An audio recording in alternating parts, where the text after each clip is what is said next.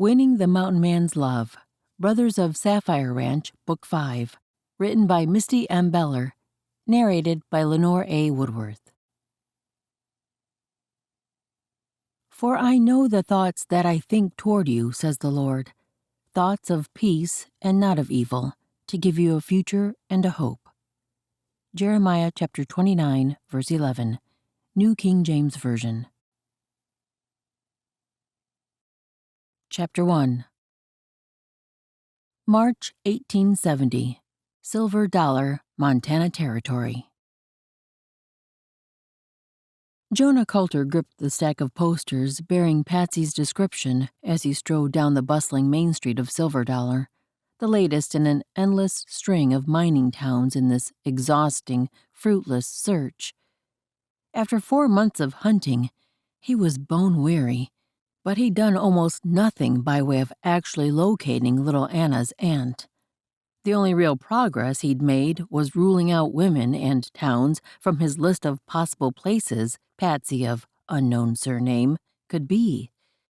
Had he really thought he could find a woman in this vast Montana territory with only her first name and hair color? A fool's delusion.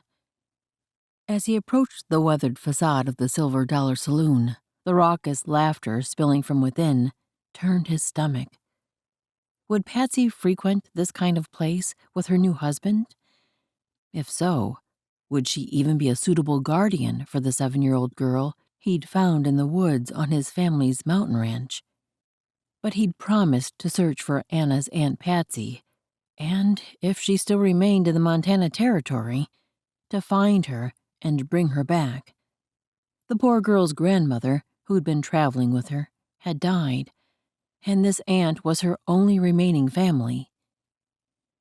Jonah stepped up to the board beside the saloon door, where other notices were posted, and pulled a nail from his satchel. He positioned it so his blow would secure the paper into the wood. Patsy's vague description, penned in his most legible script, stared at him from the topmost sheet. He drew a steadying breath and stepped forward for his task. A few men drifted from the saloon as he finished nailing the notice. They seemed interested, so he stepped back in case any of them recognized the description. The pungent aroma of sweat, tobacco, and whiskey clouded the fresh air as one of the men murmured something indecipherable to another. They both chuckled. A third fellow, his dark beard matted enough to hide a small animal, raised a tin cup in salute. "Sounds like a looker. She yourn?" Jonah gave a hard shake of his head. "My family's taken in her niece. She's the girl's last kin. If any of you know of her, I'd appreciate you pointing me in the right direction." The man who'd first laughed with his companion gave a toothy grin. "I knew a redhead once. She was a feisty thing." Jonah raised his brows, a seed of hope planting in his chest. "She's still around here?" The miner shook his head. "Nah, that was back in Indiana. She was the kind of gal who stuck with you, though." The guy had the nerve to wink, and Jonah had to clench his jaw to keep from giving the man a lesson about how women should be treated. The men in these towns were all the same. They had no useful information. They just wasted Jonah's time with their crude remarks. He was ready to move on to the next establishment when the bearded man spoke up again. "You know, I might have seen a gal like that a few months back. She was passing through on a freight wagon, heading west out of town." Hope tried to break through Jonah's exhaustion. "You're certain? A young woman with red hair?" The miner scratched his matted beard. "Couldn't miss that fiery mane of hers. Overheard her telling the driver she was meeting up with her new husband." New husband. That matched what Anna had said. Any idea where they were headed? Jonah worked to keep the desperation from his voice. The man shrugged. Sorry, friend. Didn't catch that part. But there's only a couple of towns big enough for settling down in that direction. You might try Sweetwater Springs or Prospect Falls." Jonah nodded his thanks but felt anything but encouraged. More towns, more dead ends. But he couldn't return to Anna and his family empty-handed. Couldn't fail this last bit of purpose that kept him going. He tipped his hat to the man. "Much obliged." He turned on his heel and strode away, leaving the men to their vulgar comments. As Jonah paused outside the town's mercantile to post his next flyer, he gazed out at the mountains rising in the distance, their snow-capped peaks tinted orange by the late afternoon sun. Somewhere out there was a woman who held the key to a little girl's future, and come drought or snowstorm, he aimed to find her.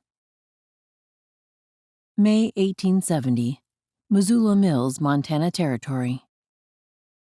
Patience shuffled the deck of cards with practiced ease, the worn edges slipping through her fingers like water over river rocks.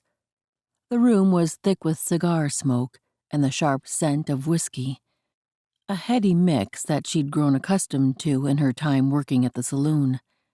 Her gaze swept over the players at her table, reading their tells and sizing them up with a gambler's instinct honed by necessity.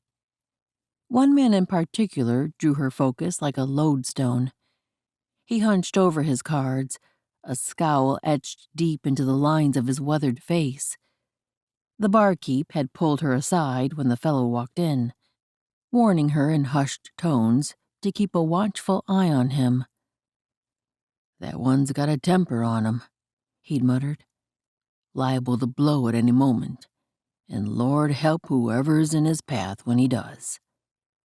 Patience watched him now, noting the pressure coiled in his shoulders, the way his fingers flexed and twitched toward the holster at his hip, like a snake preparing to strike. Slowly, deliberately, she dealt the next hand, keeping her expression carefully neutral even as her heart thumped faster. She'd seen his type before. He wasn't the cruel sort, the kind who bullied others when they didn't get what they wanted. No, this fellow looked to be one of those men who'd been pushed to the brink by the harsh realities of frontier life, loss, desperation, the struggle to survive. They could break something inside a person until all that remained was rage. As much as she understood how that could happen, empathized even, she couldn't let his rage put the other patrons at risk. Each card laid on the table ratcheted up the tension simmering in the air. The man grew increasingly agitated, muttering curses under his breath as his losses mounted. Patience maintained her composure, but beneath the table, her free hand drifted closer to the derringer tucked in the holster hidden under her skirt at her waist. A weapon of last resort, but one she knew how to use if it came to it. Better to diffuse his anger before it exploded, if she could manage it.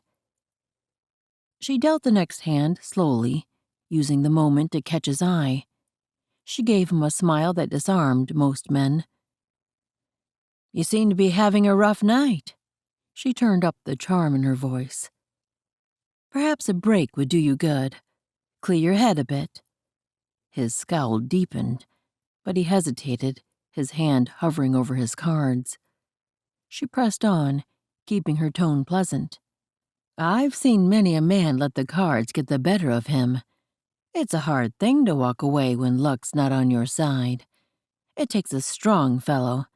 But from what I've seen, you've got that kind of strength in spades."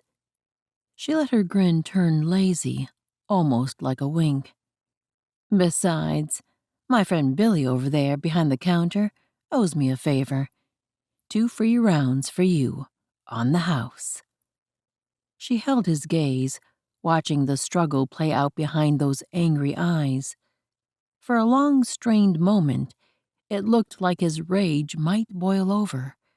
She was ready for him to lash out. But then, Slowly, he released a breath and pushed back from the table. "Reckon I'd be a fool to pass up 2 free drinks." As he pushed back and tromped toward the bar, she caught Billy's eye and raised 2 fingers, just high enough that he'd see them. Billy gave a tiny nod. They'd done this several times now. Trouble always came in one form or another. It was her job to stay alert and ready for whatever hand fate dealt her next. Part of her role, anyway. Her other assignment was to increase the house winnings each night. Double them every month. That had been her promise. Their agreement had been that if she didn't accomplish it in any month, she would go upstairs with the other girls. No matter what, she wouldn't let that happen. Jackson was a liar, for certain, but so far he'd held up his end of the bargain. She'd first come west after responding to his advertisement in the St. Louis paper for a mail-order bride. She'd been desperate to escape her husband's killer and should have taken more time to ask questions. Not that Jackson would have answered truthfully. He'd paid her fare on the steamboat to Fort Benton, then a wagon ride to Missoula Mills. It wasn't until she met Jackson and entered the saloon with him that she realized his true intentions. He didn't want a wife. He wanted another pretty face for his brothel upstairs. Never had she done such, and never would she. Thankfully, his greed overruled his stubbornness, and she'd convinced him she could double the profits of his poker room. If she didn't manage it in any given month, she'd agreed to join the other girls. But she wouldn't. Not if she had breath left in her body. She'd think of something else to stop him. So far, that hadn't been necessary. She'd accomplished it that first month, then the next, and now she would this month, too. She holstered her derringer with a hand that trembled more than it should, forcing herself to breathe past the tightness in her chest. She managed a bright grin for the other fellows around the table. "One more hand, then I close the room for an hour. You boys go drum up some grub and meet me back here." Maybe she shouldn't take this hour off each midday, but she'd be holed up in her dark, smoke-laced room half the night, and she needed a break for decent food and fresh air. She let Nelson win the final hand, as he needed the cash more than the rest. The lad always sent his winnings back to his widowed mother. She was on track to make the house proceeds she had to for the month. The men began to disperse, muttering among themselves as they filed out into the main area of the bar. Best she slip out while she had a chance. After stacking the cards, she headed out the back door. The trading post was only 3 doors down, and a narrow walkway ran between the buildings so she could leave the alley and enter the store from the front, like other customers. The warm afternoon sun eased her tension as she made her way down the alley, then between the buildings to the boardwalk lining the main road through town. A glance through the front windows of the trading post showed the place was busy. She didn't want to face people just now, but she needed to get an order in. Taking a deep breath, Patience pushed open the door and stepped inside, the tinkling of the bell overhead announcing her arrival. The proprietor looked up, his eyes crinkling at the corners. "Afternoon, Miss Whitman. What can I do for you?" Patience returned the smile, hoping it didn't look as forced as it felt. After all the strain in her morning's work, she preferred not to have to face people and pretend all was as pleasant as spring in her life. "Just need to place an order. I'll be picking it up tomorrow, around this time." After she was paid, she placed her list on the counter, and Mr. Higgins studied the items. "I'll have that all ready for you in the morning." He lowered the note with a friendly smile. "Anything else I can help you with?" She shook her head. "Thank you." As she turned to go, the notice board on the side wall caught her attention. One of the papers fluttered in the breeze that swept in with a customer. She stepped closer, peering at it. Her breath caught in her throat as she read the words, each one searing into her mind. Reward for information about a woman named Patsy, red hair, with a niece named Anna. Patience's surroundings faded as she stared at the poster, her pulse pounding in her ears. It couldn't be. How could anyone have found her out here? She'd been so careful, leaving no trace of her past life behind. The description matched her perfectly, down to the color of her hair. And Anna, dear, sweet Anna. How did the men who'd killed Michael know about her niece? And why use Hannah's daughter at all? Where were Hannah and Philip? Is everything all right, Miss Whitman? She jumped as Mr. Higgins's concerned voice cut through the fog of her thoughts. Yes, everything's fine. She jerked away from the notice, but her behavior surely looked odd. Maybe it would be better to confront his suspicion squarely. Surely this man wondered whether she was the woman listed. She motioned toward the paper. This seems an odd notice. I'd wonder if they were looking for me. She patted her high chignon of deep red hair. Except my name isn't Patsy. She gave a conspiratorial smile, then made sure her voice turned casual. Who posted this? Do you know? Mr. Higgins's brows furrowed. A fella named Jonah Coulter brought it in this morning. He's staying over at the hotel, I hear. Her heart stuttered at the name. Coulter? Could that be the man who had killed her husband? If only she'd stuck around the riverboat long enough to find out. But if this was that cheating scoundrel, how could he have found her so quickly? She worked to keep her voice steady. Well, I suppose I should stop and see this Mr. Coulter, just to clear up any confusion. Others might think I'm the one he's looking for. Higgins nodded, then turned his attention to the next customer in line. She meandered out of the store, her racing thoughts at odds with her casual step. She had to find out who this Jonah Coulter was and what he wanted with her. As she walked briskly down the boardwalk toward the hotel, she did her best to calm her frayed nerves. She'd faced worse than this before, and come out the other side. She could handle one man, no matter who he was or what he wanted. But fear coiled in her gut like a snake ready to strike. She couldn't shake the feeling that her past had caught up with her, that everything she was working so hard to build in this new life was about to come crashing down around her.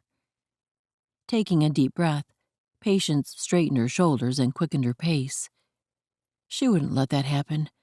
She'd fought too hard and come too far to let anyone take away her future now. The hotel loomed ahead, its weathered facade casting long shadows in the afternoon sun. Patience paused outside the door, gathering her courage. Then, with a determined set to her shoulders, she pushed inside, ready to face whatever awaited her.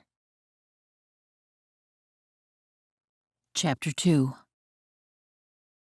The click of metal on metal jarred Jonah from a restless slumber. His eyes flew open before his mind fully engaged. The dark barrel of a revolver loomed less than an arm's length from his face. He shifted his focus to the person holding the weapon and had to blink to get the image clear in his sleep-fogged mind. A woman. Red hair. Patsy? This stop in Missoula was to be his last before trudging back to the ranch. He'd ridden through the night to get here and had been trying to get in a few hours of sleep before he started searching. Could he have found her here at the very end? When she spoke, her voice came out hard. Jonah Coulter? Yes, ma'am. He managed to squeeze out the words.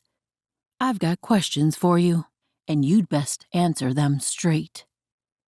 Jonah swallowed, his mouth dry as sawdust. The woman's grip on the gun was steady, practiced. She meant business. No trace of feminine softness here. Happy to answer. But he'd rather not do it lying flat on his back. He started to edge up to sitting in bed. You can put that thing down. When he moved, she shifted the barrel to aim at his face. Stay where you are. Her tone left little doubt that she'd pull the trigger. He halted, still on his back, though his head rested farther up on his pillow.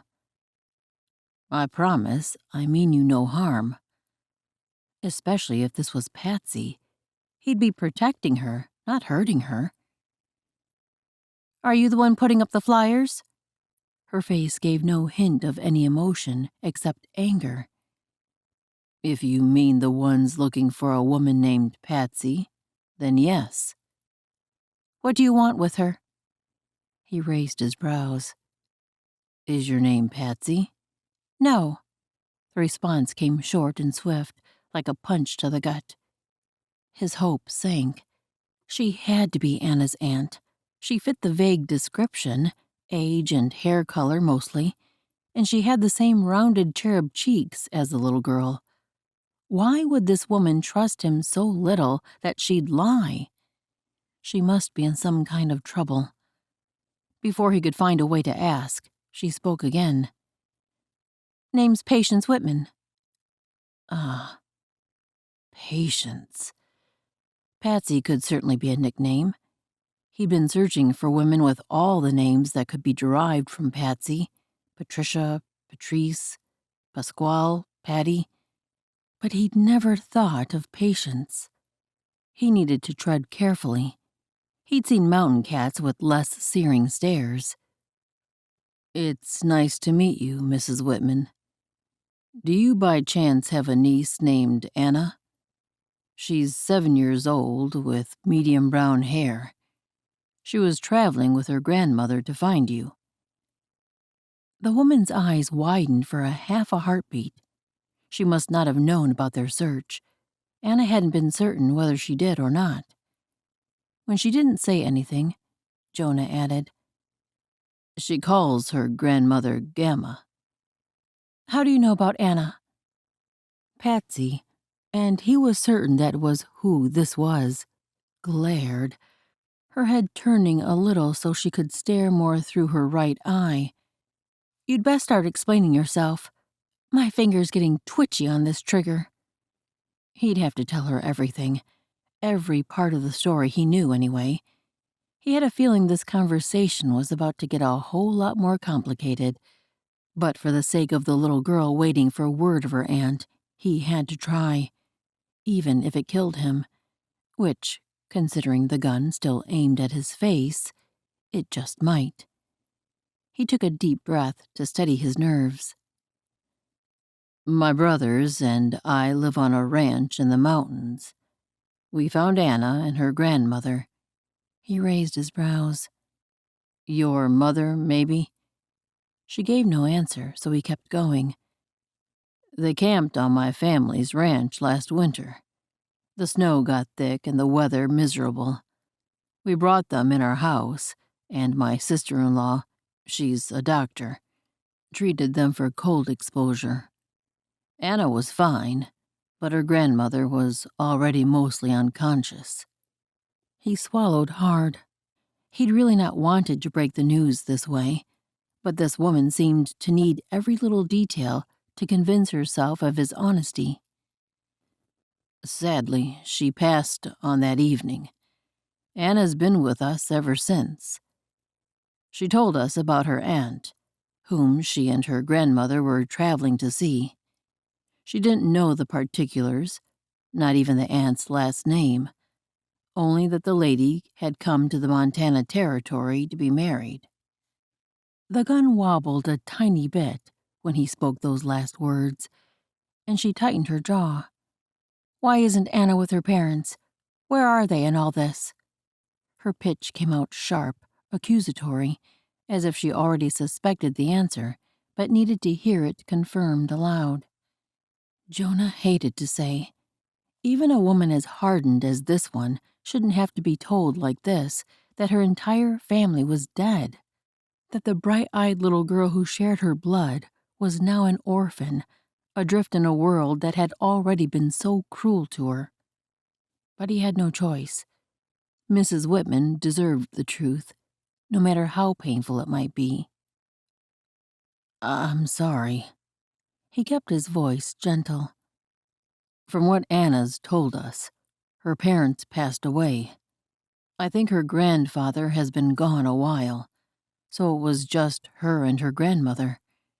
It sounds like they were settled well before they came west, but now—" He trailed off, letting the unspoken implication hang in the air between them. He couldn't help but add, "I'm sorry, Mrs. Whitman." She visibly swallowed, and the gun trembled again. "It's Miss. I'm not married." The words came out in a hoarse whisper, almost like a side note, as she took in the massive load he'd just handed her. He could ask what happened to her marriage later, or not, as it might not be any of his business. For now, he had to help her face this awful truth. His own chest ached. Despite the gun she still aimed at him, he wished he could make this easier on her. Not that there could be any comfort for the grief that came from so much loss. A single tear tracked down her cheek, glistening in the dim light of the hotel room. But her expression still held strength and determination. "How do I know you're telling the truth?" Though her voice was still wary, a note of desperation crept in. "How do I know this isn't a trick?" Jonah met her gaze steadily. "How would I know anything about your family? And why would I lie? I'm here because Anna needs you. You're the only family she has left." He wanted to ask what kind of trouble she was in that would make her so suspicious, but that would likely put her even more on guard.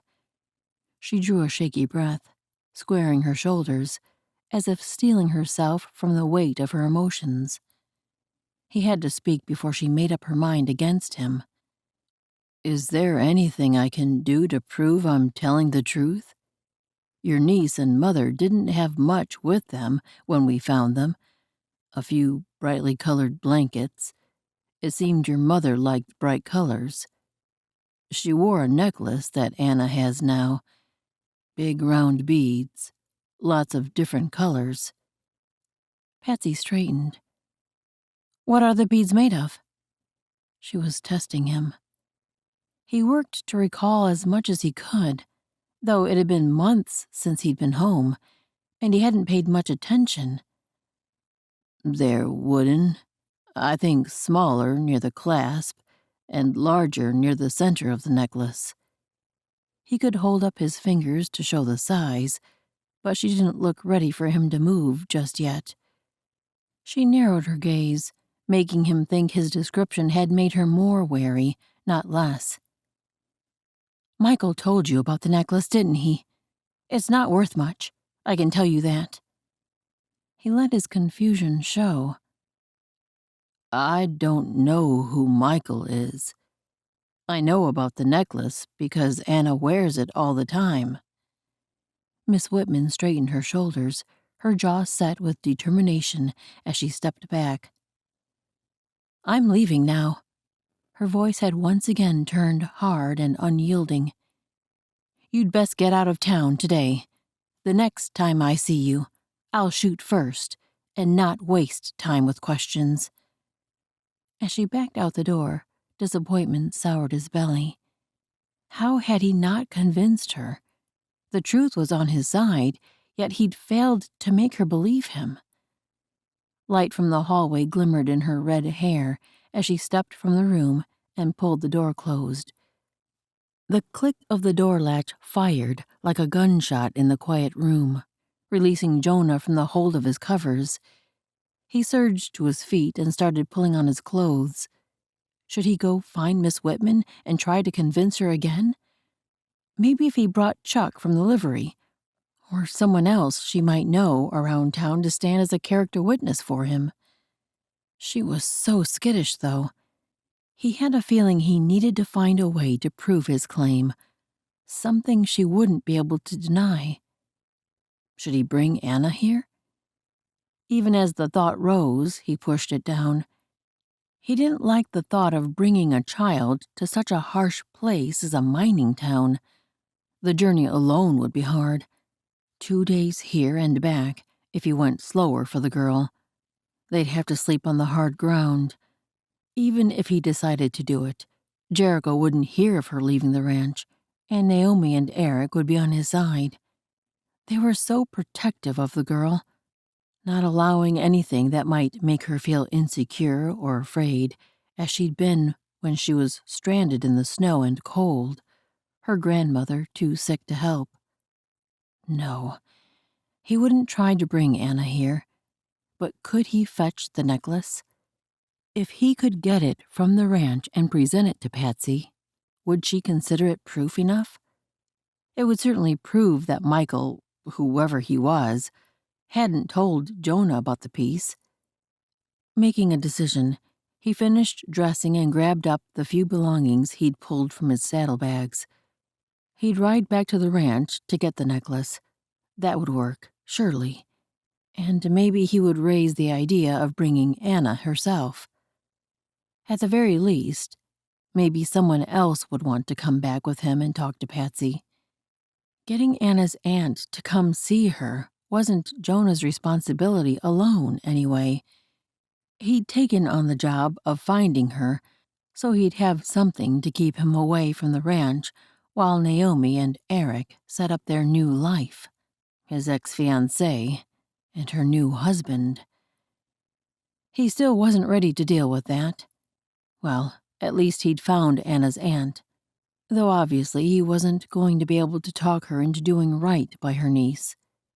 He never had been good at getting a woman to choose him, at least not when she wasn't backed into a corner. Patience had to stay calm, in control, telling herself that wasn't helping, though. Her hands trembled as she closed the door to the small room above the cafe she shared with Lottie. Surely the man who called himself Jonah was lying. Her entire family couldn't be lost to her. But how would he know about Anna, the necklace? Was her niece truly alone in the world? Lottie looked up from the wash basin, a smile brightening her eyes. It dimmed when she saw Patience. They'd only managed to get such private quarters because Lottie cooked in the cafe, and Patience had come to appreciate the older woman's company as much as the narrow chamber they shared. Lottie's brows drew together. "What's wrong, dear? You look like you've seen a ghost." Was she that transparent? She tried for a smile. Lottie was the one person she could talk to, the one person who didn't judge her for her occupation or how she spent her time. Patience hadn't shared much about her past with the woman, only that she was a widow, a situation they had in common. But Lottie's husband had died of a weak heart.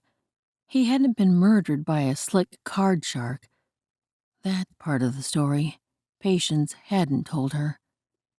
Lottie dried her hands on her apron and reached for her, tugging her to one of the chairs around their small table, cast-offs from the business below.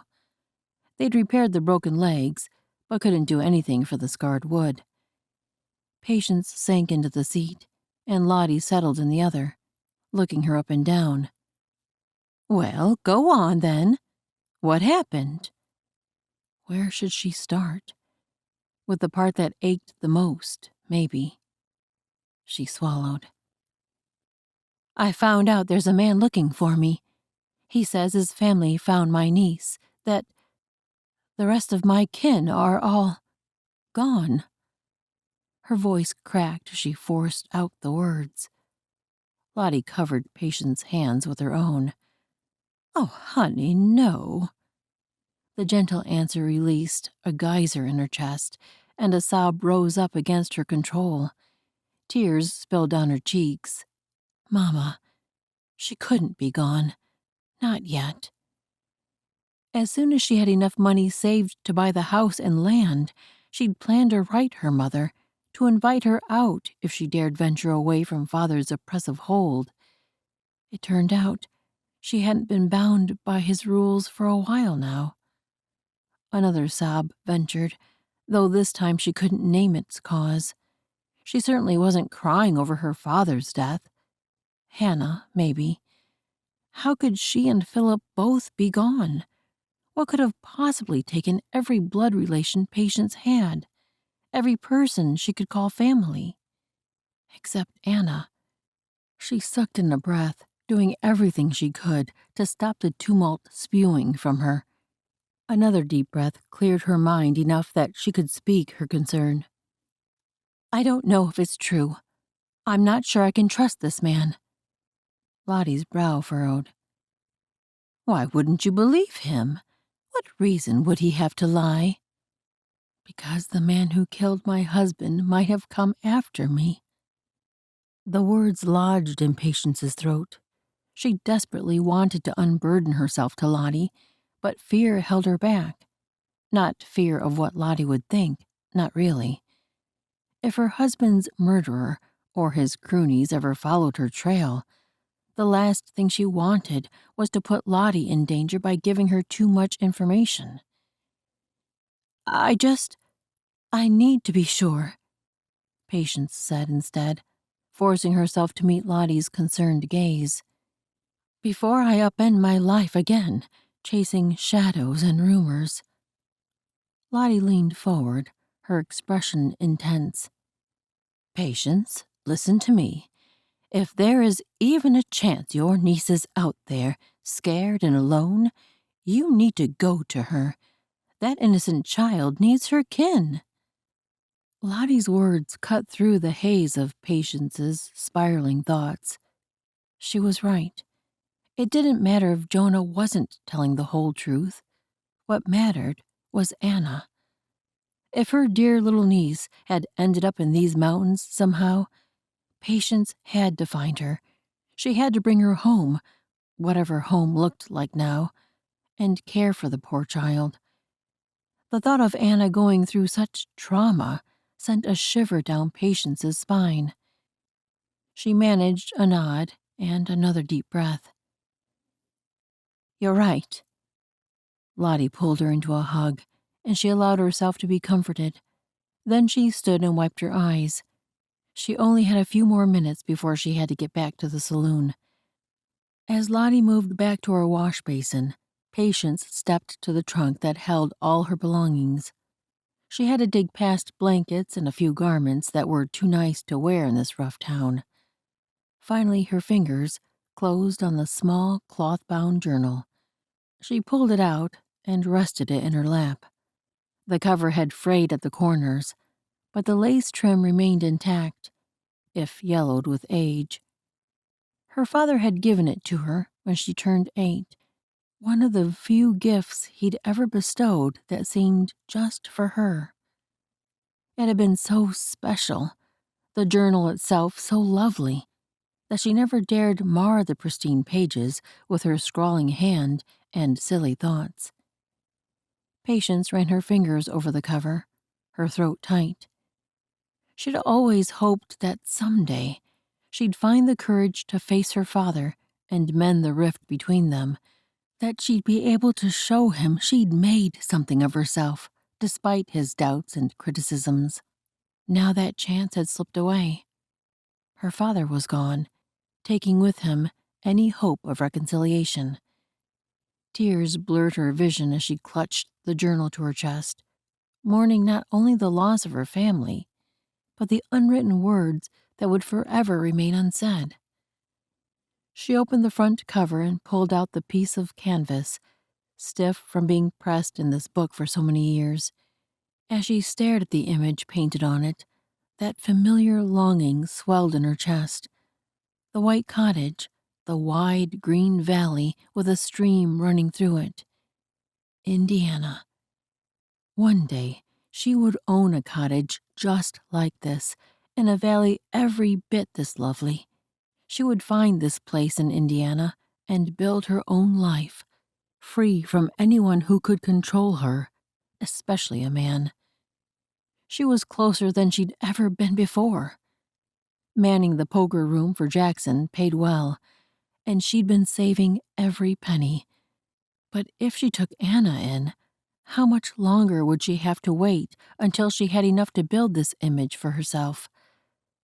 She blinked to clear that question away, slipped the canvas back in the book, then closed the cover. Chapter 3. Jonah opened the saloon door, and a rush of stale, smoky air met his nose. Still, he stepped inside, his brother at his heels. Maybe bringing Samson back with him when he'd gone to the ranch to retrieve Anna's necklace had been a mistake. Samson was the second to youngest, barely a man, but he'd been hankering to get off the ranch a few days, so Jonah had agreed. But he'd not expected to bring him straight into this saloon.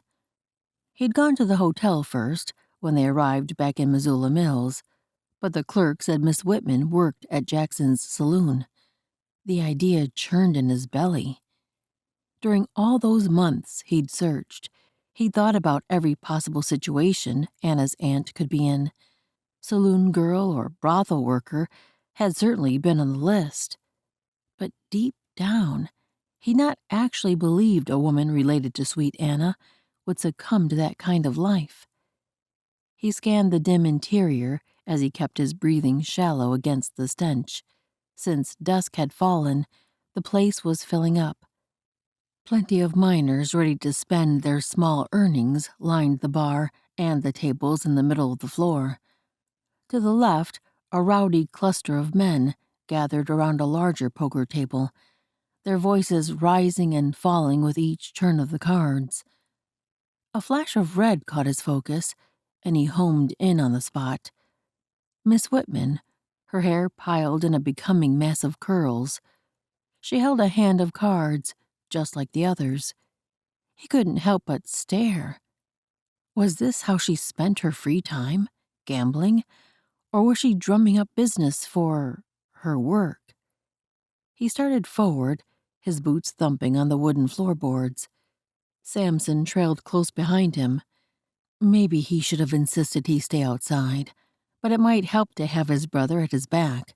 And besides, Samson might be a little naive, the way Jericho had kept them all on the ranch these past years.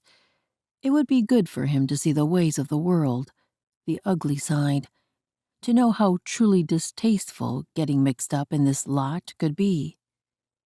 They were halfway to the table when a shout sounded. One of the men across from Miss Whitman leapt to his feet. Light from the chandelier flashed on metal in his hand. A pistol. The barrel was aimed straight at Anna's aunt. "You cheatin' little!" The man's shout slurred, but his words were discernible, even across the tables between them. Jonah didn't wait for the rest. His rifle was in his hands before he even realized he'd drawn it, the stock solid against his shoulder. "Put the gun down." He spoke loudly enough to be heard above the voices, not that anybody was talking now. He leveled his tone, lacing it with steel as solid as the lead bullet in his Winchester. "Put the gun down and walk away." The man looked over at Jonah, his eyes fierce and his nostrils flaring. He still kept his revolver aimed at Miss Whitman. Then he darted a wild glance toward the woman. For a moment, it looked like he might actually pull the trigger. Jonah spoke a little louder. "You shoot, and your body will fall before hers. My rifle carries a lot more power than that handgun. She'll be fine in a week, but your carcass'll be buried outside of town tomorrow, or picked clean by vultures tonight." The tension in the man's shoulders eased a touch. Jonah gave him an out. "Drop the gun, and you can walk out with your head high." The man's eyes darted between Jonah and Miss Whitman. His hand wavered slightly, the muzzle of the revolver dipping. For a long, tense moment, nobody in the saloon moved or spoke. Then, with a muttered curse, The man lowered his gun and tossed it onto the poker table with a clatter. He raised both hands, palms out. "I'm done here anyway." He shot a venomous glare at Miss Whitman before turning on his heel and stalking toward the exit. As he passed by Jonah, he slowed and sent a hateful leer. "You'll regret the day you ever stuck your nose in someone else's business, boy." Then he strode the final distance to the door and slammed it behind him. Jonah let out a slow breath, lowering his rifle. Only now did he realize that Samson had moved along the windows to a position where he'd been behind that scoundrel, his revolver in hand. He gave his brother a nod, and Samson tucked the gun back in his waistband. The saloon remained eerily quiet, the patrons shifting their gazes between him and Miss Whitman, who sat perfectly poised, her expression unruffled, as if she hadn't just had a gun pointed at her heart. With a smile, she passed the deck of cards to the man on her right. "If you gentlemen will excuse me a moment, I have some business to attend to. Please continue playing, and I shall return shortly." Her voice was smooth as honey, her smile dazzling. The spell broke, and the men mumbled their assent, some casting curious glances at Jonah as they picked up their cards. Miss Whitman rose and glided toward Jonah, her skirts swishing. She stopped in front of him, looking him up and down with an appraising eye. "Well now, it appears chivalry is not entirely dead after all, though I dare say I had the situation well in hand." Her green eyes sparkled with amusement, tinged with annoyance. Not exactly the reaction he'd expected from a woman who'd just been threatened at gunpoint. Where was her fear? "I brought the necklace to show you I'm telling the truth about Anna." At the mention of her niece's name, Miss Whitman's playful expression faltered. Real emotion flashed in her eyes before she shuddered it away. "I see. Well then, let us discuss this matter somewhere more private, shall we?" She turned and headed toward the back of the saloon, not waiting to see if Jonah and Samson followed. They had little choice but to trail after her, weaving between tables. She led them through a door into a hallway, then outside to the alley behind the building. The cool night air offered a welcome respite from the smoky saloon. Miss Whitman turned to face him, arms crossed. Gone was the flirtatious poker dealer. This was a woman who knew her own mind and would not be cowed. Anger simmered in her stance, her eyes flashing with a defiant fire. "I had it under control in there. If you had let me handle him, I could have smoothed things over so he didn't leave bearing a grudge." Jonah flinched. The woman didn't offer even a hint of gratitude after he'd risked his life to save her. "How exactly would you have done that?" He wanted to cross his arms to match her stance, but he would keep his cool. "I've been dealing with men like Douglas for years." She dropped her hands, blowing out a breath as if he'd frustrated her. "What's done is done now. Show me this supposed proof." Jonah bit back a retort and shoved his hand into his coat pocket to pull out the necklace. She had a lot of nerve being irritated with him after all the work he'd gone through to find her, to prove he was telling the truth, and then to save her sorry behind, not to mention his family was keeping her niece safe while she sat here whiling away her life playing poker. He didn't say any of that, though. Just pulled out the necklace. It glinted in the moonlight as he held it out to her. "Your mother was wearing it when we found her and your niece." Miss Whitman's eyes widened, the toughness falling away from her like the dried shell from a pecan. She reached for the string of beads, then cradled it in her palms. "My mother treasured this. Her mother-in-law gave it to her when she and my father were married." She looked up at him then, her eyes shimmering. She didn't seem to know what to say. "Will you come with us to Anna now?" She hesitated, conflict warring in her eyes. Did she still not believe him, or did something else hold her back? Regrets, maybe?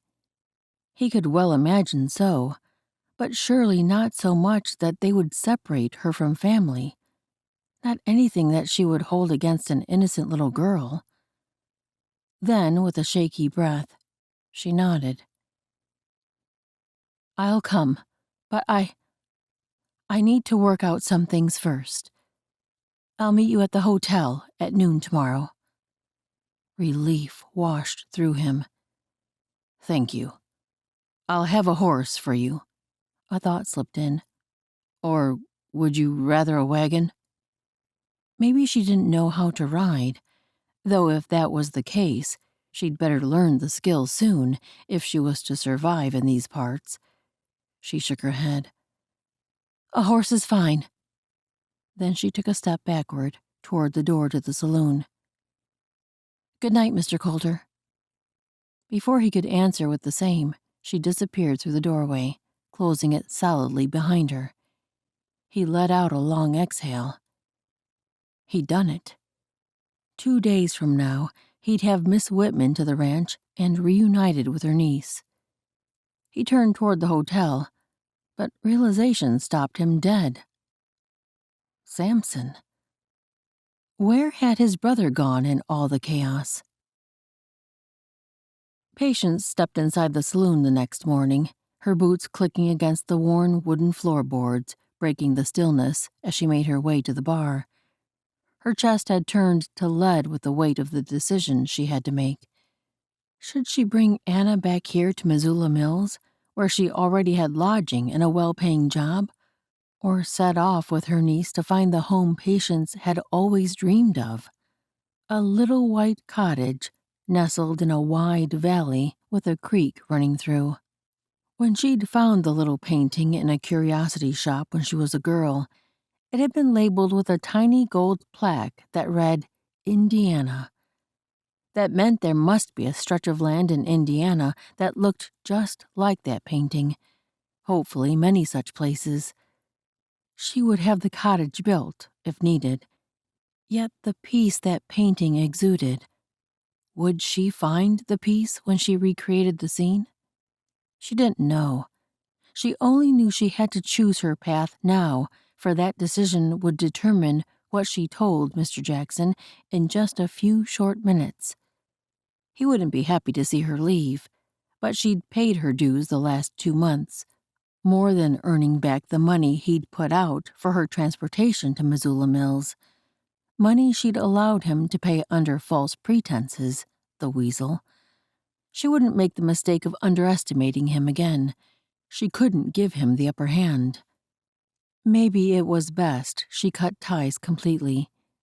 But she only had half the money she'd need to buy that property. She'd checked on the cost of land as she traveled upriver on her way to Missoula Mills. Plus, she'd need funds to build the house. Behind the counter, Billy looked up from the glass he was polishing, his weathered face creasing into a smile. "Morning, Miss Patience. You're here early?" She forced a smile. "Is Mr. Jackson here yet?" The bartender's eyes clouded at their employer's name. "Back in his office, last I saw." Though Billy was tall and broad enough to make most men cower, even he knew it was better to steer a wide berth around Jackson. She should march to his office and get the conversation over with. But maybe she needed another minute to gather her strength and courage. She settled on one of the stools at the bar. He studied her as he wiped another glass with his beefy hands, then placed it in the slot where he could quickly grab it tonight and moved to the next. "Something weighing on your mind?" She sighed. "I'm trying to decide if I should leave Missoula Mills for good." Billy's eyebrows shot up. "Leave? Where would you go?" She took a folded towel and the next glass to be dried. I just found out my sister and her husband died. Left a little girl behind, my niece, Anna. She was staying with my mother, but now Mama's passed, too. I'm going to go bring my niece to live with me. I'm sorry to hear that. The tenor of Billy's voice dropped. He set the cup and rag down, giving her his full attention. What's holding you back? How could she explain her reluctance? She should be eager to put this place behind her. I've got a good thing going here. Money coming in steady. If I leave, she shook her head, it'll be harder to provide for a child, especially if I give up the gambling. Billy considered her words. Finally he spoke, his voice gentle but firm. Miss Patience, you're one of the sharpest poker players I've ever seen. But just 'cause you're good at something don't mean it's where you belong forever. Her gaze drifted to the empty poker tables, the green felt worn and faded. How many nights had she spent there, building a reputation, gaining respect? But now, with Anna waiting for her, everything felt different. Was this life too dangerous for a child? You think I should go for good? Leave all this behind? It felt scary starting over again, even though she wanted desperately to finally start building her new life. But leaving something she knew she could do well. Billy's gaze held steady. Miss Patience, if anyone can make a fresh start, it's you. You've got grit and smarts in spades. Don't let fear hold you back from reaching for something better. He rubbed another glass dry. And forgive me for being forward, but this ain't no life for a lady, especially not one raising a little girl. He gestured around at the empty saloon, his focus shifting to the poker table she usually manned. Then he met her gaze again. You gotta leave it behind. Find that fresh start you've been dreaming about. The lines at the corners of his eyes creased. The image of her dream slipped through her mind. Rich green grass, a pretty white house with curtains in the windows she'd sewn herself. It would be a while before she made it happen, though. She'd have to fight hard scrabble to earn the rest of what she'd need. Billy's gaze homed on her, his head tilting.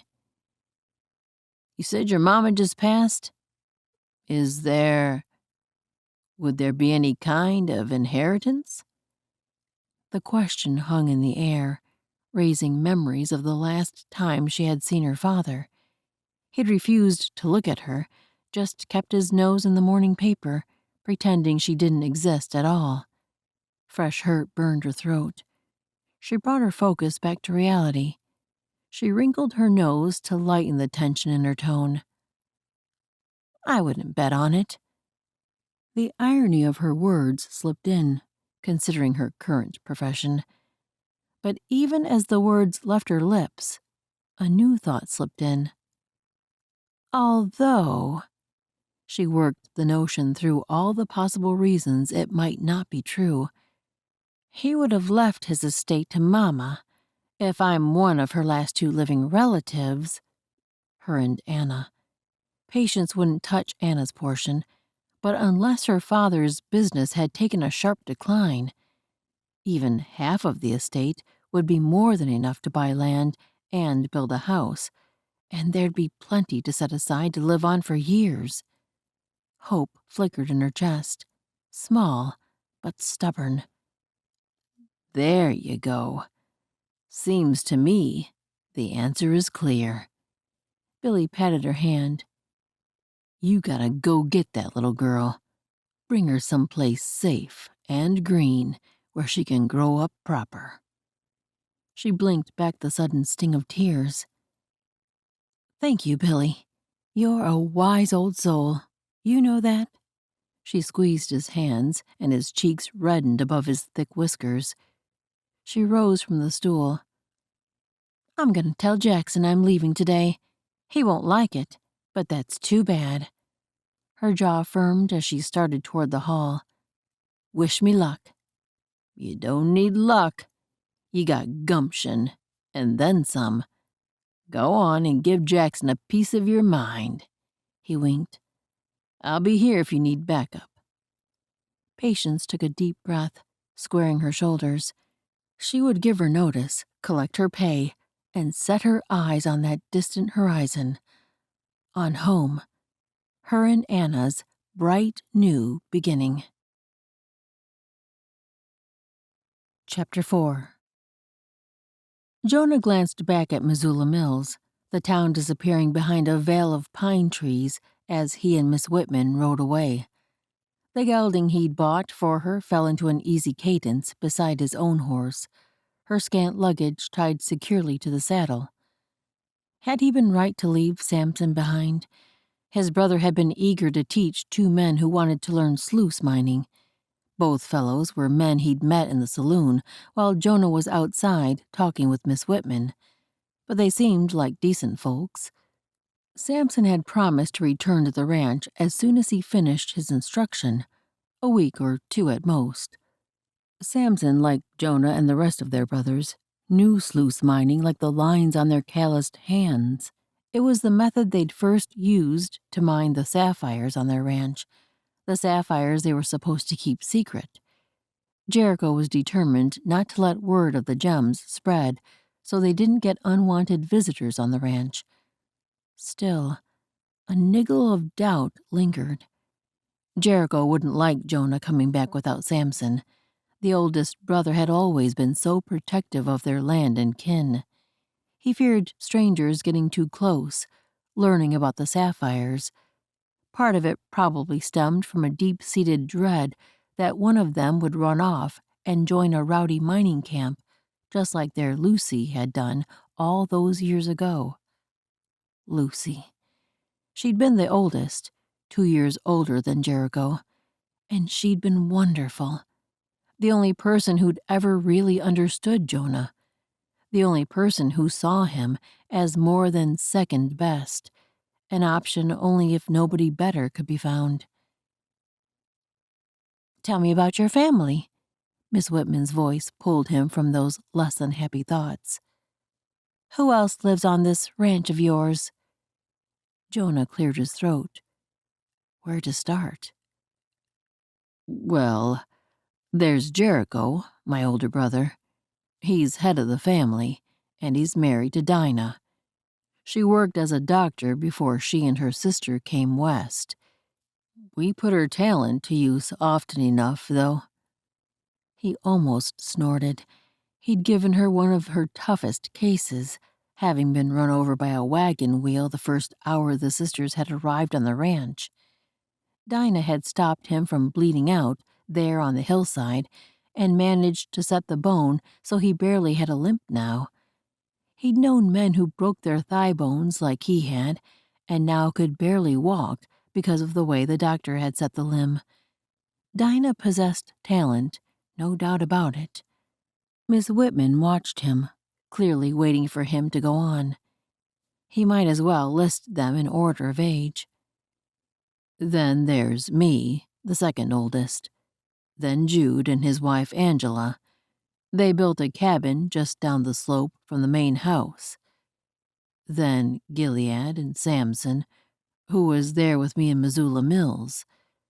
And Miles is the baby." Jonah couldn't help the grin that twitched his cheeks. "He wouldn't like to be called that, of course. He's 17.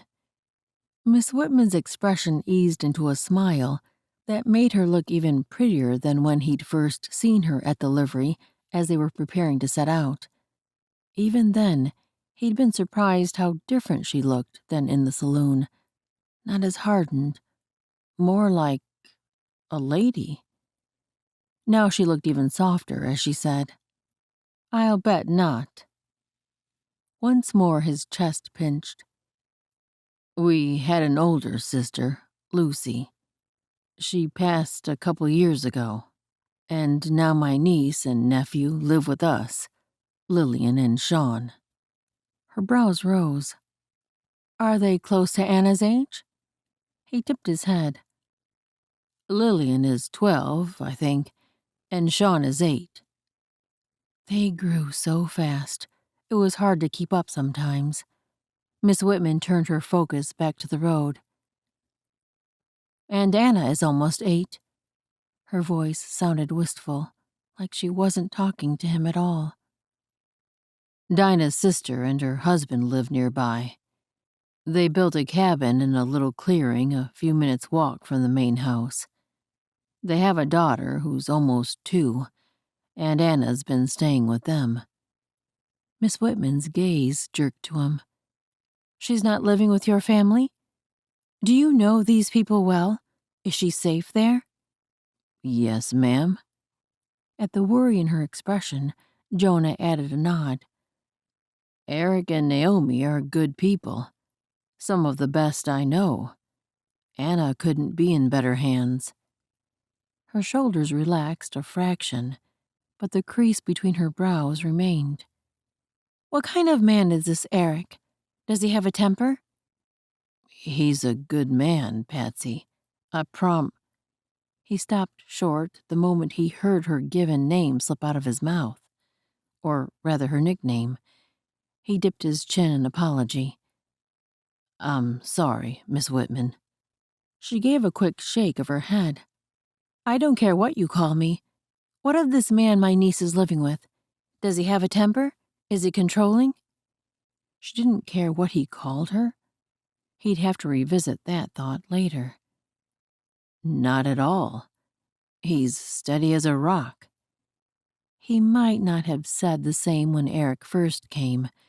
They'd clashed a few times over Naomi, but Eric had proved himself to be the man Naomi thought him. The more Jonah had gotten to know Eric, the more he'd come to respect him, admire him even. He's a hard worker, and honest to a fault. You don't have to worry about Anna with him and Naomi. The tightness around Patsy's eyes betrayed her lingering concerns. And is she happy there, with them? The vulnerability in her voice tightened his chest. He chose his next words carefully. It took some time, but yes, she's doing well now. Her and Mary Ellen, that's Eric and Naomi's little girl, are thick as thieves. Like sisters, really. And Naomi and Eric love her like she's their own. Something flashed across Patsy's face. Hurt, maybe, or regret. He shouldn't have made it sound like Anna didn't need her bloodkin. She talks about her Gamma all the time, he added quickly. And she's been counting down the days until she gets to see her aunt again. Just you wait. She'll be bouncing with excitement when we ride into the yard. Though Patsy kept her gaze fixed ahead, a ghost of a smile curved her lips. I've missed her too. So much. I hope she remembers me. Of course she will. You're her family. Jonah studied Patsy's profile, so different from the fierce, confident woman who had held him at gunpoint during their first meeting, or the shrewd gambler who'd headed a poker table full of raucous men. Now she seemed fragile somehow, breakable, as if she truly feared her niece might not want her. Have you thought about what you'll do after we reach the ranch? She sighed, the sound heavy. I need to get to know Anna again, and give her the chance to get to know me. It's been so long. 5 years, she trailed off. He didn't prompt her, just waited. They had plenty of time to talk. No sense rushing her if she was feeling melancholy. After a few moments, Patsy went on. I won't impose on your family, though. I'll stay just long enough for Anna to get used to me. A few days at most. Then we'll head to Fort Benton and onward to start a new life. You won't be imposing. The words rushed out. We've got plenty of room, and everyone will be glad to have you stay. Anna's our family now, which makes you family too. Patsy's expression shuddered, her poker face sliding into place like armor. Unreadable, closed off. He must have said something wrong, but what? Maybe he'd been too forward, calling her family. Maybe he could get her talking again with a question or two. And then what will you do? She shrugged. I have plans. He waited for her to continue, but she merely focused on the road, spine straight as a ruler. Gone was the easy camaraderie of moments before. He turned back to the trail as well, the clomp of the horse's hooves and the creak of saddle leather filling the silence between them. The rugged Montana landscape stretched out before them, stunning and mysterious, much like the woman riding beside him. He'd thought he had her figured out, the clever card sharp, the protective aunt, the determined survivor. But Patsy Whitman kept surprising him, revealing new facets like a finely cut sapphire. Glimpses of vulnerability, flashes of warmth, all tucked behind that unreadable mask she wore so well. What secrets lay behind those forest green eyes? She was a mystery, this woman, one he found himself desperately wanting to unravel.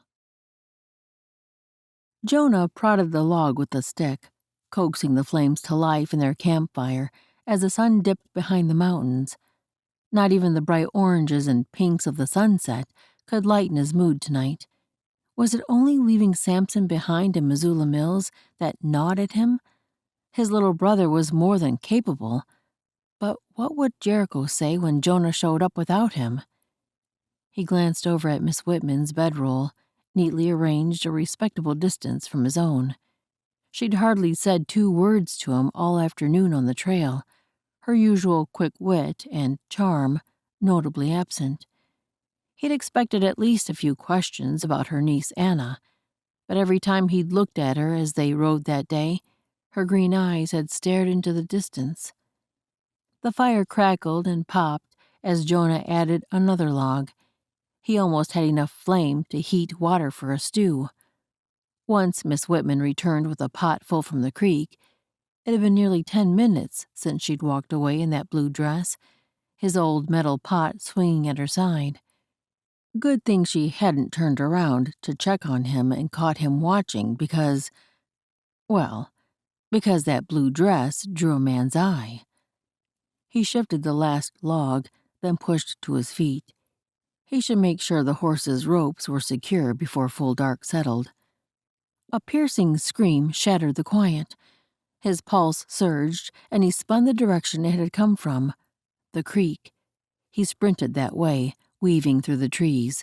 Had she seen a snake, a bear, a mountain lion? Any could be out this late in the spring. Blast! He'd forgotten to grab his rifle.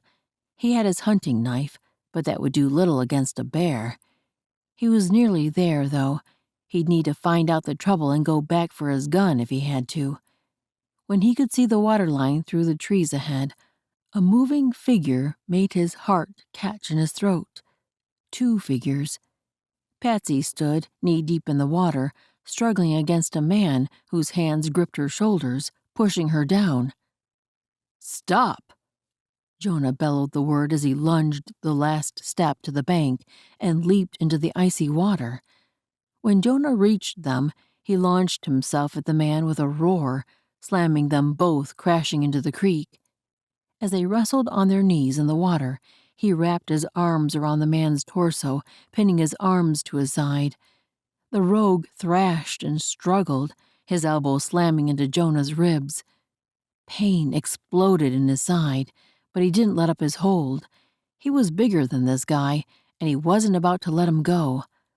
Out of the corner of his eye, he saw Patsy stumble back, but she froze at the water's edge and watched.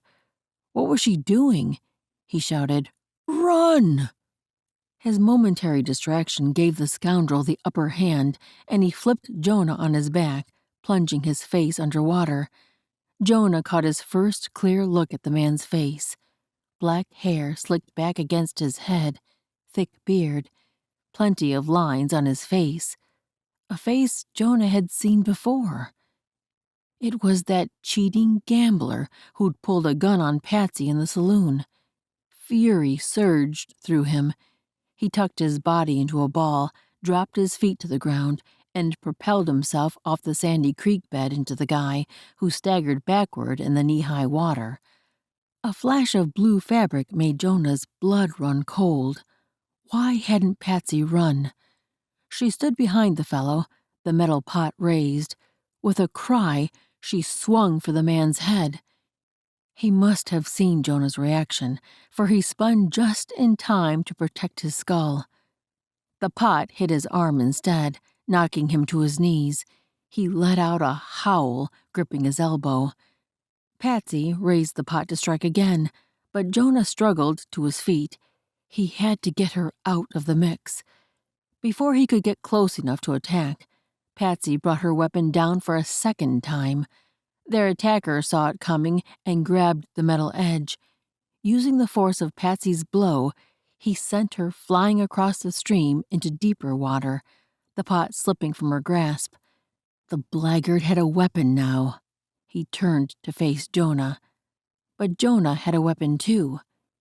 He reached into his belt and unsheathed his knife. The scoundrel spun and dashed into the woods.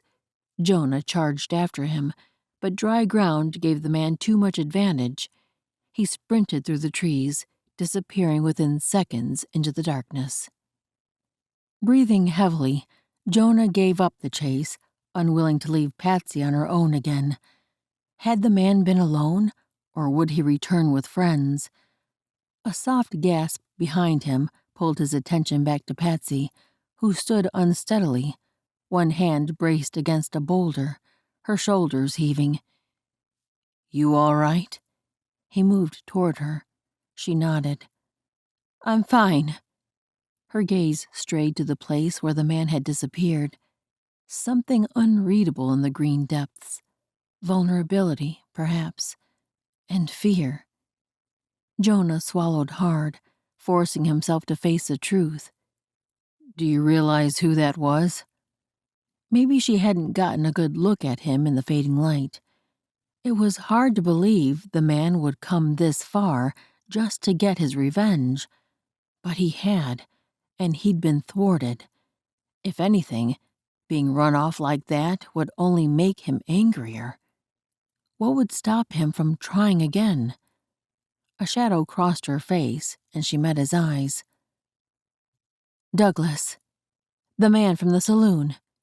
She straightened, gathering her composure around her like a cloak, her poker face sliding into place, shutting him out. Disappointment twinged through him. She was a tough woman, but she didn't have to carry every burden by herself.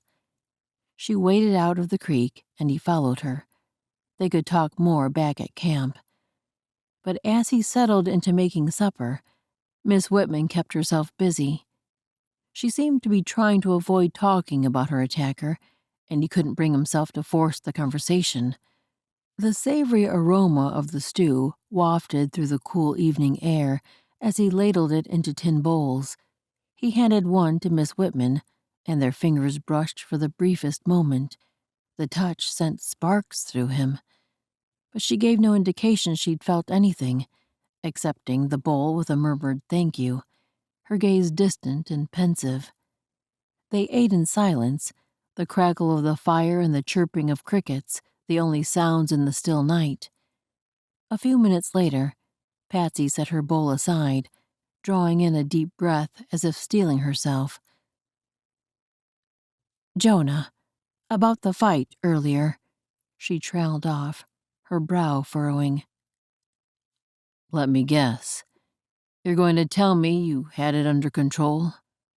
She shook her head, a rueful chuckle escaping. "Not this time. I don't know what would have happened if you hadn't stepped in. So thank you." Truly. His tight jaw loosened as he studied her. She'd offered a real thank you? He'd not expected that. You're tougher than most, Patsy. I've no doubt you would have found a way to get free. She poked at the fire with a stick. Men like that, the ones who cheat and threaten, they're the kind you have to watch out for.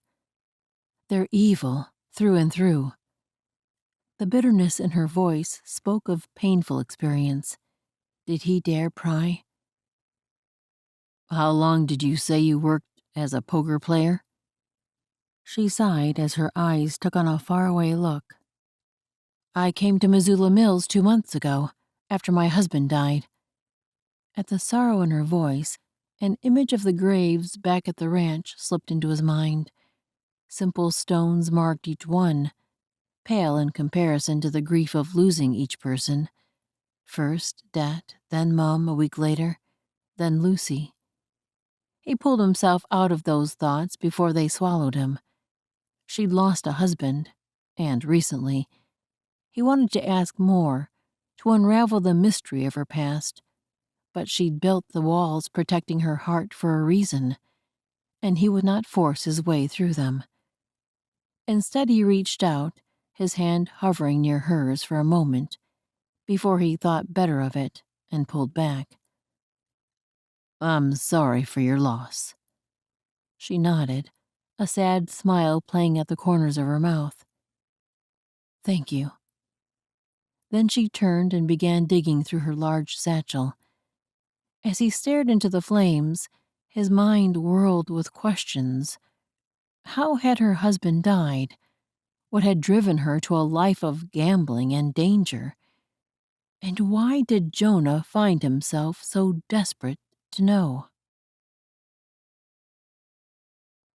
Chapter 5. The noon summer sun shone high above as Patience rode beside Jonah along the winding trail that followed a creek through the woods.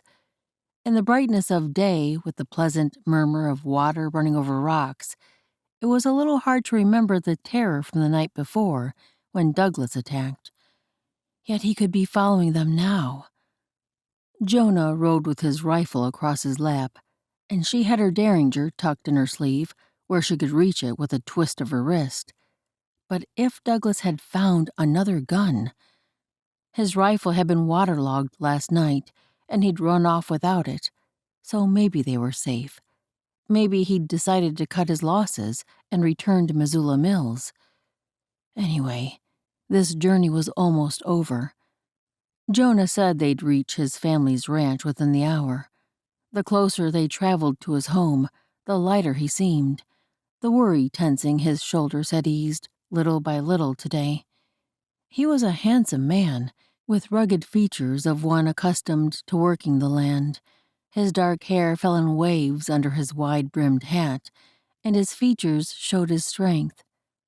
A set chin, steady blue eyes that seemed to see more than she liked sometimes, those strong shoulders, and the way he handled his horse with a confidence that many men didn't possess. She'd only known him a few long days, but the way he'd treated her so far made her want to trust him, and she did not need to fall into that trap again. This would be a good time to ask more about what had happened with her niece, and with her mother, and everything since. Tell me, she said softly, how did you find Anna? How long has it been?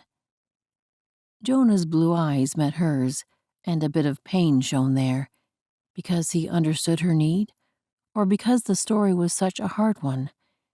He faced forward again. It was last winter. We saw smoke from a campfire at the cabin I was building. There wasn't a roof on it, or anything. No shelter at all save the walls that might have blocked a bit of wind. When we went to check, there were signs someone had camped there, but they were gone. His Adam's apple bobbed.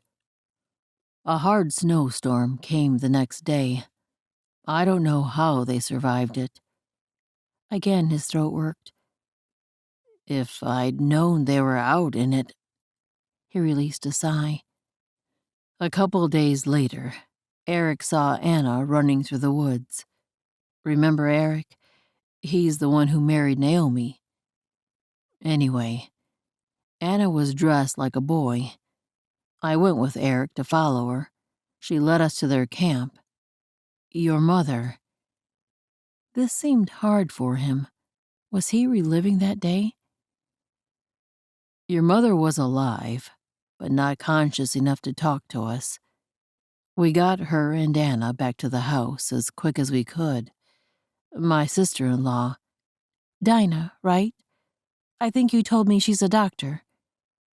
Imagine that. A female physician. Of course, she was a female gambler. Her gender came in handy sometimes. He nodded, one quick dip of his head. Dinah did everything she could for her. He sent Patience a look thick with sorrow. She passed that evening. She didn't ever get to talk to us, so all we've had to go on was what Anna could tell us. Patience's chest ached, her eyes blurring at the thought of what Mama had suffered those last days. Why had they traveled all this way? Jonah had said that they'd come to find her, but that couldn't be. Such a rough journey, and why hadn't Mama tried to contact her before setting out? She ventured a safer version of the question. You're sure Anna said they came to find me? That's what she said. To visit her Aunt Patsy, who came here to get married. Pain pressed in her chest. She'd forgotten that detail she'd added in the short letter she sent her mother.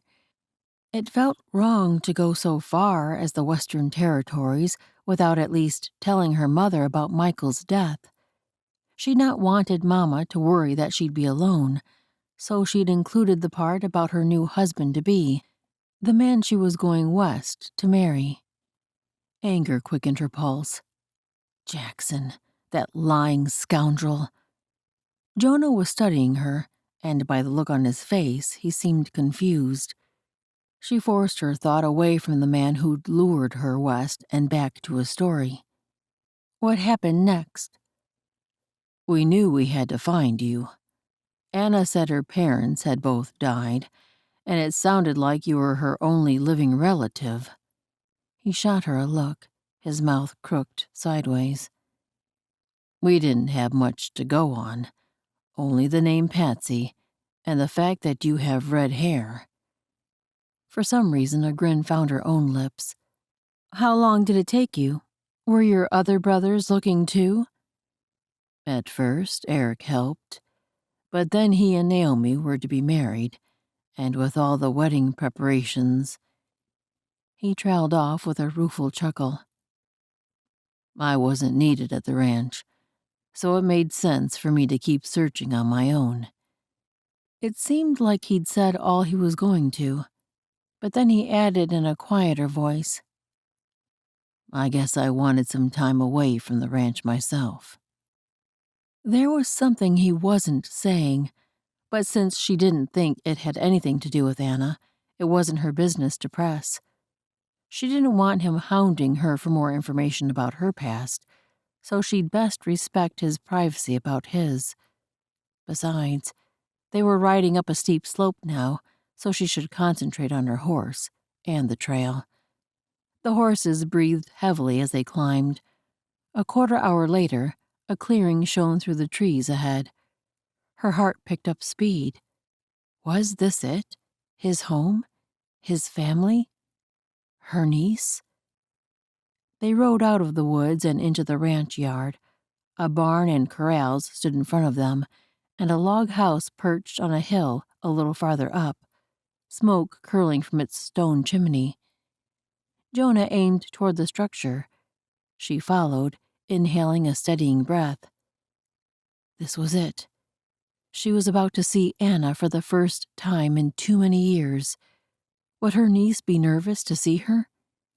As they drew close, the cabin door swung open, and a lovely woman with honey blonde hair emerged. followed by a small girl clutching her skirts. Patience's breath caught. Anna.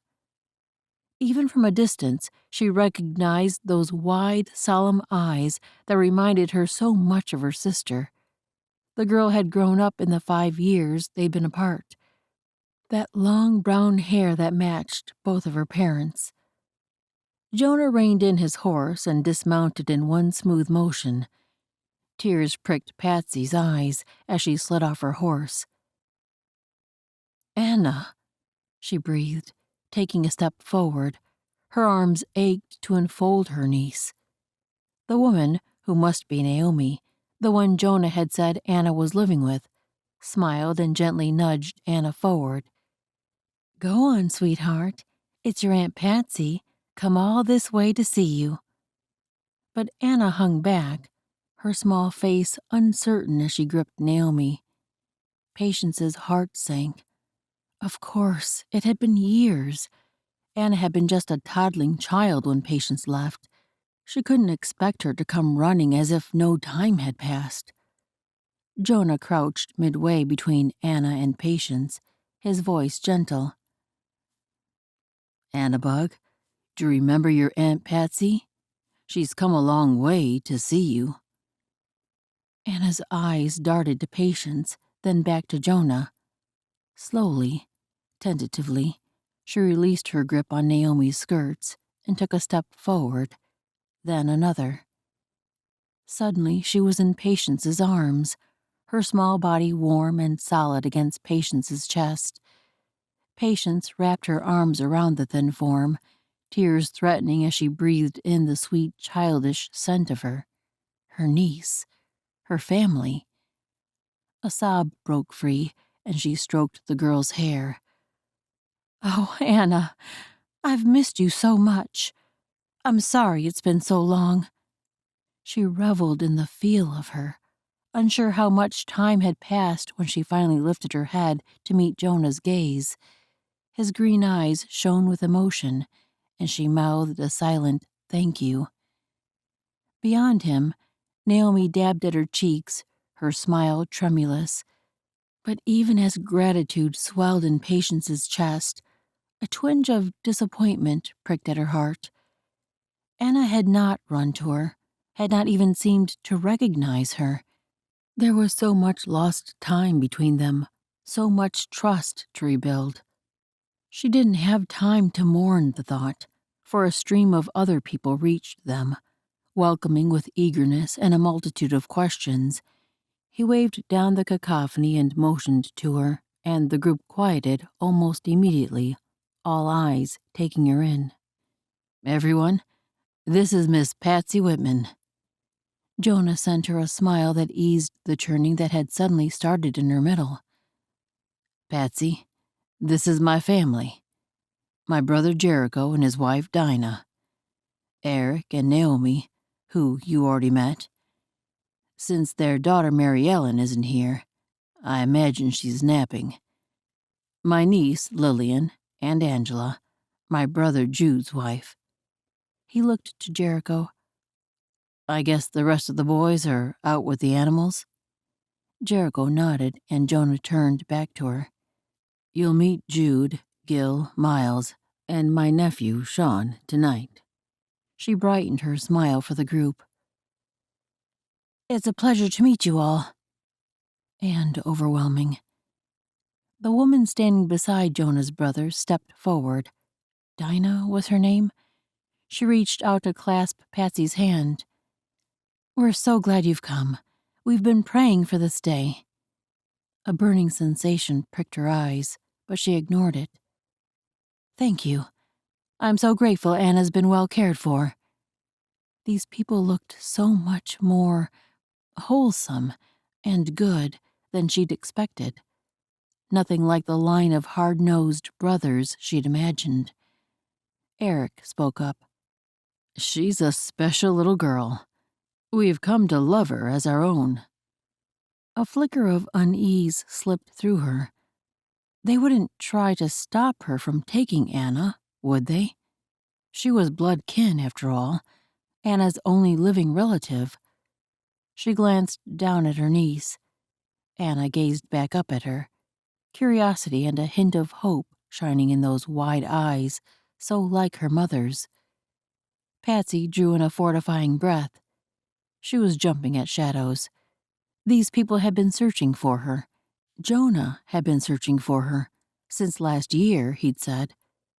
Straightening her shoulders, Patsy met Jonah's steady gaze. He seemed to understand the emotions swirling within her, offering a small nod of encouragement.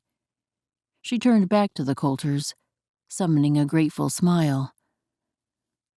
I can't thank you enough for all you've done, for taking in Anna when she had no one else.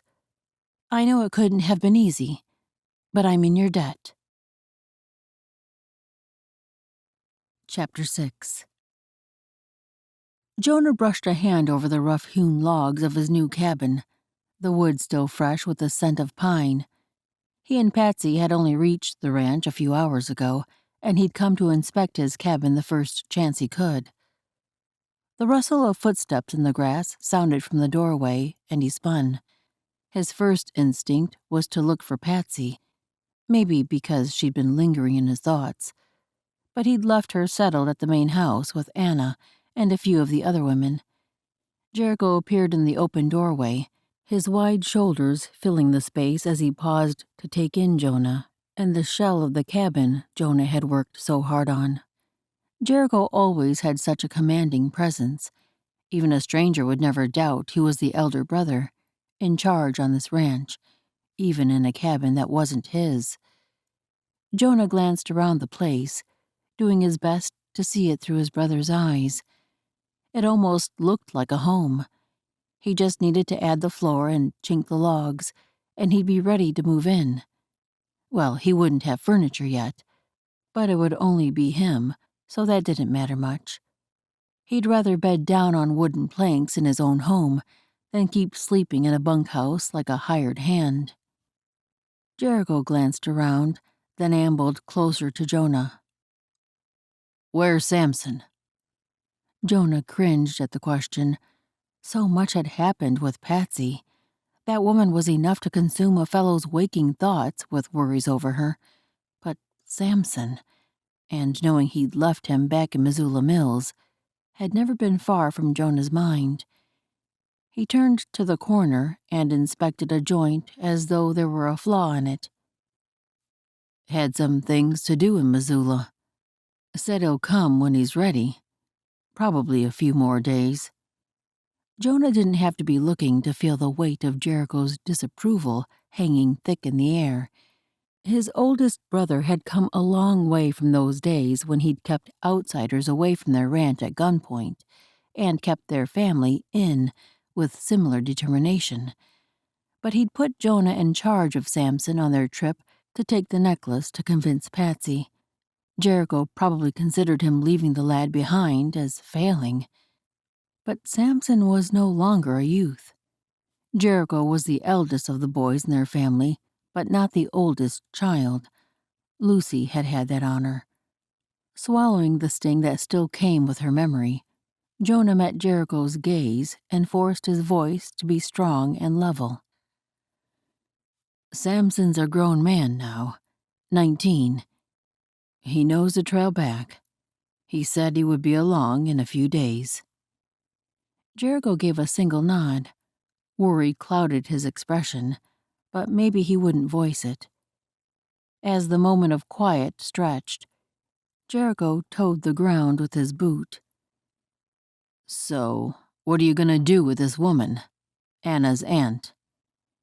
Not that it was his place to do anything with her, but Jonah couldn't deny that he'd been skirting around the topic in his own mind. They'd all wanted to find Anna's aunt and reunite the two. But what now? Did they want her to take Anna and be on her way, alone? He couldn't help but remember the scoundrel who'd attacked her. What if Jonah hadn't been there to protect her? What if she'd been alone with Anna in the woods? What would have become of the two of them? No, they couldn't just send them off. Everything in him revolted at the thought. He rubbed the back of his neck. I don't rightly know. I found her and brought her back. I reckon I've done my part." Jericho studied him, his gaze piercing in the fading daylight that filtered through the cabin door. "You sure about that? Seems to me there might be more to it, the way you look at her." "I don't know what you're talking about," he snapped, but heat crept up his neck. He walked to the back wall, rubbing his fingers along a log's surface. Had Patsy thought he was ogling her? Had he been?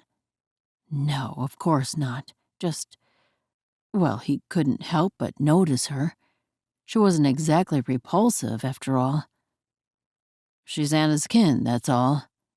Not my concern beyond that." "If you say so, little brother."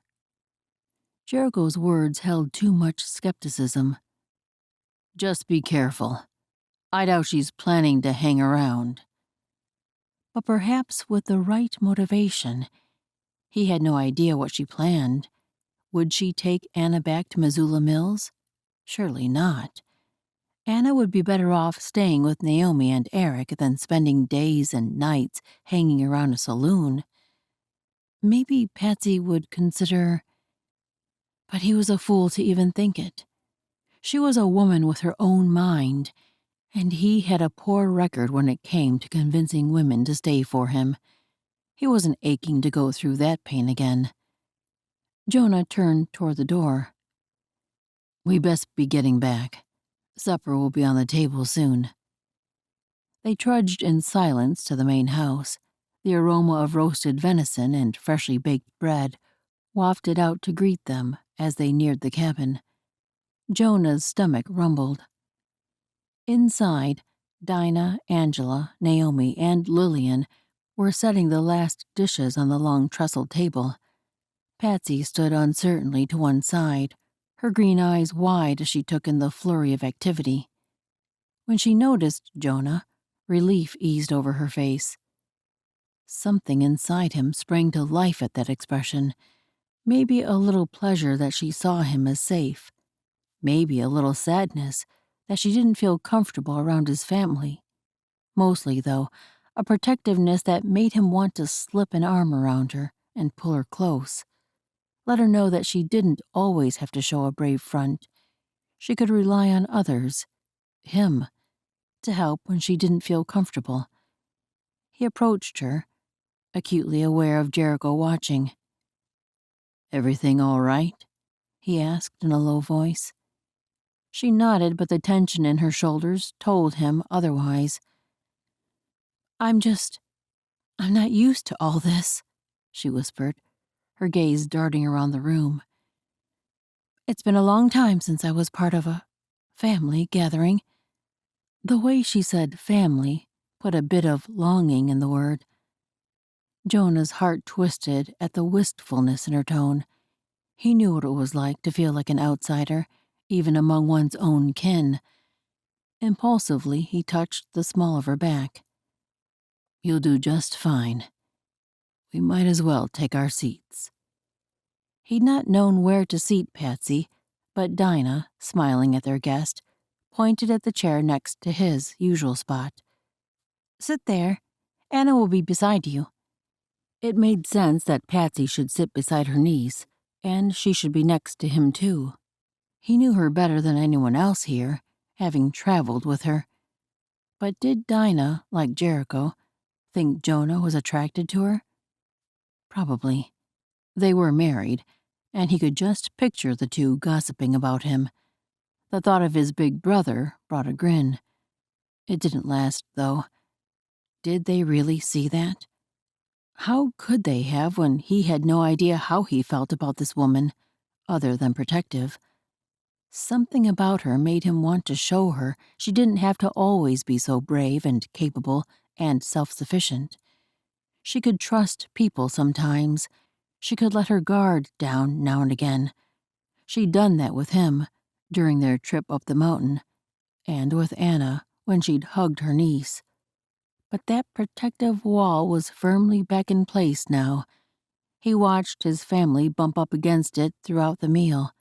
Her polite expressions, the way she dodged and deflected questions, but somehow she still trusted Jonah, watching him from the corner of her eye and taking her cues from his actions. He tried to draw her into the conversation, hoping to set her at ease. After the meal ended, he turned to her. "Do you want to go down to the barn and check on our horses? Make sure they're settled in all right for the night?" The horses were fine, of course. Miles would have seen to that. But Jonah needed to talk to Patsy alone, away from the curious gazes of his family. Patsy's green eyes searched his face, maybe for his true reason for taking her outside. "That's a good idea." When they stepped out into the cool evening air, the tension drained from his shoulders. Out here he could breathe easier, think clearer. As they walked, he studied her profile, the way the moonlight caught in her fiery hair. "Is everything all right? I know it's a lot to take in, being here with all of us." She wrapped her arms around herself and sighed. "It's not just that. It's Anna." She paused so long, it seemed she might not finish the thought. Then the last words slipped out. "I don't think she likes me very much." Patience had admitted the truth. Something about this man nudged down her barriers and left her wanting to tell him things that made her too vulnerable. She'd vowed to never let a man have that kind of sway over her again. Jonah stopped walking and faced her, his blue eyes full of concern. "What makes you say that? Did something happen?" She shook her head, not wanting to go into details. "It's nothing specific, just a feeling I get. Like she resents me being here, disrupting her life." Patience's chest tightened as she spoke the words aloud. Anna was the only family she had left. The thought that she might not want her was painful. She'd felt that way too often with her father. "I'm sure that's not true." Jonah's voice was gentle. He squeezed her shoulder, the warmth of his touch seeping through her shirt. "This is all new for her, too. Give her some time to adjust. She's been through a lot." Patience blinked back the tears that threatened. He was right, of course. She couldn't expect Anna to welcome her without reservation, not when they barely knew each other, not when Patience represented another upheaval in her life. Jonah stared up into the cloudy night sky. "I remember how hard it was after my sister left, and I was nearly a grown man.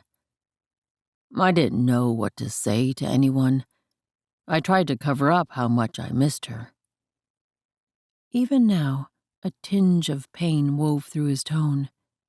She couldn't help asking more. "What happened to her?" "Lucy was the oldest." He shrugged as if it didn't matter, but it was clear in his expression she'd mattered a lot to him. "She met a man in Missoula Mills, a good-for-nothing miner who took her off to Virginia City. After the children were born, he got sick and died. Then she took ill a couple years ago." His voice had lost all hint of emotion, stating mere facts. Lucy must have been important to him. What could Patience say to help, or at least show she understood? "It must have been hard to lose her." Maybe he would think she meant at Lucy's passing, but it sounded like he'd really lost her when she'd chosen a miner over this brother who must have adored her. Her throat ached with that too familiar feeling. As the youngest, Hannah had always been the chosen daughter in their family. She was special. His voice was strained as he looked at her. She took the time to really see a person, to understand there's more than what you'd find on the surface. She always saw the good in people, even when it wasn't there. A rueful smile tugged his lips. When I was 7, I accidentally started a fire in our outhouse. I knocked over a lantern, and the whole thing just, poof, went up in flames. My brothers, even my pa, they ribbed me something fierce about it. But Lucy, she always stood up for me. Seemed to always see me, not just the things I did or the ways I messed up. The image Patience's mind formed of that little 7-year-old made her want to reach out and pull him in. This man, so strong and capable, was still that boy deep down.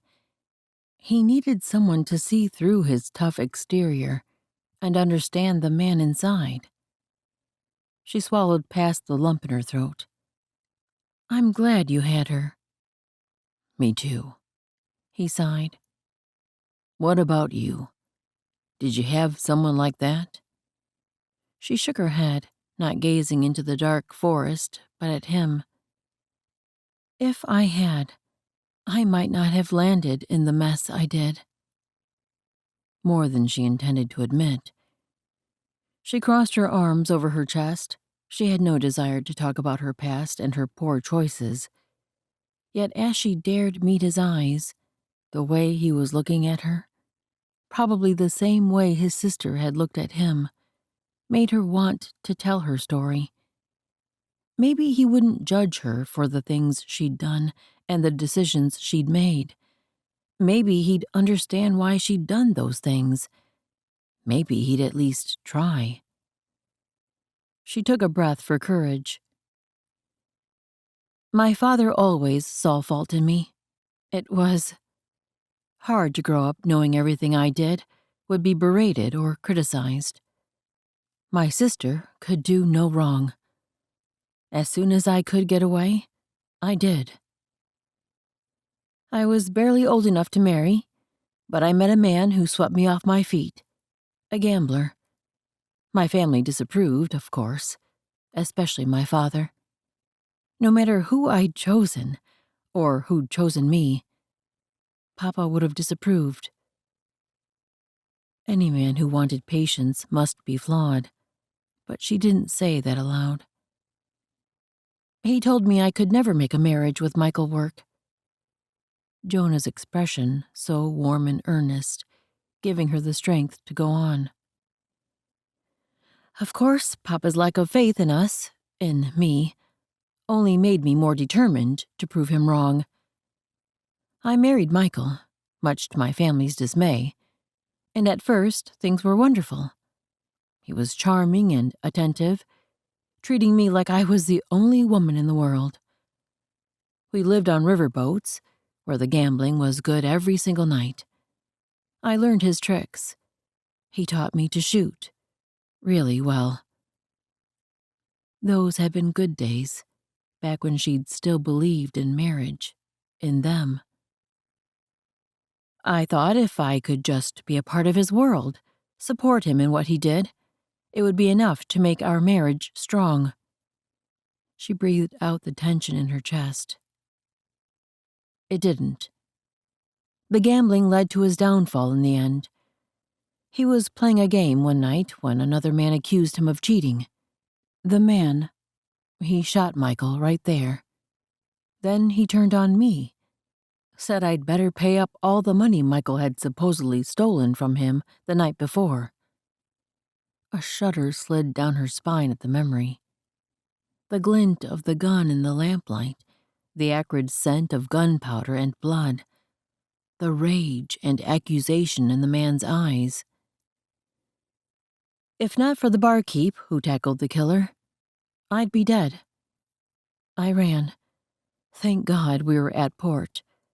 But I'd been around that life long enough to know that the guy, even if there were a lawman around to arrest him, would probably be released within a couple of hours. Her throat ached, but she forced out the words. I found a place to hide, then took the first opportunity to head west, to get as far from that murderer as possible, just in case he was serious about making me pay that debt. Jonah studied her. Why west? Why didn't you go home? She raised her brows. And prove my father right? But she sighed. Honestly, I probably would have, except I was afraid he'd find me. I figured he'd be less likely to follow me into the wilds of Montana than back to Boston. Jonah took her hand, his calloused fingers warm and strong around hers. Is that why you were so suspicious of me when we first met? She nodded, blinking back the tears that had welled up. I thought you might be working for him. I'm sorry I doubted you. He squeezed her hand. No reason to apologize. You were protecting yourself the only way you knew how. I understand that. She searched his face, seeing the truth of his words etched there. He did understand. More, she thought, than anyone else ever had.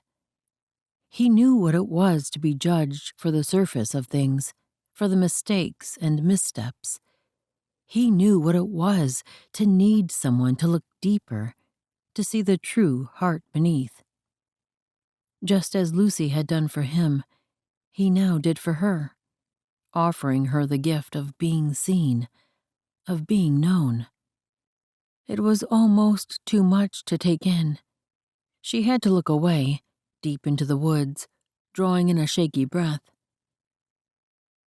You know you're safe here, Patsy, right? We won't let anyone hurt you, no matter who comes. Safe. The word felt foreign, unfamiliar. When was the last time she had truly felt safe? She couldn't remember. But as she turned to meet his gaze, the determination there wrapped around her like a warm blanket. Maybe, just maybe, he was right. Chapter 7. The afternoon sun filtered through the cabin windows as Patience sat in a chair by the fire, cutting apples for after-dinner pies. Beside her, Anna was still and silent in a small armchair, her small hands clasped tightly in her lap. In one of the bedchambers, Naomi was putting her 1-year-old daughter, Mary Ellen, down for a nap. This wasn't her home. She'd brought Anna and the little one over that morning so Patience could have plenty of time with Anna. This was her first full day at the ranch, and she wanted every moment she could with her niece. Anna didn't seem to approve of the plan.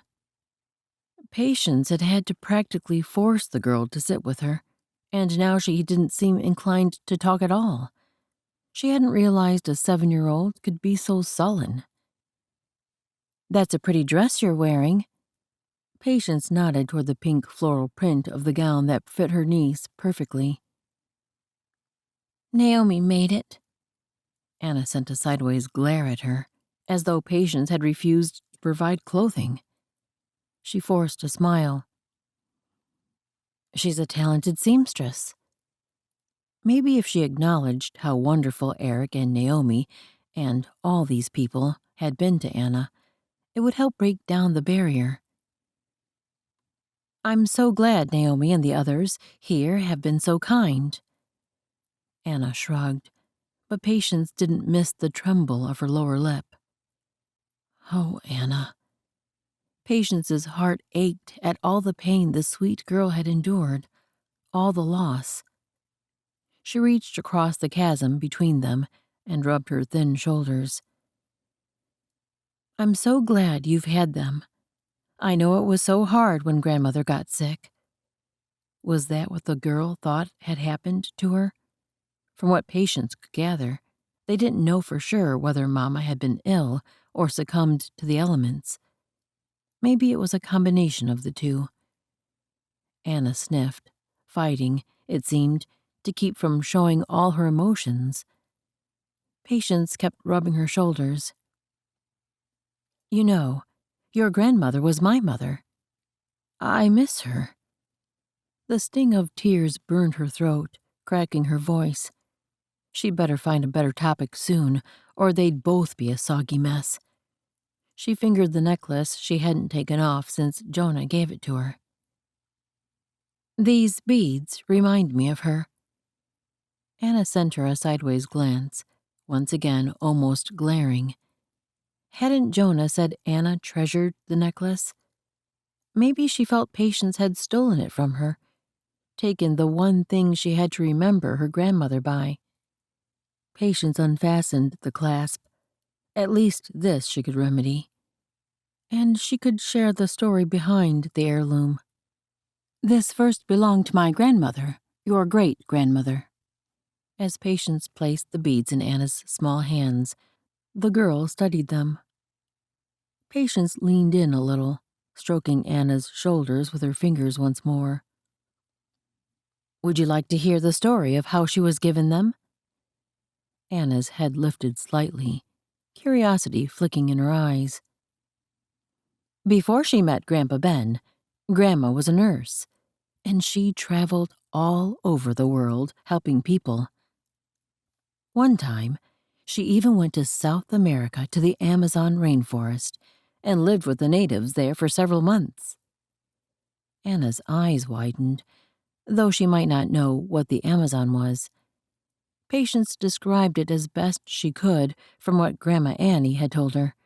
The lush green jungle, the exotic animals, the kind and generous people who had welcomed her grandmother into their midst. And when it was time for her to leave, the natives gave her this necklace as a gift, to thank her for all she had done. She treasured it always and passed it down to my mother. Grandma was so brave and loved adventure. She used her talents to help others. And do you know what? Patience waited and was soon rewarded with a quiet, "What?" Your mama named you after her. Her name was Anna Marie Masters, but I always called her Grandma Annie. Anna's eyes shone, and for the first time since Patience arrived, she seemed truly happy in Patience's presence. A wave of love swept through her, so full it filled every part of her. Thank you, God, for giving me another chance with this sweet girl. Patience studied the faces around the table, especially Jonah's youngest brother, Miles, who was riffling through the crate of games. They'd finished dinner, and Dinah and Naomi were slicing apple pie for dessert. But the steady patter of rain on the roof had made the group restless. Miles straightened, a deck of cards in his hand. I say we play poker. Her middle tightened. Poker? Surely there was something else they could choose that wouldn't make her feel dirty. Not poker. Jonah's voice rumbled strong at her side. Thank you. Miles looked up from the crate, his brows furrowed. Why not poker? It's not like we're betting real money. I'm tired of chess, so it has to be some kind of cards. Patience forced herself not to shift in her seat as unease settled in her stomach like a cold stone. She'd spent too many nights in smoky saloons, the clink of coins and the shuffle of cards, the melody of her shame. This place felt so different, so untainted. The last thing she wanted to do was mar the memories she was making here. Let's play rounds. Gil nudged a pack of cards in Miles's hand. Miles shrugged, pulling out the worn deck. Rounds it is, then. Soon, Dinah and Naomi brought plates full of sweet apple pie, and the cards had been dealt. A surprising number of the family had opted to watch rather than participate. If she'd known that was a choice, she would have done the same. But she'd been one of the first asked to play, so she'd committed. In the end, the players had been Miles, Gil, their niece, Lillian, and herself.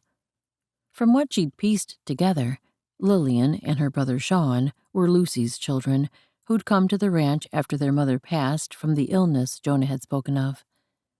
The sweet aroma of pie and the camaraderie around the table made the game nothing like an evening in the saloon.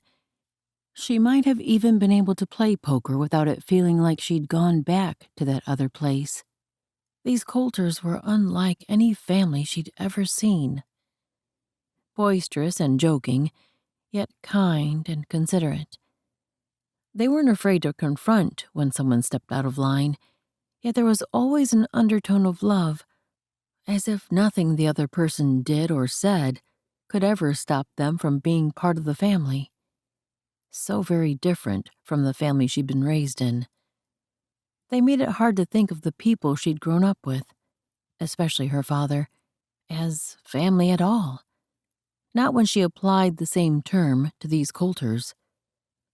Their first game became the best 2 out of 3, then the best 3 out of 5, as Gil's competitive streak grew with each lost hand. Patience did her best not to win every hand, but all 3 of her opponents were so easy to read. She couldn't seem to stop herself from responding to their cues. Still, she did manage to lose 1 game to Miles, and she kept her margin of winning small on the others. More than that, she had fun. The banter between the brothers, both those playing and those watching as they licked pie from their forks, made her smile. Even Lillian joined in, showing her quick wit and charm. It wasn't until Patience glanced at Jonah after their 4th game that she realized he wasn't smiling. Did it bother him that she'd won so much? Maybe he thought she should have allowed Lillian the chance. She should have, and Gil too. The others wanted to play another hand, but she declined as politely as she could. Jonah was the first to stand, his chair scraping against the wooden floor. "I'll go get a load of firewood before I head to the bunkhouse." Her heart leapt at the chance to talk with him alone. She could find out what she'd done wrong so she didn't make the mistake again. He was forthright enough to tell her without being mean. She followed him out into the misty night where the damp air clung to her skin. She caught up to him at the corner of the house, his broad shoulders hunched against the wet chill. "Jonah, wait." Her voice sounded small in the vastness of the night. He turned to her, his expression unreadable in the cloudy night. She paused in front of him. "What's wrong?" His eyes met hers, a hint of weariness in their depths. "Nothing's wrong, Patience. Just tired is all." "Was it the card game? Did I do something to offend you or the others by winning too much?" He gave a humorless chuckle. "Nothing like that. Everyone had a grand time."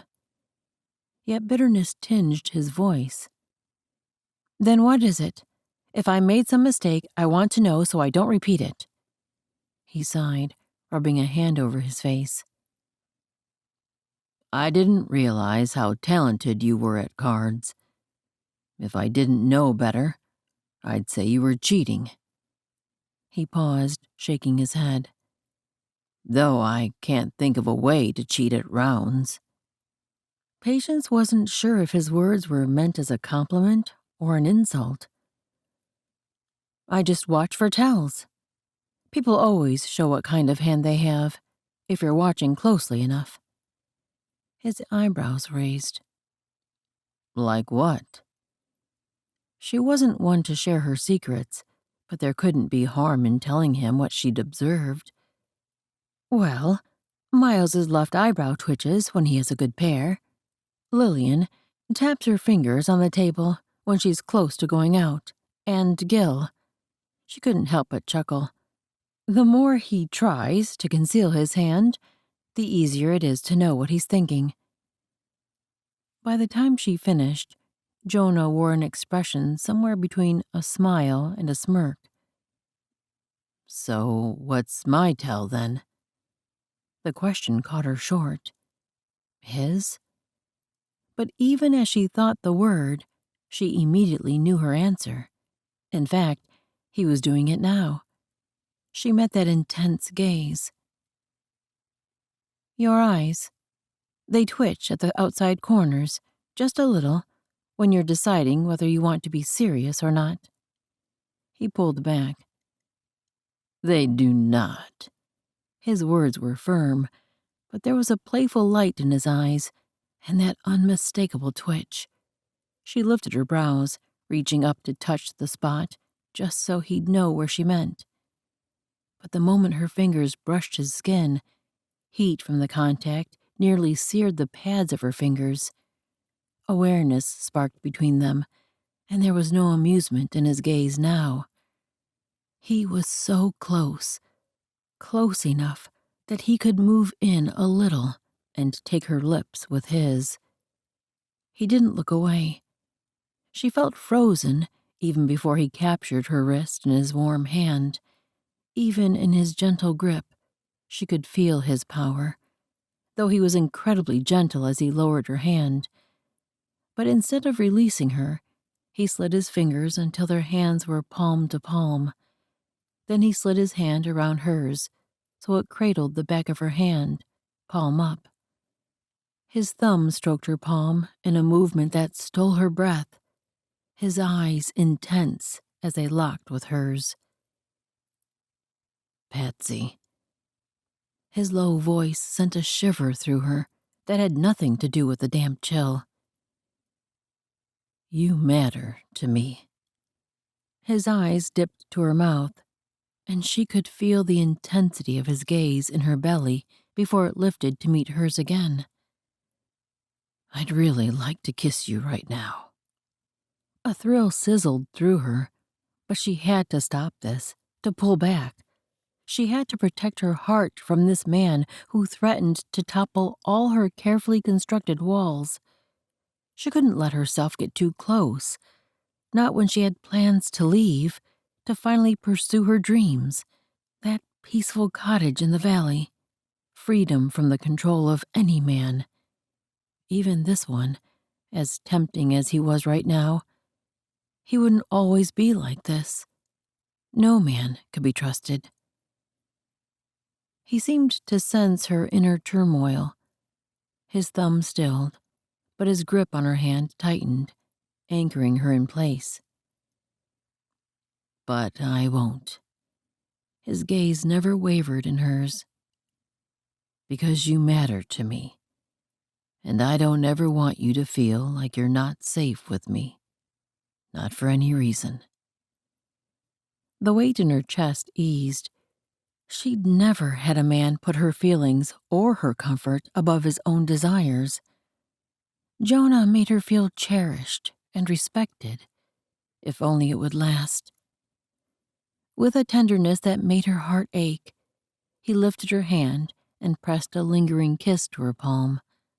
The contact sent a tingle racing up her arm, spreading through her body like wildfire. Then he released her and walked to the stack of firewood, where he gathered an armload. In that moment, a part of her wished he hadn't been so noble, that he'd thrown aside his caution and kissed her like she knew he wanted to, like she wanted him to, despite her fears. But as Jonah straightened, the logs cradled against his chest. Reality crashed around her. She couldn't afford to get lost in foolish fantasies, not when she had Anna to think about. She had plans, dreams that were finally within reach. Dreams that didn't include getting tangled up with a rancher, no matter how kind and handsome he might be at first. He would change, right? She'd see no sign of it yet, but surely she would. Chapter 8. Something tugged Patience from sleep, and she squinted in the dim light of her room. Had she overslept? Sunlight shone through the window curtains. A muffled shout sounded from the main room. As she pushed herself up on one elbow, the words became clearer. Should have sent me instead. I would have made sure it got done right. That was Miles's voice, loud and angry. She'd never heard him like that before. It shouldn't surprise her, though. He was a man, after all. "You think you're the only one who can handle stock?" Jericho's tone matched his brother's. "I could have done it if you'd let me." Gilead said something too low for her to make out. Patience slipped out of bed and padded to the door, cracking it open to peer into the main room. The three brothers stood in a tense triangle, faces flushed and eyes flashing. "I'm the oldest. It's my responsibility to take care of things." Jericho spoke through gritted teeth. "And look how well that turned out," Miles shot back. "Half the herd scattered to God knows where." "It wasn't half the herd," Jericho growled. The front door opened, and all three men turned to see who would enter. Jonah stepped inside. Miles waved a hand at him. "And that's another problem around here." Jonah's head jerked back, his eyes widening. Miles pushed on. "How could you leave our brother in Missoula Mills? You were in such an all-fired hurry to get back here, as if that redhead couldn't have waited a couple more days. But you just got all swoony-eyed over her and didn't care a whit about Samson. For all we know, he might be dead now, killed in a barroom fight or who knows what else." Jonah's wide eyes had narrowed, and he stood by the closed door, his hands braced at his hips. When Miles finished, Jonah strode forward, his long legs bringing him up close to his youngest brother. "You'd better keep a civil tongue, boy. If you ever speak of Patsy as anything other than Miss Whitman, I'll take you out back and teach you some manners with Dat's belt, just like I used to. And Samson's fine. He's got more sense than you. That's sure and certain." Patience eased out a breath. Jonah had stood up for her. She might not like the raised voices, but at least his had been raised in her defense. That didn't usually happen. Gilead moved toward them. "Settle down, all of ya. We've got strays to find." Jericho raked a hand through his hair, exhaling heavily. His gaze flicked to the side and locked with Patience's through the crack in the door. A flash of annoyance touched his eyes before he turned away. "I'll head out now, see if I can't round up them strays afore they wander too far off." He reached for his hat. "I'll come with you," Gilead said. "No." Jericho's reply brooked no argument. "You go with Miles and Sean to work the 2-year-olds. Jude needs Jonah today. I'll manage on my own." He strode out, letting the door bang shut behind him. Miles kicked at a chair leg, muttering under his breath. Gilead just sighed, suddenly looking much older than his young years. He was younger than Patience, she was almost sure of it.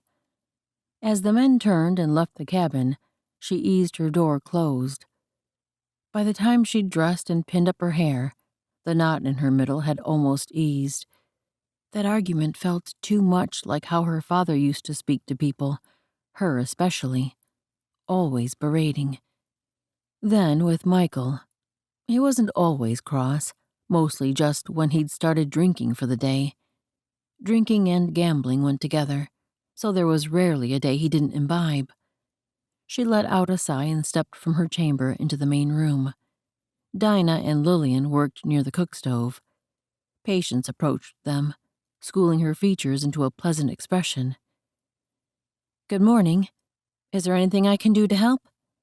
Dinah glanced over at her, a bright smile lighting her face, as though there hadn't just been a tense argument right here in her house. "Good morning. Did you sleep well?"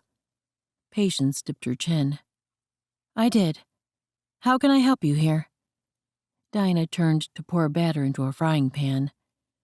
"Would you set plates and forks on the table? These Johnny cakes will be ready soon." "Of course." Patience moved to the shelf where the plates were kept. As she pulled them down, she searched for a way to broach her question. "I couldn't help overhearing the disagreement earlier. Is everything all right? The men sounded upset." Dinah sighed, her shoulders slumping slightly as she stirred a pot of oats over the fire. Jericho heard a wildcat last night, so he went out to check the cattle this morning. I guess the herd got spooked and scattered. The boys are worried about them is all, and about Samson, too. Tempers can flare when folks are afraid for the people they love. Love. The word echoed in her mind. The Coulter family seemed to truly care for one another, but love was not a concept she associated with men, at least not the men in her life. Her father's love, if one could call it that, had been as hard and unyielding as his fists. And Michael, well, she'd mistaken his flattery and attention for love, only to discover too late the depths of his selfishness.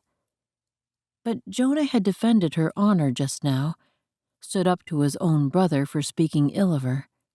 Perhaps there were different kinds of love in this world, ones she had yet to understand. Lillian, would you get another bucket of water for us? We'll need a second pot of coffee. Dinah's smooth voice had a calming effect that seemed to settle the tension that lingered in the room. Lillian headed toward the door, pail in hand. As she stepped outside, the sound of a male voice drifted through the open door. "Careful with that bucket, girl. I just had to make new handles for 2 of them, and now I know why they keep breaking." Miles's tone was sharp and critical. Patience sucked in a breath and set the remaining plates on the table. He was the youngest of the Coulter brothers, but he'd likely witnessed this kind of berating behavior from the older men and thought it acceptable. Well, she would show him otherwise. She strode purposefully to the door. She would give Miles a piece of her mind, even if she was a visitor here. But as she stepped out into the bright morning sunlight, she paused. Lillian stood straight and tall, the bucket hanging easily from her small hand as she stared Miles down with a defiant tilt to her chin. "I know how to carry a bucket, Uncle Miles." Her voice was calm but firm. "Mama taught me well. I'll thank you not to speak to me that way." Miles blinked, taken aback by the young girl's self-assured response. He opened his mouth as if to retort, then seemed to think better of it. With a dismissive shake of his head, he turned on his heel and stalked toward the barn. Pride swelled in Patience's chest as she watched Lillian march to the side of the house where the water wagon was parked, her blonde braid swinging with each determined step. The girl had a strength in her, a quiet resilience that Patience recognized all too well. It was the same fortitude that had seen her through countless hardships in her own life. Lillian would need it, for men were all the same. Maybe Jonah was different, but she couldn't stay here much longer and let Anna be subjected to the rest of the men here who couldn't control their tempers. Jonah paused in the kitchen doorway, a load of firewood filling one arm as he took in the sight before him. Patsy and Lillian stood side by side at the cook stove, their heads bent together in concentration as Lillian showed Patsy how to adjust the damper. Golden light from the oil lamp cast a warm glow over their faces, making Patsy's red hair shimmer enough to catch his breath. The sweet smell of cinnamon and sugar filled the air, which seemed just the right scent to surround Patsy. She sure was a pretty thing, with those rich green eyes. He moved closer, and both ladies looked up. Patsy's expression softened into a soft smile that looked like it was meant just for him. Maybe he was fooling himself, but every part of him came to life when she was near. Maybe he should have kissed her the other night by the woodshed, but that startled look in her eyes had clinched something inside him. Part of her might have wanted his kiss, but there was a piece in her that still hadn't learned to trust him.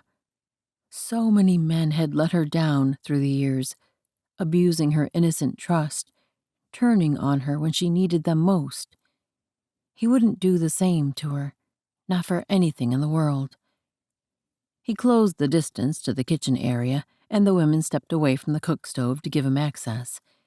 He added more wood to the firebox, causing a log inside to shift. Sparks tumbled out like a waterfall, and he jumped back as they scattered across the floor. He stomped on them, but a couple weren't so easily extinguished. He'd seen how fast a fire could catch, and he wasn't taking any chances. A water bucket sat nearby, a cloth draped over the top. He jerked the fabric off so he could douse the sparks with water. As he lifted the cloth, bright flames flared to life, hungrily licking at the fabric. One of the sparks must have popped up. A scream sounded behind him. No reason to panic. He had it under control. He dropped the cloth and stomped out the fire, but another spark had lit the braided rug. He was about to dump the water onto it when he glanced inside just to be sure. Not water, but grease. He jerked it back, whirling to get it away from the flames before it exploded like blasting powder. Jericho rushed past him into the kitchen, muttering under his breath as he stomped out the remaining flames. Jonah didn't stop until he'd carried the bucket out of the cabin and several more steps away. He set it down in the grass, pausing to catch his breath. His heart hammered as the adrenaline faded. That had been a close call. If that grease had caught fire. Footsteps sounded behind him, and he turned to see Jericho striding out of the cabin. "Trying to burn the place down again, little brother?" He was teasing, but his words soured in Jonah's stomach. "The sturdy house wouldn't have burned as fast as that outhouse did." Did he really have to bring that up? Every time a spark blew the wrong direction, Jericho reminded him of that childhood offense. He'd been 7, for crying out loud. Behind Jericho, Patsy was framed in the doorway, concern etched on her face. Shame heated his neck. He lowered his gaze and moved around his brother. Best get in and see what the damage was. Hopefully nothing worse than a layer of black to scrub off the floor. As he stepped into the house, Patsy moved outside, her skirts swishing past him. Where was she headed? He turned just inside the doorway to see what she was doing. She looked like a woman with something on her mind. She planted herself in front of Jericho, with her hands on her hips. "And just why would you say a thing like that? Accidents happen. Jonah put out the fire before Lillian or I knew what was happening, and he wasn't the one who left a bucket of grease right next to the stove. Seems to me he handled it just fine." Jonah stared at Patsy's rigid back, warmth flooding his chest. Here she was, standing up to his brother on his behalf, defending him. He couldn't recall the last time someone had done that. Lillian stood beside him, taking in the standoff in the yard. Jericho didn't seem to know how to answer her. He ran a hand behind his neck. "I didn't mean to offend, ma'am." Wow, she'd gotten to him if he was calling her ma'am. "It's just a joke. Something we've always ribbed him about." "Well?" The sharp line of Patsy's shoulders eased, and when she spoke, her voice gentled. "It seems like scratching at a sore again and again for years would make it hard to heal." A sudden burn clogged Jonah's throat, especially when Jericho turned and caught him standing there. He had to fight to keep from edging back into the shadows. She was right, though. That wound hadn't ever healed. Not really. Maybe if he'd stood up for himself way back when, like she was standing up for him now, he wouldn't still be carrying that sting of shame. But even as a boy, he'd never been one for confrontation. He'd always figured it was better to just let things go, not make waves, keep the peace. Looking at Patience, Jericho cleared his throat. "I suppose you have a point." He turned to Jonah once more, stepping to the base of the stoop. I'm sorry. I know you didn't mean to burn down the outhouse, and I know you didn't mean to let those sparks out just now. I shouldn't have heckled you about it. Not ever." He swallowed. "Will you forgive me?" Those were hard words to say, but Jericho spoke with an earnestness that left no doubt he meant them. Jonah nodded. Of course. Though he knew well saying he'd forgive and doing it were two different things. Jericho turned to Patsy then and made a motion like he was pretending to doff his hat, though he wasn't wearing one. "Thank you, ma'am, for calling me out." He met Patsy's gaze squarely. "I love my brothers, my whole family. The last thing I'd want to do is hurt them. I appreciate you seeing what I didn't and righting the wrong." Beside Jonah, Lillian let out a sigh. My word, that woman can work miracles. He'd missed Patsy's response to Jericho, but it appeared to have been trivial. He sent his niece a smile. "You're right there." Though he'd been part of the interchange just now, he still wasn't certain it had really happened. Patsy had stood up for him, and his brother had actually apologized. Lillian sent him a knowing smile. "Aren't you glad now that you didn't marry Naomi?" Jonah's breath caught, and he nearly reached out to clamp a hand over the girl's mouth. She'd already spoken the words, though, loudly. Her eyes rounded as she realized she'd said something that might not be common knowledge. It took all his courage to turn and see if Patsy had heard. She stood on the stoop, her gaze shifting from Lillian to him. Should he explain? He'd not told her about Naomi, about how close he'd come to marrying her, how the cabin he was nearly finished building had been intended to house her and Mary Ellen after the wedding. But when Eric had shown up, Mary Ellen's father and her true love, she'd chosen Eric, a decision Jonah had known was right even at the time. That knowledge hadn't lessened the sting of rejection. He'd been set aside the moment someone better came along. Now, if there was to be anything between himself and Patsy, any chance of something real and true, he needed to tell her everything. But what if she judged him for nearly marrying a woman he didn't love? Or what if she started to look for all the reasons Naomi had changed her mind before their wedding day? The thought made his stomach twist. His errors were plenty, and Patsy would find them easily enough. He was impulsive, stubborn, occasionally moody.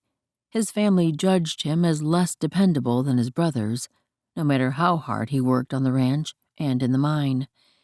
He still even had a bit of a limp from when that wagon had run over him 2 years back. Yep, Patsy was sure to find all the reasons he didn't measure up. Even so, he had to tell her the truth, give her the chance to reject him now before he let himself get too attached. "Well," Lillian said, in what had probably been too long a silence, "best get the floor swept. Then we need to finish those cinnamon crisps. We'll have a bunch of hungry people for dinner soon, so we don't have much time left." She motioned for Patsy to follow her back to the cooking area of the main room. Patsy gave him a quick glance as she passed by. He didn't miss the questions in her eyes. Maybe he could pull her aside tonight so they could talk. It was time he was honest with her. About everything. Chapter 9. Patience's boots crunched in the dry grass as she made her way through the warm sunshine toward Jonah's new cabin, a basket of food tucked under her arm. She couldn't get Lillian's story out of her mind. How noble and selfless Jonah had been to offer marriage to Naomi, to provide a home for her and little Mary Ellen. The thought made Patience's heart flutter in a way that was becoming all too familiar when it came to the brooding, kind-hearted cowboy. Then when Eric had shown up, he and Naomi had reconciled, and Jonah had gallantly stepped back and let the three form the family they were clearly meant to be. The fact that Eric had searched so hard for Naomi was remarkable in itself. As Patience neared the cabin, doubts crept in, casting shadows over her hopeful mood. Jonah had acted strangely last night and this morning. Was he avoiding her because he still carried a torch for Naomi? The idea sent a pang through her chest. She couldn't blame him if he did. Naomi was lovely inside and out. Then there was the matter of that tender moment Patience and he had shared last week. Heat rose in her cheeks at the memory of Jonah's intense gaze, his gentle touch on her hand as he'd confessed his desire to kiss her.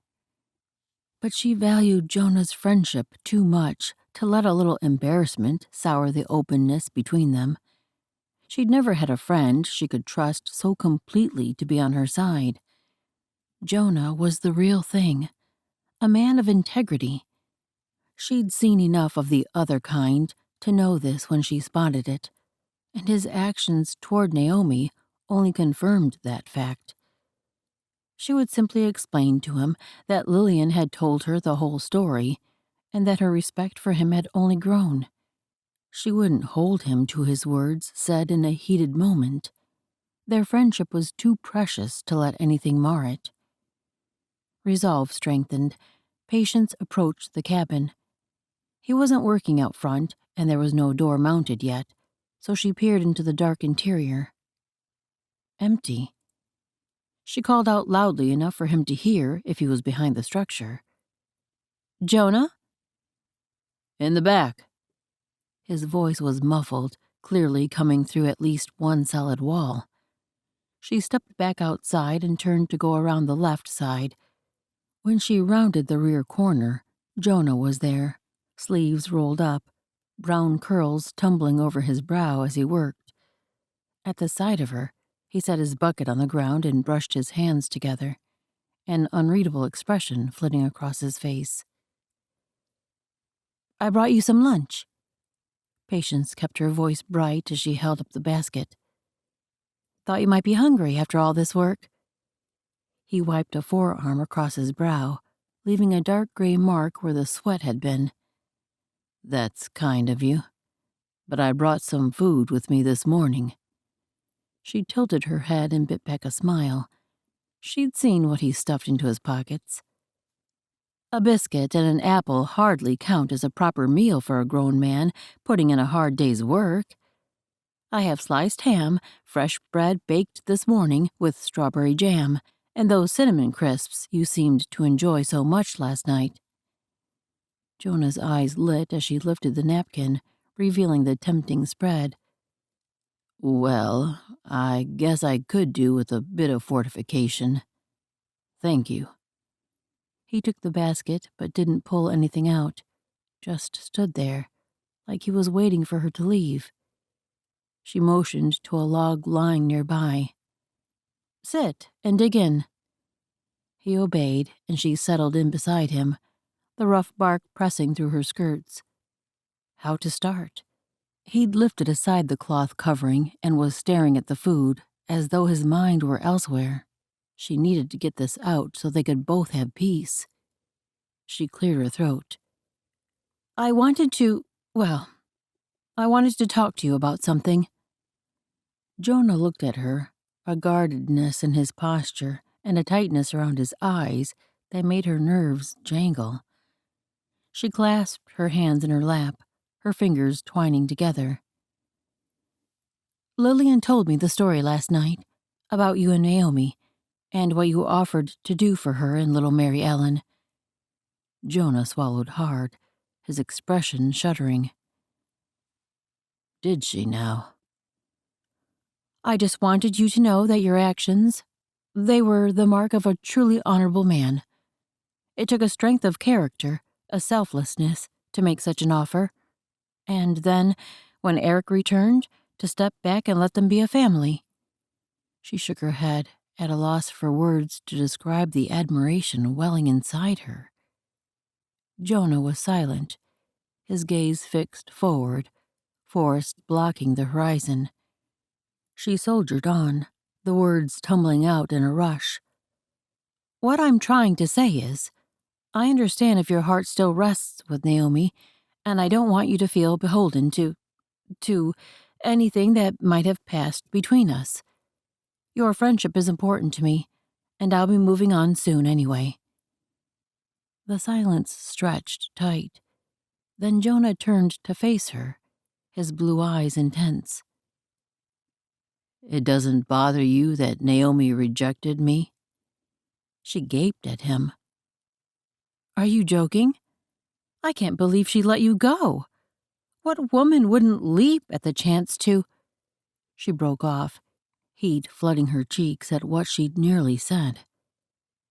Jonah was still staring at her, an unreadable expression on his face.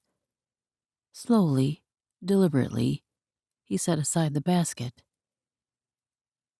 "Patsy?" The way he said her name, the nickname she'd always hated, the one she'd determined never to allow when she came west, made heat sweep through her. She'd be happy to hear him say it any time. His eyes locked on hers with an intensity that made her chest tighten. "Your friendship is important to me, too. You are important to me." When his gaze dropped to her lips, she couldn't breathe. The air between them thickened with a delicious tension. She couldn't look away from those piercing blue eyes, the determination in them sending a shiver down her spine.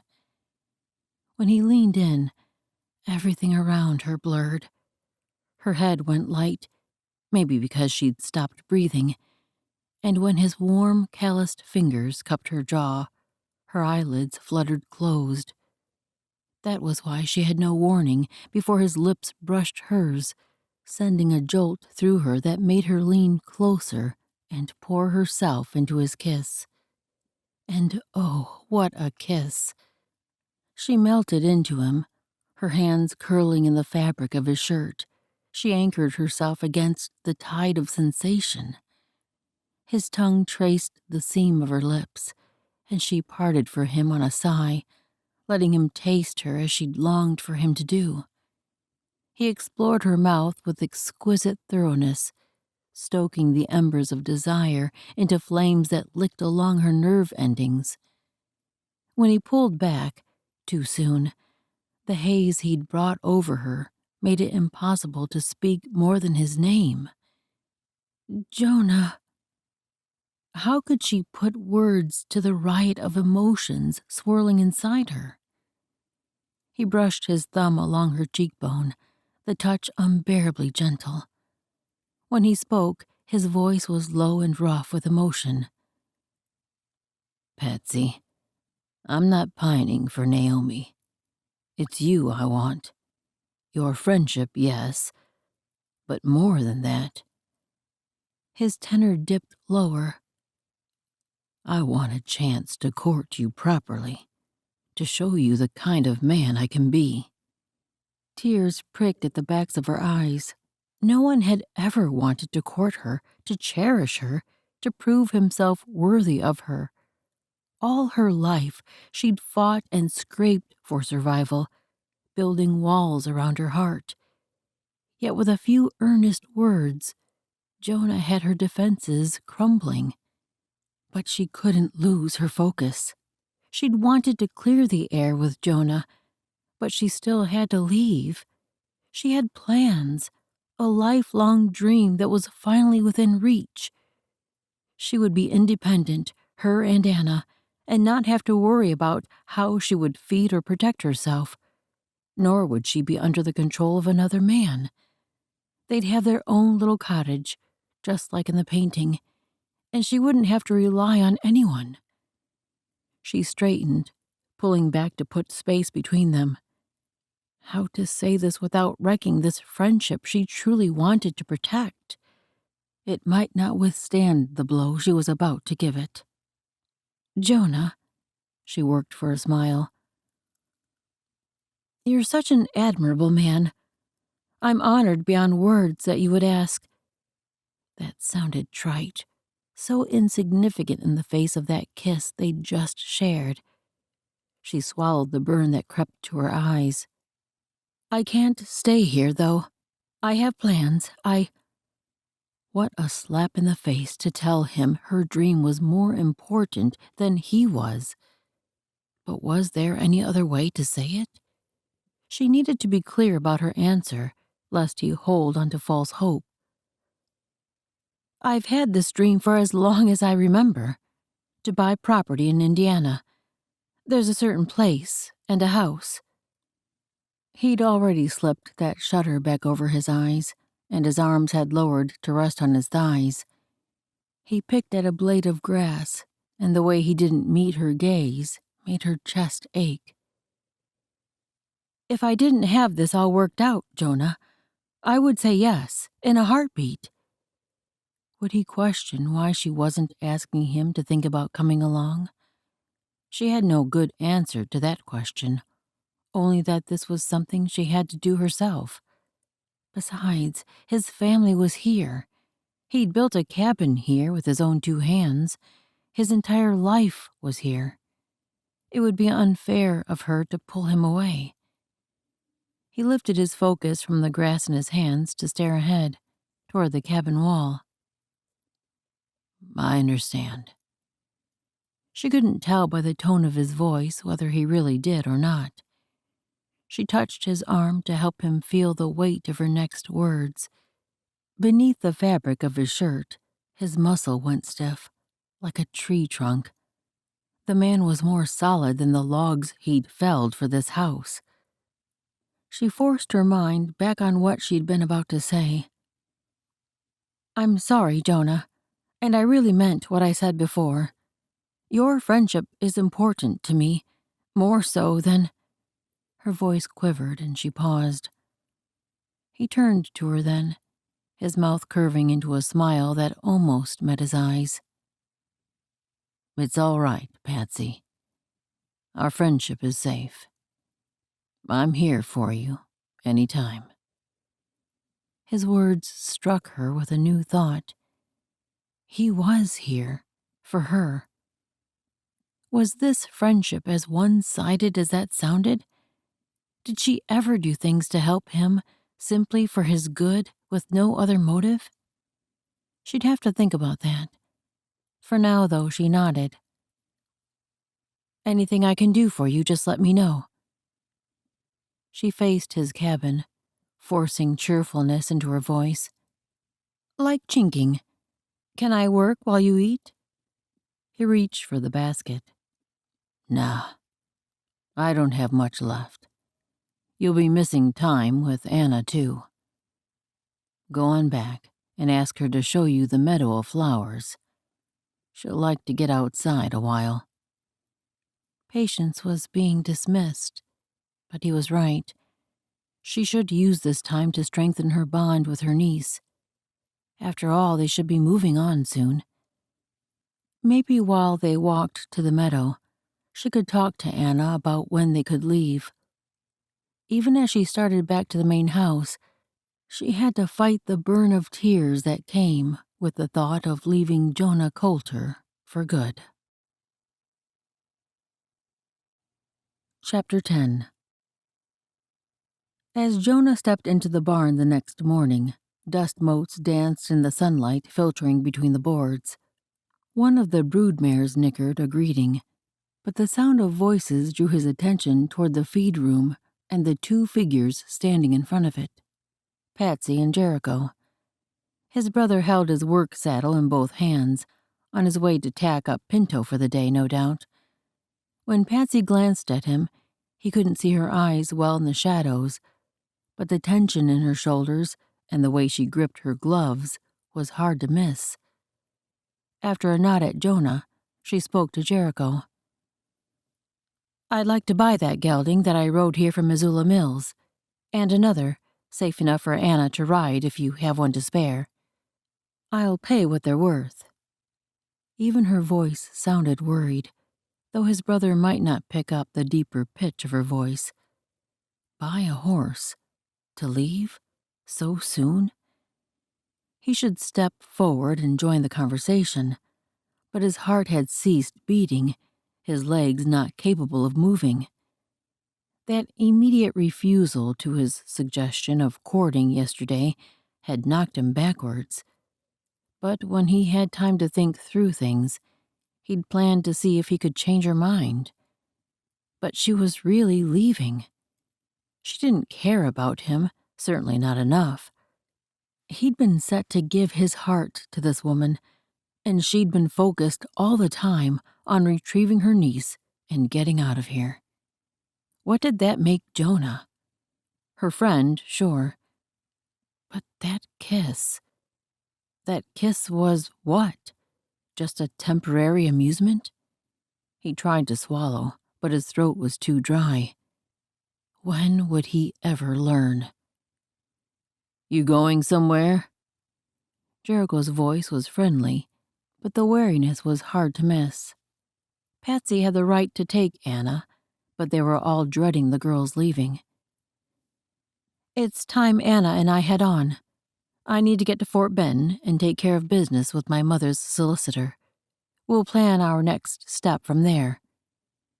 Jericho's brow furrowed. I understand your need to move on, but Fort Benton is a long journey, especially with a young girl. It's not safe for the two of you to travel alone. Patsy lifted her chin. I can handle myself. I've made my way in this world for a long time now. The words twisted like a knife in Jonah's gut. Was this how it would always be? First Naomi, now Patsy, slipping through his fingers, never choosing him. Maybe he just wasn't enough, would never be enough for any woman to want to stay. Jericho huffed. Still too dangerous. Jonah here could go with you.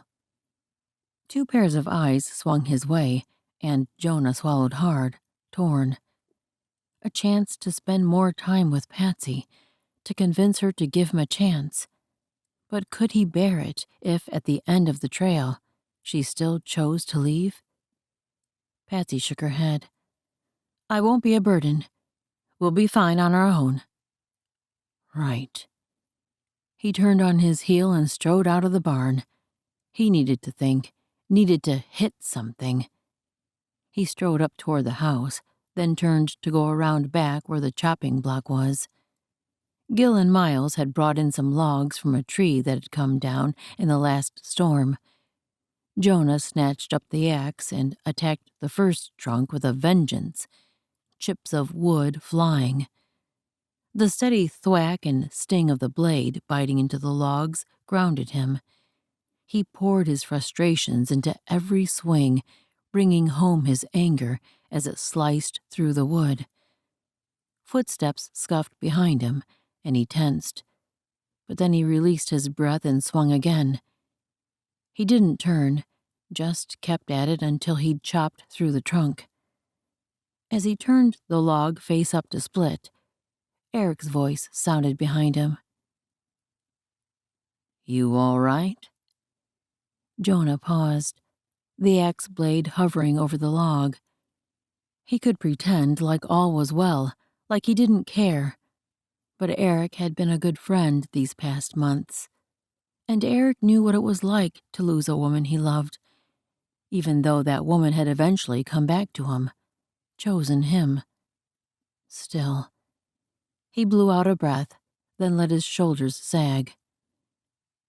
Not really. She's something special, isn't she? Jonah really must have worn his heart on his sleeve if the entire family knew his feelings. He turned to face Eric, and he couldn't help the bite in his voice when he spoke. She's leaving. Taking Anna and going to Fort Benton. After that, who knows where. Anywhere but here. Eric's sharp intake of breath clamped fresh guilt over his chest. He should have broken the news more gently. Eric and Naomi had taken Anna into their home. She'd become like a daughter to them, but surely they'd prepared themselves for this. I see. Eric's voice was rough with emotion. He cleared his throat. I guess we knew it would happen. He cleared his throat again. I'll let Naomi know. Jonah really was a cad. He dropped the axe and leaned against the side of the cabin. I'm sorry. I didn't mean. That wasn't the best way to tell you. Eric shook his head. It's all right. It's just going to take some getting used to, is all. The thought of Anna not being here. He met Jonah's gaze. You going with them to Fort Benton? A new round of frustration twisted in his throat, and he lifted his gaze to the trees on the back side of the clearing. I don't know. Jericho thinks I should. I'm not sure. There were so many things he wasn't sure of, far too many to name. Eric watched him for a long moment, long enough that his silence made Jonah want to turn and pick up the axe again, slice through another log. At last Eric spoke. Maybe if you tell her how you feel. Jonah flexed his hands. Why had he dropped the axe? He needed something to squeeze if he was going to make it through this conversation, and be honest anyway. He didn't meet Eric's gaze. Tried that? She's leaving. What more can I do? Fight for her? Eric's words came quiet but firm. Look, I could say I'm sorry about Naomi, but I'd be lying. I'm not sorry, not even a little, because I love her.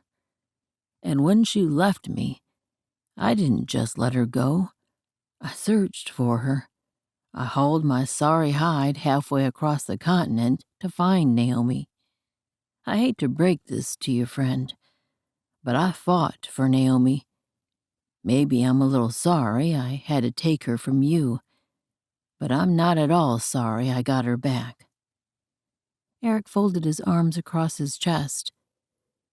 If you really care about Patsy, then you prove it to her. Maybe this isn't all about you. You ever think of that? She's obviously wounded and scared. Maybe she needs a man who's not afraid to prove he's up to the challenge.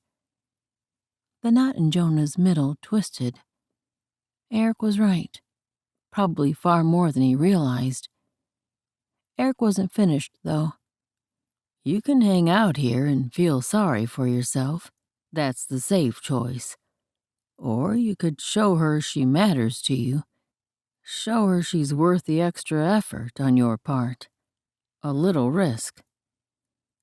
Jonah stared at the blurry line of the distant trees. Would it actually make a difference if he went with Patsy and tried to change her mind on the journey? She seemed pretty determined to leave, to have her own life. If that was what would truly make her happy. Or you could show her she matters to you. Show her she's worth the extra effort. Did Jonah really think Patsy might be the woman God intended for him? They hadn't even talked about God. Did she even know him? That should have been one of the first things he learned about her when he stopped trying to deny his attraction. Sorry, Lord. He'd strayed farther from regular conversations with God than he'd like to admit. Ever since the mess with Naomi when Eric came, it had been easier to let his emotions run loose than to check them and seek the Lord's guidance. He needed to work on that. But there was something special about Patsy, something that came to life inside Jonah when she was near.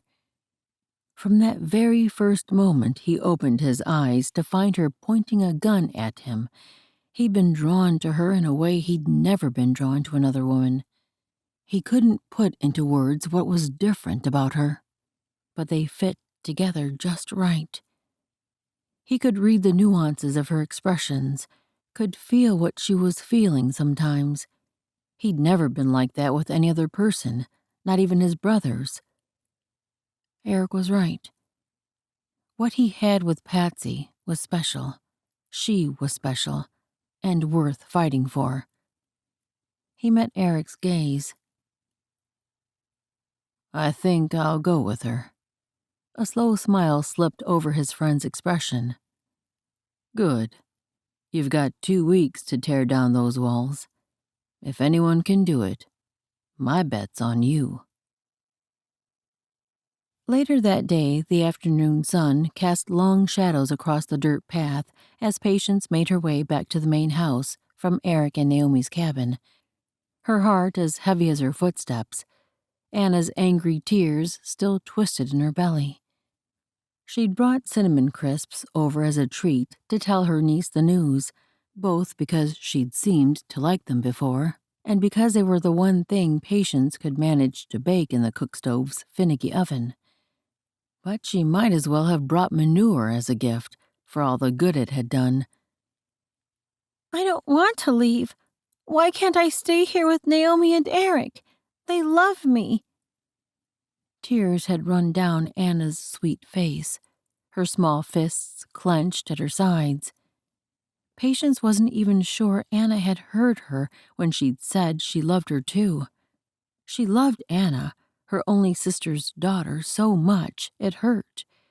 She could still remember holding her when she was only a few weeks old, the tiny, precious bundle, perfect in every way.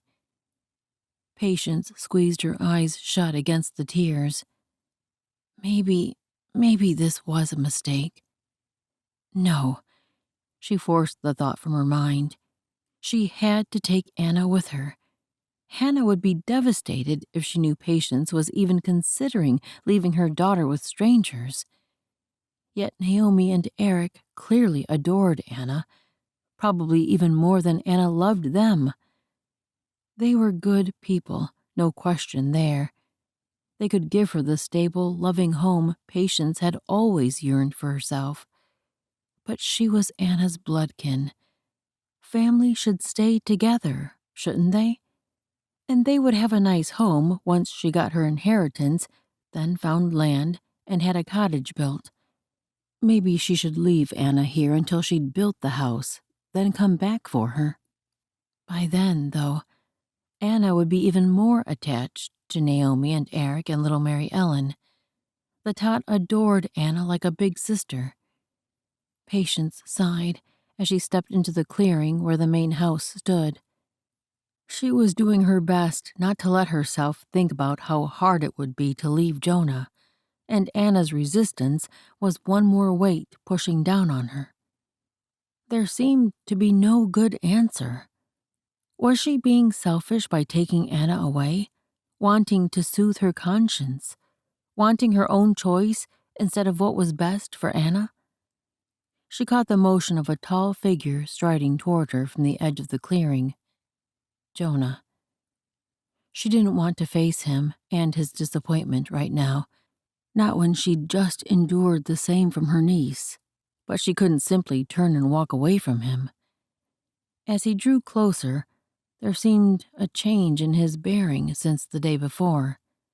The tension was gone from his shoulders. A freshness marked his expression. Had he forgiven her already? Maybe the thought of her leaving wasn't nearly as painful for him as it was for her. I was just coming to find you. He halted in front of her. His blue eyes searched her face, seeing too much, no doubt. What's wrong? She smiled, though it felt brittle. Fine. I just had to talk to Anna about us leaving.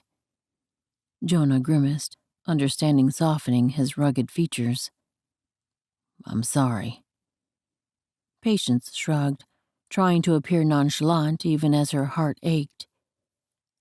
I knew it would be hard. I'm grateful your family has been so kind to her. She glanced away. Her words made it sound as if she were a stranger, dropping by to pick up her niece after an afternoon play date. In truth, spending nearly 2 weeks with his family, with Jonah, had changed her life in ways she might never recover from. She summoned a pleasant expression with the last bit of self-control she had. I need to help Lillian with dinner. Dinah wasn't feeling well this afternoon, so I made her promise to let me take over her part when I returned so she could rest.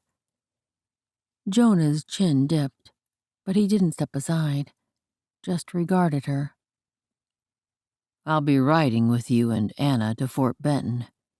The cook stove I ordered should be there now, and I need to pick it up. I'll take the wagon, and that'll make travel easier on Anna. Patience blinked, her heart stuttering in her chest. She hadn't expected this offer. You want to come with us? She'd thought Jonah seemed angry when his brother volunteered him for the journey. Maybe his change of heart had come with this newfound peace. Jonah's gaze steady on hers. I need to go anyway. He hesitated, then added, and I'd feel better knowing you had some assistance on the journey. It's not an easy road, especially with a child.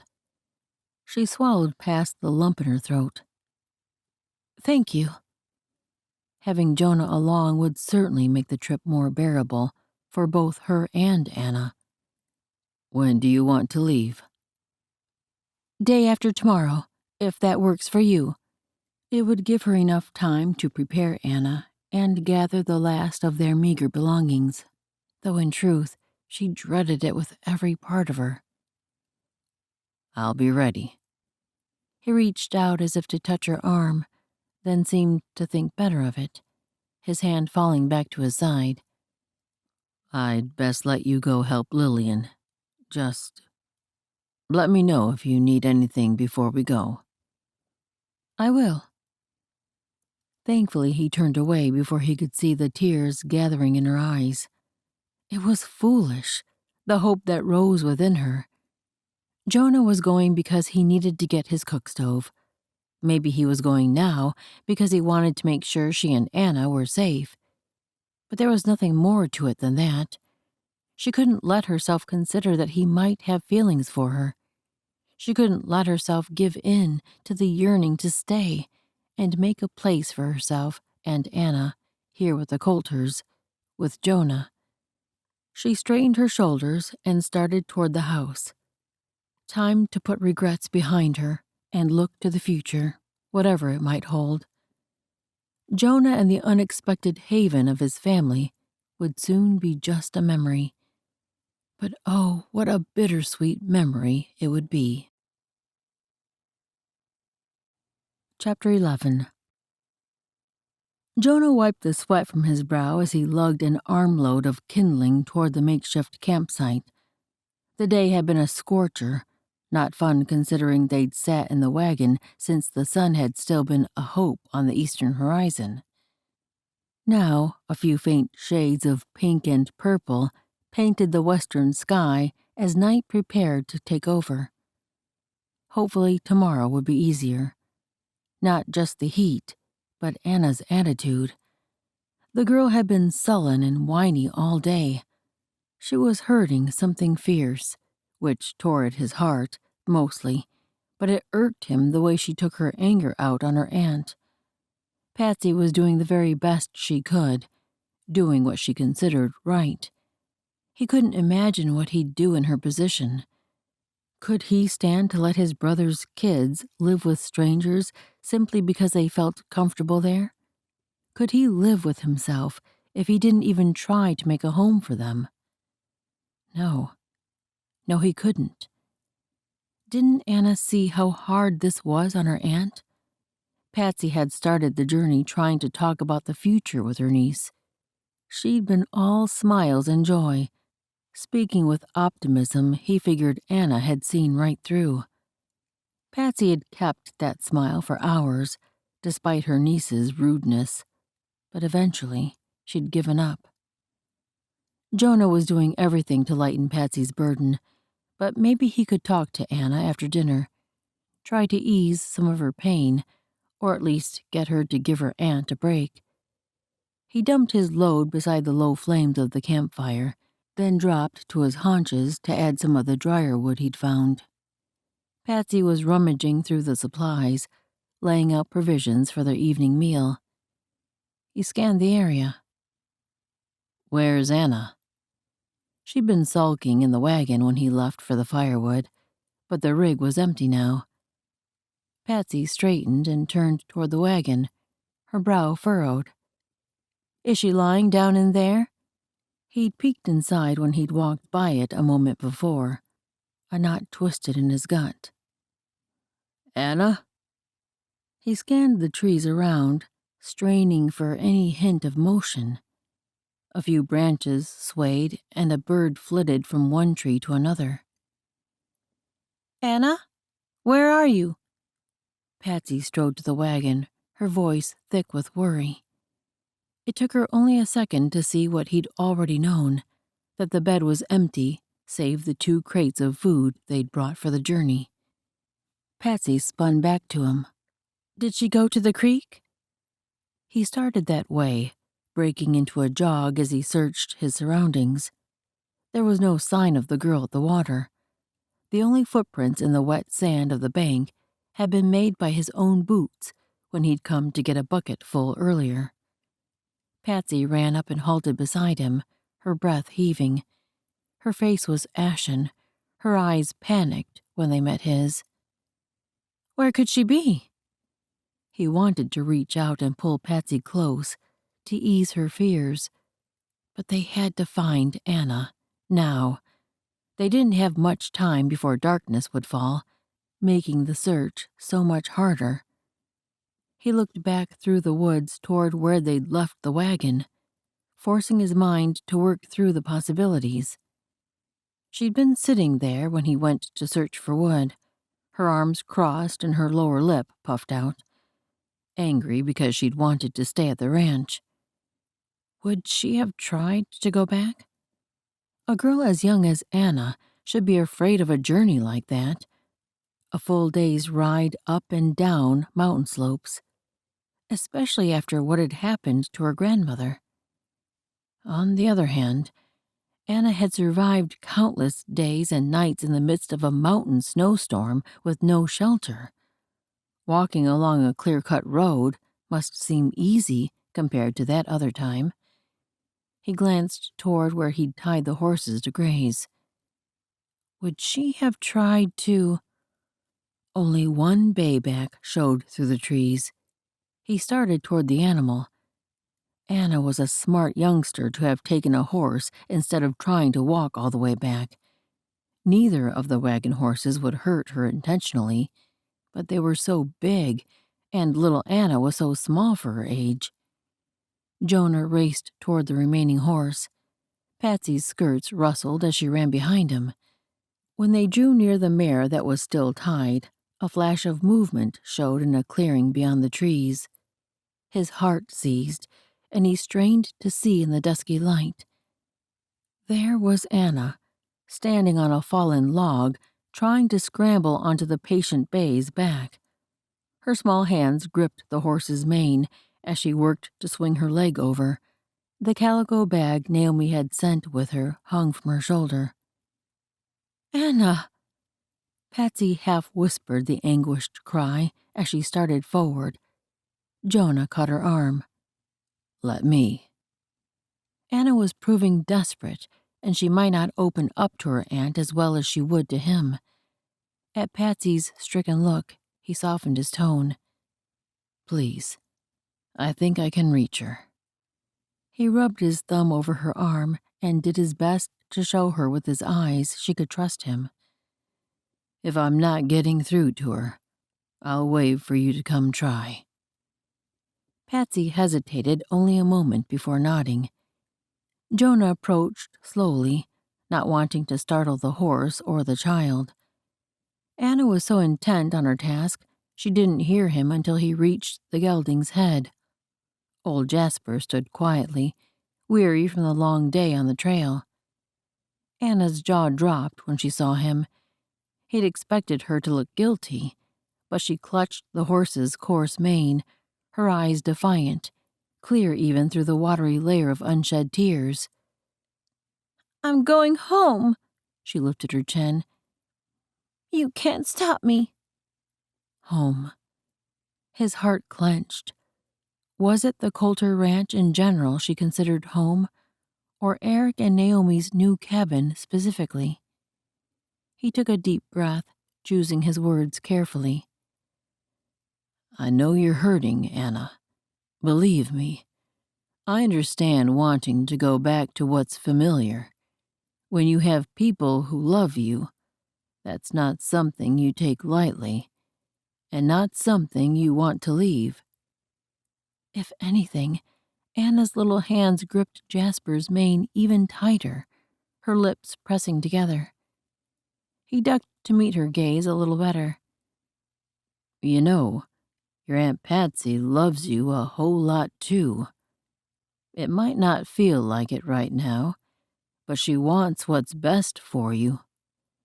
Anna's lower lip trembled. "But I want to go home. I miss Aunt Naomi and Uncle Eric and Mary Ellen." "I know you do, sweetheart, and it's all right to miss them. But maybe it would be okay to give your Aunt Patsy a chance, to let her show you how much she loves you." A new idea slipped in. "Does she remind you of your mama at all, since they were sisters?" Anna blinked, one shoulder lifting and falling. "Sometimes, when she talks, her voice is like Mama's." "That must be real nice, to hear your mama again." A single tear slipped down Anna's cheek. "I guess so." Jonah brushed the tear away with his thumb. "What do you say we head on back to camp? It's getting dark, and I'll bet you're as hungry as I am. I think your Aunt Patsy packed some of that strawberry jam you like so much. We can spread it on the fresh bread she and Lillian baked yesterday." For a long moment, Anna didn't move. Then, slowly, she released Jasper's mane and allowed Jonah to lift her down from the log. She leaned into him, her small arms coming around his waist in a fierce hug. He held her close, a weight pressing in his chest. This child had endured so much in her short life, losing her parents, then her grandmother, and now being taken away from the home and people she'd come to love. He would do everything in his power to make this journey easier for her, for Patsy too, no matter how much he hated to lose them both. Later that night, Patience gazed into the dancing flames of the campfire, the warmth doing little to chase away the chill that had settled deep in her bones. Anna had finally fallen asleep, and Patience needed a few minutes to sort through her emotions. The night was quiet, broken only by the occasional pop of the burning logs and the distant trickle of the creek where Jonah had led the horses to drink. She pulled her shawl tighter around her shoulders, her fingers twisting the fringe as her mind churned with doubts and uncertainties. The weight of responsibility pressed down on her, as heavy as the darkness that blanketed the camp. Was she doing the right thing, taking Anna away from this new family and home she'd come to love? The crunch of boots on dry leaves pulled her from her reverie, and she glanced up to see Jonah emerging from the shadows. He settled himself beside her, his solid presence easing a bit of the tension in her body. For a long moment he didn't speak, just let her soak in his nearness. This churning inside her needed space to sort itself out. Did she dare share her worries with Jonah? He'd made it clear he wanted her to stay, but he'd not pushed the idea since he agreed to escort her and Anna to Fort Benton. He'd been a help every step of the journey. He'd been a friend, and that was what she needed most right now. His voice broke the quiet, its vibrato low and quiet. "Your thoughts are probably burning more fuel than this fire." A smile slipped out before she could stop it. That image felt right. Her head was clogged with so much steam that she had to release it, or else the kettle would squeal. She let out a sigh. I'm just worried I'm making a mistake, taking Anna away from your family. She swallowed hard, hoping to stop her voices trembling. They've been good to her, and she loves them so. What if I'm doing more harm than good? You're doing what you think is best, and that's your job as her aunt. What else can you do? A surge of anger flared in her chest.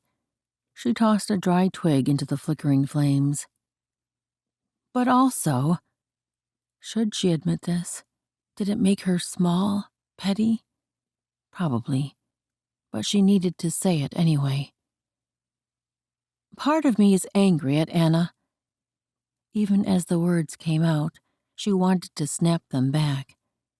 But the relief of them finally not clogging her throat made her keep going. I gave up everything for her so we can be together. Can't she at least go into it with an open mind? Shame rolled over her, thick and hot. What was she saying? That her poor 7-year-old niece, who'd endured enough trauma to leave some adults sniveling in bed, should be more grateful? I'm a horrible person. So selfish. She deserves so much better than I can ever give her. She covered her face with her hands. What must Jonah think of her? He shifted beside her. You're not a horrible person, Patsy. His voice was gentle. And you're certainly not selfish. A long moment passed, but she didn't have the courage to look up before he spoke again. This whole situation is hard. For her, but for you too. You lost your whole family, all but Anna. You're doing everything you can for your niece, and that's all anyone can ask. She glanced at him, his profile illuminated by the flickering firelight, as he stared into the flames. I think it's pretty normal to be angry when things don't go the way you planned. I was mad at God after all that happened with Naomi last year. He grimaced. Maybe even before that. Maybe I've been mad at him since Lucy left. Back then, I remember asking him why he let her go. It never felt like I got an answer, and things just got worse for her. That skunk of a man she married gambled and drank away every penny, so she barely had enough food for her and the kids. Then he got sick and died. Jonah paused for a breath, then pushed on. I hoped she'd come home then. I even prayed she'd come home. His voice graveled. But she didn't. Stubborn woman. She stayed right where she was, determined to make it on her own, as if she ever had a chance. He shook his head, his voice taking on a bitter tang. Instead, Jericho went to check on her and arrived just before she died. She couldn't blame him for bitterness. Why had God let that happen to such a good family? Was Lucy punished because she'd run off in the first place, against her family's wishes? If that was the reason, Patience had no hope of ever seeing God's good graces. She'd married Michael against her parents' wishes, leaving with him for parts unknown. And surely a gambler was worse than a miner, even a miner who lost all his money gambling. Silence hung between Jonah and herself, thick enough to clog her throat. She didn't want Jonah to know her own sins, not when he was still dealing with his sisters. She'd rather change the subject, speak of something lighter, something more pleasant than the condemnation of a wrathful God. But before she could find a topic, Jonah blew out a breath. There's something else, though. Something I've been hearing about all my life. God's been reminding me of it lately. He sent her a rueful look. God does love us. He created us, and He knew from the very beginning what would happen in our lives, what choices we would make, what hardships would come our way. His brow creased, and his words came slowly, as if each one were a precious gem, and he was low on cash. God wants more than anything for us to turn to Him when trials come. He wants us to hide in His protection when it seems nothing can go right. To let Him show us just how much He loves us. He does hate sin, but He's not a God of punishment. He's made a way for us to be free, so that when we come to Him and ask His forgiveness, our sin disappears. Then He wraps us in His arms and loves us. Jonah's shoulders relaxed with those last words. Maybe the thought of God's love took away the weight he'd carried. But could it be true? Could there be a way for Patience to be free of all her mistakes? He turned to face her. I let my anger at God steal away the peace in being His child and the love He's trying to show me. His Adam's apple bobbed. He has that same love for you. All you have to do is turn to Him. Ask for His forgiveness. Ask to be His daughter, so you don't have to fight through life on your own. Jonah sounded almost like the corner preacher who'd come through Missoula once. He'd talked about God's love and forgiveness. Nice ideas.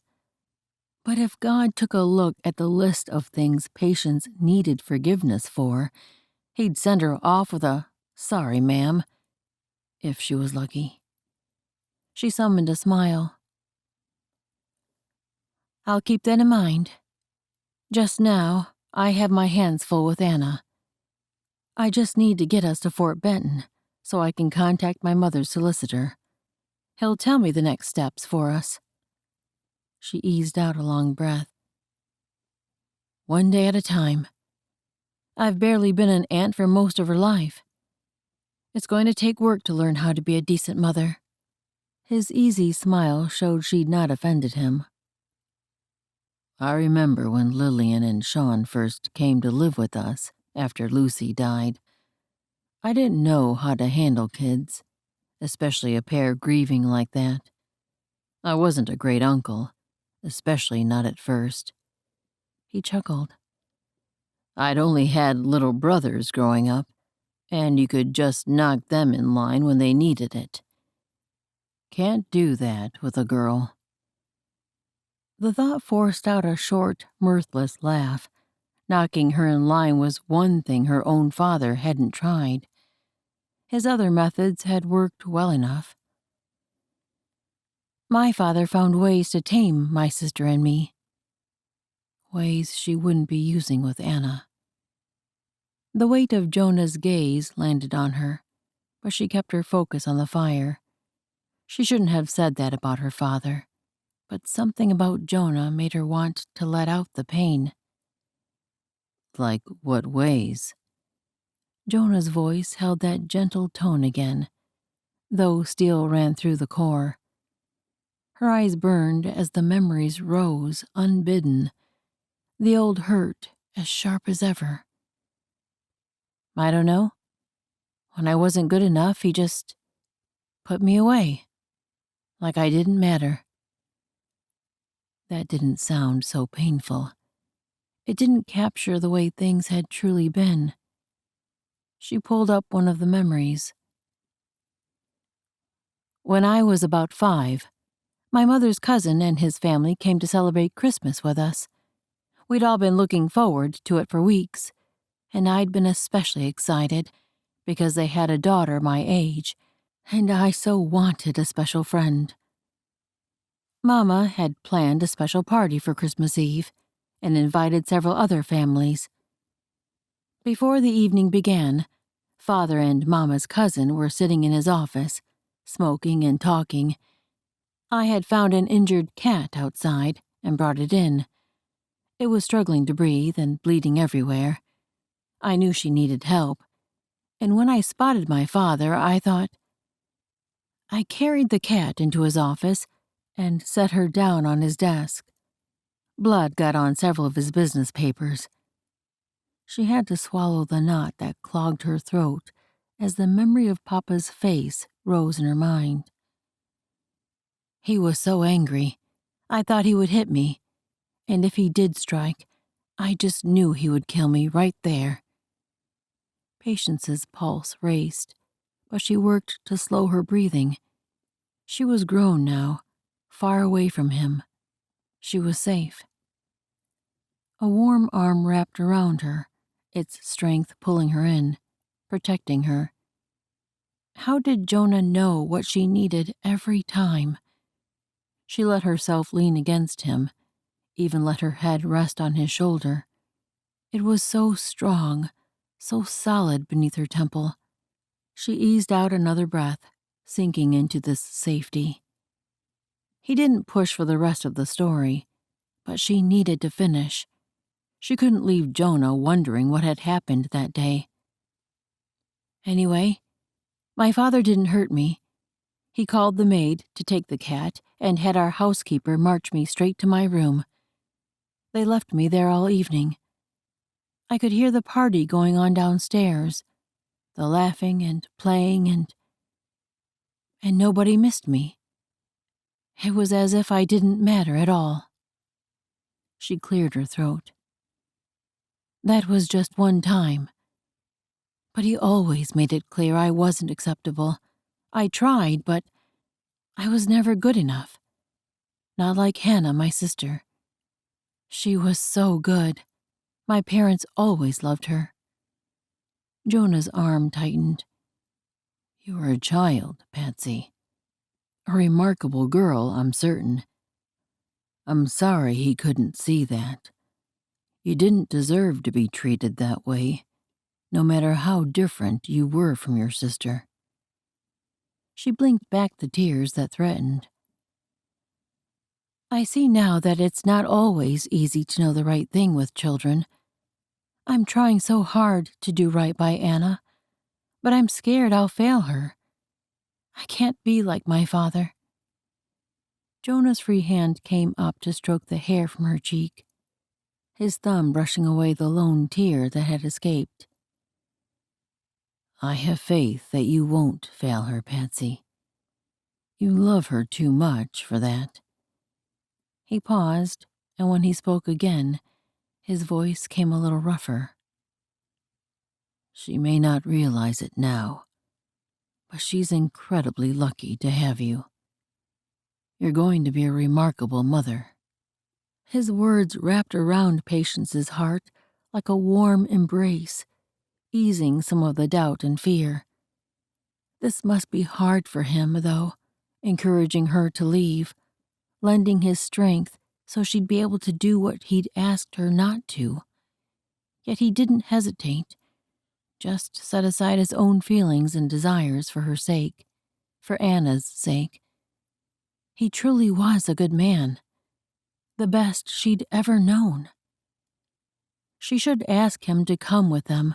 Surely there was room in her dream for a man as good and noble as Jonah, the man who'd already taken her heart and seemed to be offering his in return.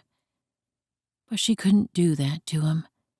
It wouldn't be fair to tear him away from his family, the ranch, and his new cabin. His roots ran so deep there. She couldn't be that selfish.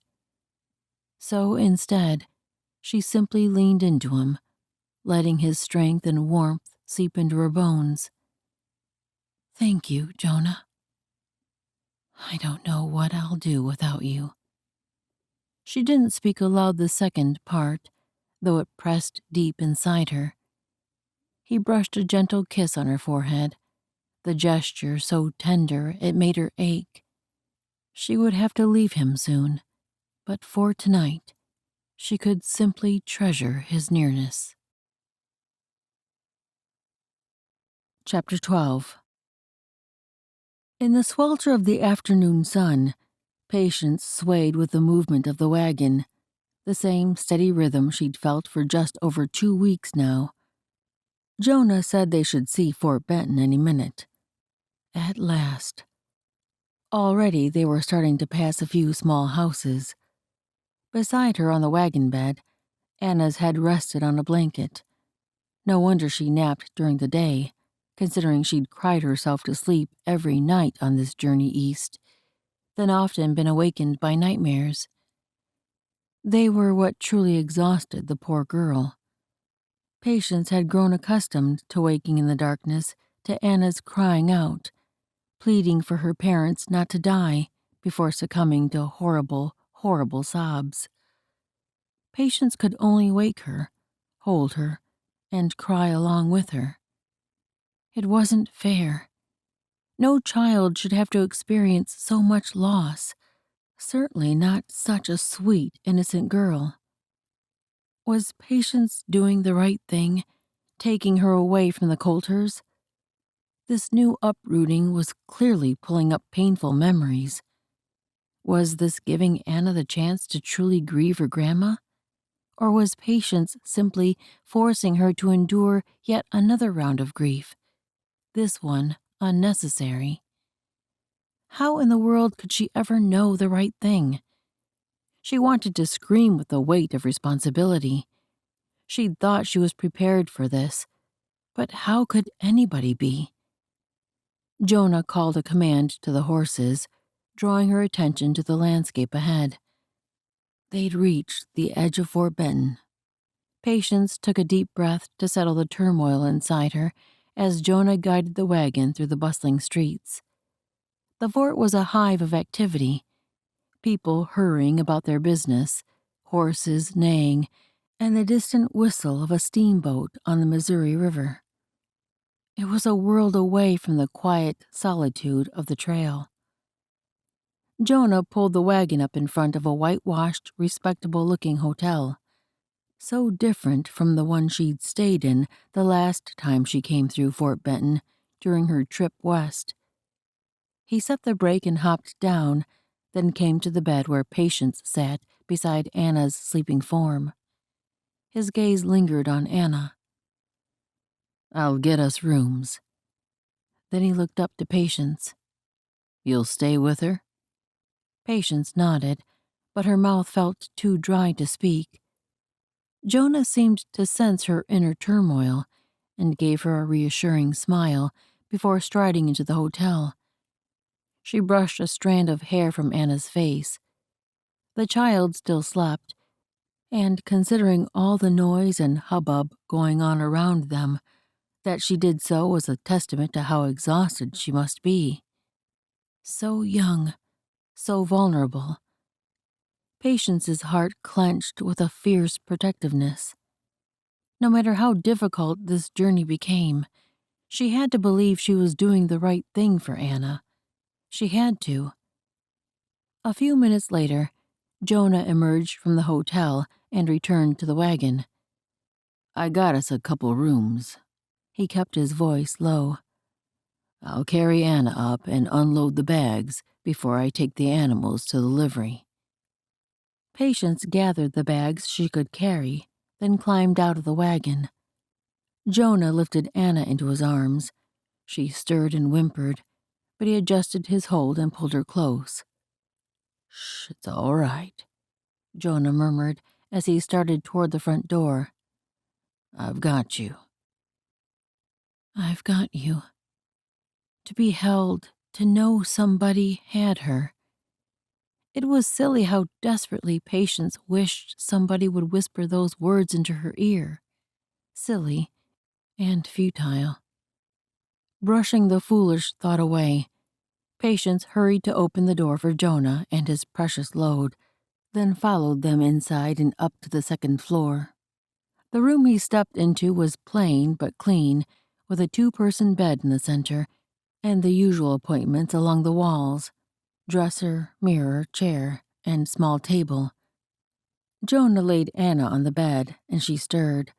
A whimper sounded, then her eyes fluttered open. They flicked around the room and widened. She sprang upright, grabbing for Jonah before he could step back. "Don't leave!" She gripped his arm. "Please don't leave me!" He crouched beside her, wrapping a hand behind her little back. "Shh, it's all right. I'm not going anywhere, and Aunt Patsy's right here." Pain pressed so hard on Patience's chest that she could barely breathe. How had she brought such a brave, strong girl to this condition of terror and exhaustion? Patience dropped the bags she'd carried and sank onto the other side of the bed, scooting beside Anna so she could rub slow circles on her back, something she'd begun doing every night since this journey had begun. "I'm here, sweetheart. You're safe." It wasn't quite time for the evening meal, so if Anna could sleep a little longer, she would feel better. Anna's clutch on Jonah gradually loosened, and Patience pulled her niece onto her lap, wrapping her tightly in a hold that should feel secure, hopefully. Jonah met Patience's gaze over the girl's head and spoke quietly. "I'll get the rest of our things from the wagon and put the horses up. Then I'll come sit with Anna so you can send those wires you need to." "Thank you for everything." Her list of indebtedness to this man would fill a book if she were to write it all down. How had she ever thought she could manage this on her own? Where would she be if Jonah hadn't made the journey with her? He squeezed her shoulder gently before slipping out of the room, leaving Patience alone with her tumultuous thoughts and an overwrought, exhausted child. Of all the people who could have searched for her after her mother's death, it had been this man. Had God sent him? Was it possible that what Jonah had said the other night was true? That God loved her? Her mind snagged on that thought and mulled through it. Jonah had said to receive God's love, she only had to ask for his forgiveness for everything she'd done wrong. Then he'd said something else. She worked to find the exact words. "Ask to be his daughter, so you don't have to fight through life on your own." She knew what it meant to be her father's daughter. It meant rejection. It meant knowing you were never good enough. If Patience could be forgiven for her faults, for everything she'd done wrong, maybe she could be good enough. Maybe her heavenly Father would see the injured kitten instead of the bloody rug. Maybe a heavenly Father could see past the dirty hands and the dirty dress to the heart of a little girl who only wanted to help. Maybe she'd finally hear that whisper in her ear that she craved. "I've got you." Was it really possible to become a daughter of God? What would that be like? A true daughter of a powerful God certainly wouldn't have to fight and scrape through life. She wouldn't have to look over her shoulder in fear or worry that every kindness might be a manipulation, a bid for control. Anna shifted in Patience's arms, reminding her of all the ways she'd messed up her life. Not only hers, but now Anna's. This child, who needed to be loved but was afraid, even terrified, because Patience hadn't been a good enough sister, or a good enough daughter, or a good enough aunt. How could she ever be good enough to be a daughter of God? She allowed a sigh as she dragged her thoughts back to reality.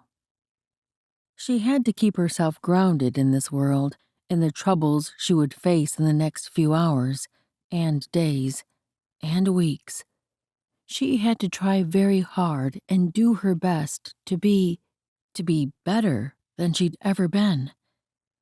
Maybe this time, this one time, she could be good enough. She had to be, for Anna, which meant there was no time for useless fantasies. The afternoon passed too quickly as Jonah sat with Anna while Patsy sent her telegram. He needed to check at the mercantile to make sure they had his stove ready, so he settled the girls at the hotel's cafe while he accomplished that errand. Now evening had turned to night, and the three of them trudged up the narrow staircase toward their rooms. Johnson had said he would have men available to load the stove tomorrow morning, which meant Jonah could head back to the ranch tomorrow if he wanted. Should he? Part of him wanted to stay in Fort Benton every moment he could with Patsy and Anna. Maybe he could still convince Patsy to come back with him. But just this afternoon, she'd been talking about how they would travel to Indiana. She had all the details planned in her mind. This was what she wanted. She'd made her choice, and his lingering here would only make it harder on him in the end. She and Anna were safe here in Fort Benton. He would leave money at the hotel so their room would be covered as long as they could possibly need to stay here. Then he'd leave instructions that the remaining money not used be returned to Patsy. That would help a little with their travels. He swallowed. If only he could do so much more. But she'd made her choice, and he'd not been chosen. Again. When they reached the second-floor hallway, the dim glow of the lamps attached to the walls flickered against the faded wallpaper, casting elongated shadows that seemed to mirror the heaviness in his heart. At Patsy's door, he turned to face them. A knot clogged his throat, so he had to clear it before he could speak. "I guess this is good night." His chest ached, making the words he needed to say even harder. "I guess I'll be heading back in the morning." The thought of leaving them here twisted like a knife in his gut. He had to change the subject before he said something he'd regret. He dropped his gaze to Anna. Did she realize it was also goodbye? That he might not ever see her again? Was it good for her to know? She moved to him and wrapped an arm around his waist. Good night, Uncle Jonah. He wrapped her close and forced out words. "Good night, Annabug. I love you." And he did. So much his heart was splitting. She pulled back and turned to slip into the room she shared with Patsy. Just like that, she was gone. He took in air, then let it ease out of him. He needed to focus on the other goodbye now. Forcing himself to look up, he met Patsy's gaze. He couldn't tell for sure in the dim light, but her eyes looked to be rimmed in red. Her jaw had set firmly in place, though. He studied her face, committing every detail to memory. The graceful slope of her cheekbones, the soft curve of her lips, the way her eyes caught the lamplight and sparkled like stars. "Did you hear back from the solicitor?" He'd forgotten to ask her when he returned from the mercantile. "I received a wire with his condolences earlier today. He said he'd pull Mama's will and contact me tomorrow with the details." Her voice wavered slightly, and Jonah fought the urge to take her hand, to offer some small measure of comfort. Instead, he shoved his hands deep into his pockets. "That's good. I'm sure he'll get everything sorted out quick enough." The words felt hollow, so trivial in the face of how his life, both their lives, were about to change. When he rode away in the wagon tomorrow morning, he'd be leaving his heart here in this hotel room. He might never see Patsy again. He forced himself to meet her gaze once more, doing his best to convey everything he couldn't say aloud. The respect, the admiration, the longing. Her green eyes glistened, tears welling there but not falling. She would fight every sign of weakness. That stubborn streak was one of the things he loved most about her. Love. The word echoed in his mind, taunting him with everything he couldn't have, everything he was about to lose. He couldn't lose her, not without trying one final time. Lord help me. Turn her heart. He cleared his throat. You know, you and Anna could ride back with me, if you want to.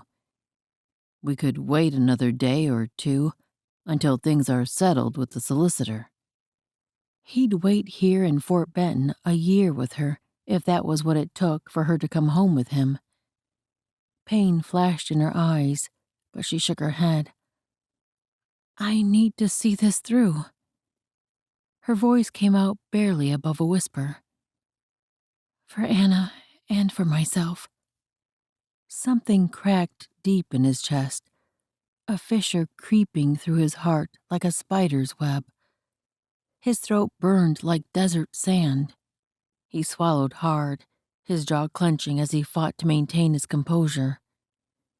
With a nod, he forced a smile that felt more like a grimace. I understand. You and Anna are always welcome.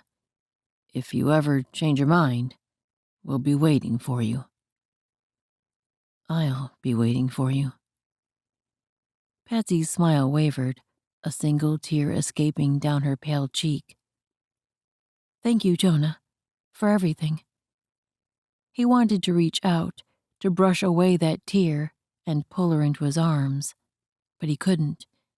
Not trusting himself to speak past the lump in his throat, he turned and walked away, his boots echoing hollowly on the wooden floorboards. He didn't look back. If he did, he might not have the strength to let her go.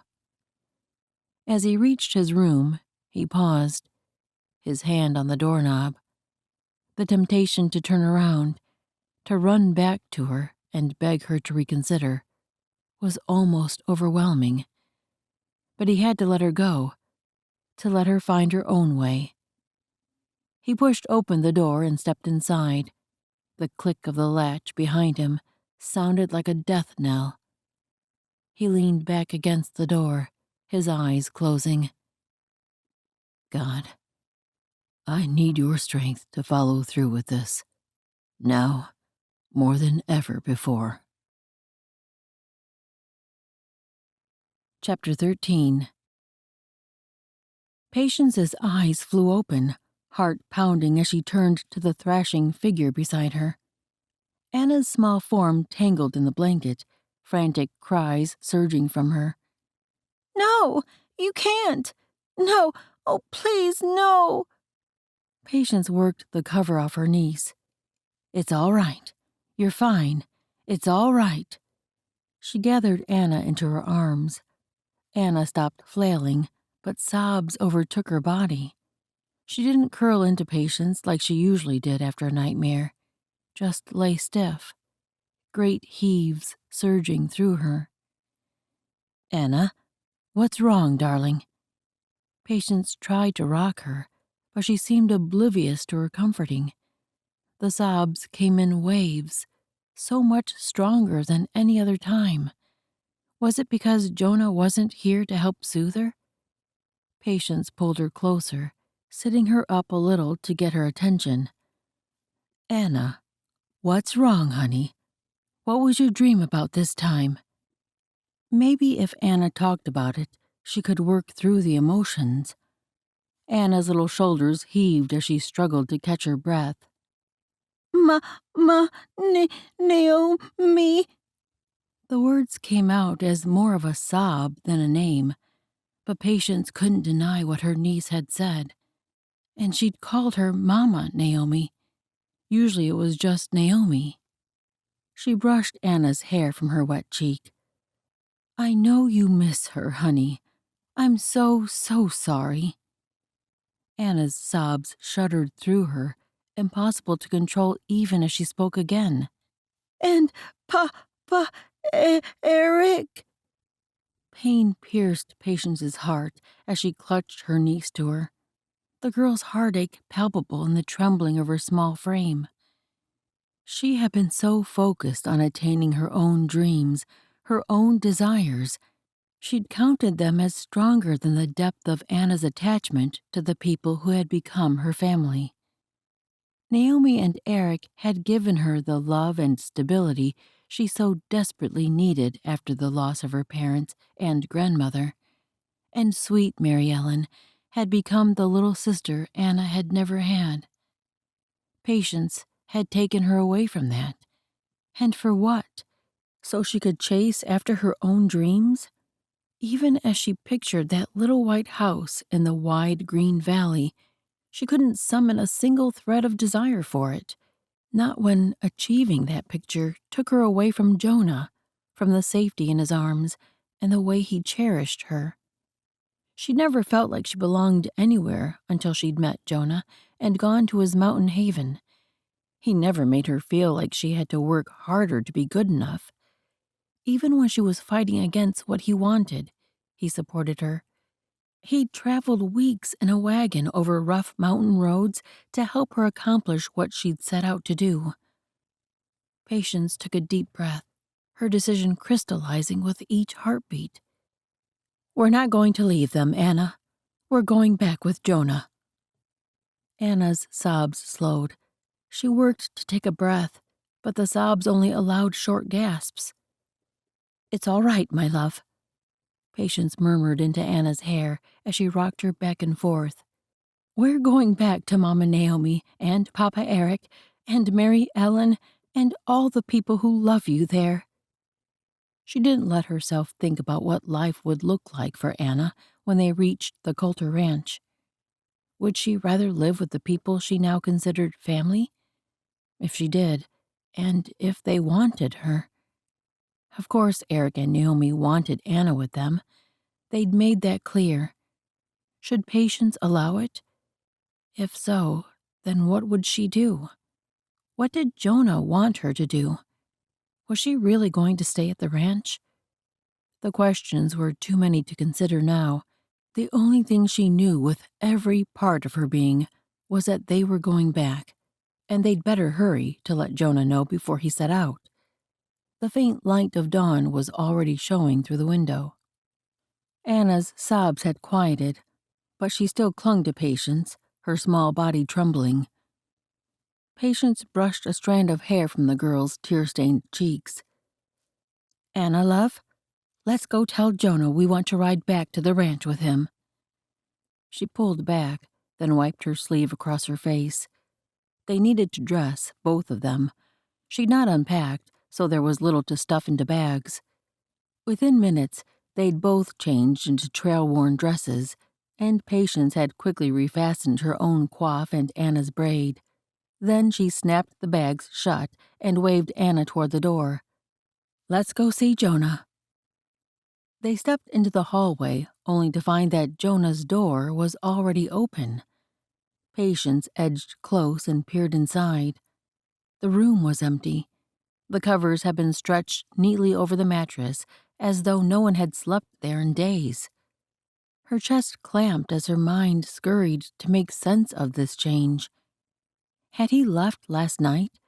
Decided he wanted to be home more than he needed a decent night's sleep? Tears burned her eyes, and she squeezed them shut. Why had she refused him when he'd asked if they would return with him? Why had she come to Fort Benton in the first place? Why had she been so selfish? A small hand slipped into hers, pulling Patience back from her spinning questions. "Where is he, Aunt Patsy? Did he go to get the horses?" Patience let out a breath, forcing herself to think clearly. Maybe. Perhaps he had slept here.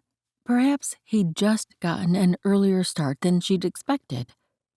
Was he, even now, at the livery hitching Jasper and Jenny to the wagon? If not, if he was already gone, well, then she was on her own, which the only way for her and Anna to catch up with him would be to rent a horse, and catch up with him they would, one way or another. With Anna's hand in hers, she spun toward their room. "Let's get our bags and go see." Downstairs, the lobby was empty, the clerk not yet at his post. She left their key on the clerk's desk, along with a scrawled note to explain their abrupt departure. She could only hope she wouldn't be dragging Anna back to this place in need of lodging. She would find Jonah, even if she had to ride all the way back to the Coulter ranch. With their bags slung over her shoulder, she ushered Anna out into the quiet morning, the first rays of sunlight painting the sky in hues of pink and gold. Where was the livery? She had no idea which direction to go. A young boy swept the steps of the mercantile a couple doors down, so she called out to him. "Please, can you tell me where the livery is located?" The lad leaned on his broom and pointed down a side street. "2 blocks that-a-ways, ma'am. Can't miss it." "Thank you." Patience called over her shoulder, already striding forward as they wove through the awakening town. The town seemed to stretch on forever, each step a painful reminder of how far Jonah might have traveled. When the livery finally came into view, Patience could barely breathe from running with the bags in her hands. An older man with a shock of white hair was mucking out a stall near the entrance, but he looked up as they approached, his eyes crinkling with curiosity. "Mornin' to you, ma'am. What can I be doing for you and the wee one?" She sucked in a breath and steadied her voice. "I'm looking for Mr. Jonah Coulter. Did he come to collect his wagon and team earlier?" The man rested his pitchfork against the stall door, considering her question. "Aye, he did. Left out of here about an hour ago, I reckon." Her heart plummeted, but she did her best not to show her worries. She would have to go after him. Surely she and Anna could make up that amount of time. He had a wagon, after all, and they'd be on horseback. Poor Anna's expression was filled with fear and uncertainty. Patience had to fix this, for both their sakes. Squaring her shoulders, she met the man's sympathetic gaze. "Sir, do you have a horse I could rent? My niece and I need to catch up with Mr. Coulter." Her voice cracked with emotion, but she refused to let the tears fall. Not yet. Not until she'd exhausted every last option, even if she and Anna had to ride all the way back to the ranch by themselves. The man scratched his chin. "Well, now, I reckon I could loan you a horse, but you could probably just walk on over to the mercantile." I don't understand." A slow smile spread across the man's face. "Well, now, Jonah said he was heading to the mercantile to load up a new cook stove. Had a few fellas lined up to help him with it. I'd wager he's still there, round back with his wagon." Relief surged through Patience, so strong her knees nearly buckled. He hadn't left. There was still a chance.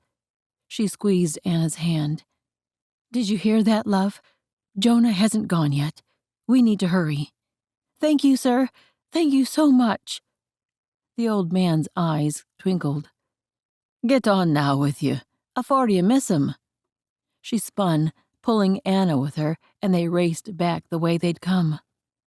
Her mind whirled as she tried to picture the layout of the town. There had to be an alley, some way to get behind the mercantile without losing precious time. There. A narrow passage between 2 buildings, just wide enough for her and Anna to slip through. They hurried down it, reached the end, and rounded the final corner. And there, a beautiful sight lay before them. The wagon, Jasper and Jenny hitched and ready.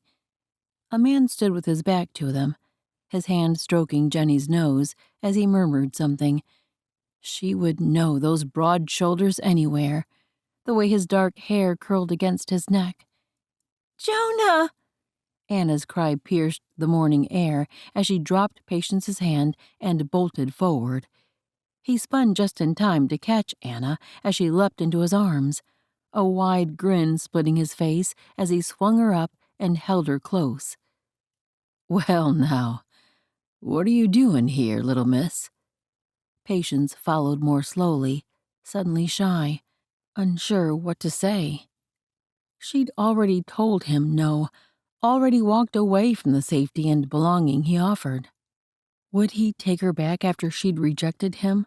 Could he be so simple? But when his eyes met hers over Anna's head, hope flickered there, along with hesitation. How could he possibly still want her after she'd refused him over and over? This man loved her far more than she deserved. He set Anna down gently, though he kept an arm around her shoulders. "Patsy, what are you doing here?" He sounded uncertain, but not angry. She swallowed past the lump in her throat, daring a step closer. "I was hoping, if the offer still stands, Anna and I want to come back to the ranch with you." The words came out in a rush. She held her breath as she waited for his answer. His smile softened. "I would love nothing more than to have you and Anna come home with me." Home. The word settled into Patience's heart like a long-awaited promise, finally coming to fruition. She moved forward, aching to go to him, to step into his embrace, but she hesitated, glancing at Anna, still tucked against his side. Later. They would have time later to talk, to sort through all that had happened between them. For now, it was enough to know they were going back, and she and Jonah would be able to explore this thing growing between them. She had a feeling this man would move heaven and earth for her. All she had to do was let him. Anna tugged at Jonah's sleeve, breaking the weighted moment between them. Can I sit up front with you and Aunt Patsy? Jonah chuckled, ruffling her hair. "I think that can be arranged. Though, maybe we'll stay an extra few days until your aunt's business is finished. For now, though, why don't you climb up while your aunt and I get your bags situated?" Okay. Anna scrambled up onto the wagon seat. Patience watched her, her chest swelling with contentment. This was right. This was where they were meant to be. She turned back to find Jonah studying her, a soft smile playing about his lips. "What changed your mind?" She drew in a deep breath, letting it out slowly. Anna had another nightmare, but this one was about Naomi and Eric and Mary Ellen. When she called Naomi Mama, I realized I was being selfish, chasing after my own dreams when Anna had already found everything she needed. Did Patience dare say more? She had to say at least a part. "I think I might have found what I need too. A new dream." A tenderness shone in his eyes that made her breath catch. He took a step closer, his hand coming up to brush a stray curl from her cheek. "That makes me happier than I can say." He regarded her another moment, as though working out something in his mind. She didn't dare speak yet. He needed to decide on his own whatever he was questioning. Then he took her hand, lifting it to press a kiss to the backs of her fingers. "Miss Patsy Whitman, I know we'll be traveling together without a proper chaperone." His eyes twinkled a little. "But when we finally reach home, I'd be honored if you'd allow me to court you proper. Show you I'm the man you've been looking for." She couldn't fight the grin that overwhelmed her face. "I'd like that. It would be an honor." A bang sounded from within the mercantile, followed by muffled voices. Jonah glanced over his shoulder, then gave her an apologetic look. "I need to help the fellas load that stove, but I'll be back." He squeezed her hand once more before letting go. Patience didn't trust herself to speak past the emotions clogging her throat. Now she couldn't wait for the end of the journey. She couldn't wait to leave Fort Benton. 2 weeks on the trail, and they'd be back at the ranch where it was safe. Chapter 14. As the wagon creaked to a stop in the ranch yard, Jasper nickered hello to the animals in the barn. The ride back from Fort Benton felt like it took a month, but they'd finally arrived, just in time for the evening meal, probably. Hopefully Samson was back now, too. Surely. Jonah set the brake and unfolded his tired limbs as he stepped down, then reached up to help Patsy and Anna. The others would descend on them as soon as the first person realized their presence. Before Patsy's feet even touched the ground, Lillian called across the yard, "They're here!" The girl's joyful announcement brought half the family spilling out from the house and barn, their faces alight and voices buzzing. He stepped close to Patsy in case she needed him. Naomi reached them first, her skirts flapping as she ran to embrace Anna. The little girl leapt into her arms, burying her face against Naomi's shoulder. "Oh, my sweet girl," Naomi murmured, holding Anna close. "We've missed you so." Eric joined them, wrapping his arms around his wife and the child they loved as their own. He met Jonah's gaze over their heads, his eyes shining, his expression held as much gratitude as question. Patsy stood back, watching the reunion with a bittersweet smile. His chest ached for her. On the journey back, she had confided that she was considering asking Naomi and Eric to raise Anna as their own. The unselfish notion had filled him with both admiration and trepidation.